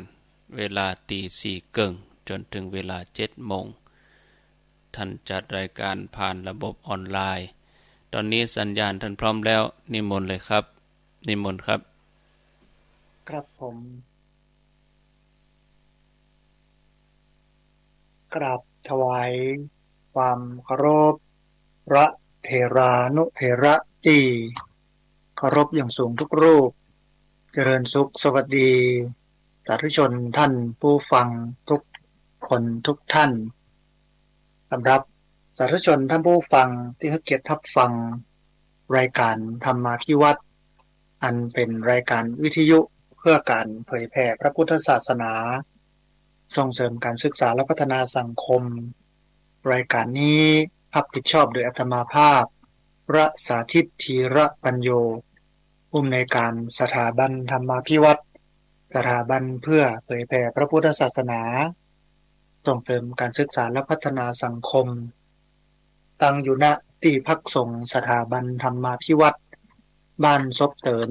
ตำบลซบปากอำเภอแม่เมาะจังหวัดลำปางรายการนี้ออกอากาศทุกวันอังคารในช่วงเวลาตีสี่เกิงไปจนถึง7 โมงเมื่อเจ้าผ่านทางสถานีวิทยุในเครือข่ายสถานีวิทยุคลื่นสีขาวเพื่อชาวประชาหลายคลื่นหลายสถานีหลายจังหวัดดูแลการออกอากาศโดยท่านอาจารย์พระครูอภิวัฒนวิกรมออกอากาศผ่านทาง Facebook Live ซึ่งเป็นไลฟ์สดของทางวัดฝ่ายหินสถานีวิทยุวัดฝ่ายหินซึ่งรับผิดชอบโดยท่านอาจารย์พระครูสมุวิสุวัตรวรกิจโจตลอดจนถึงบันทึกเทปเอาไปออกผ่านอากาศผ่านทางสถานีวิทยุเพื่อการศึกษาและพัฒนาอาชีพRadio Network FM 99.50 เมกะเฮิรตซ์ของวิทยาลัยเทคนิคกฟผ.แม่เมาะในช่วงวันศุกร์ตั้งแต่ 9 โมงแม่เจ้าเป็นต้นไปสาธุชน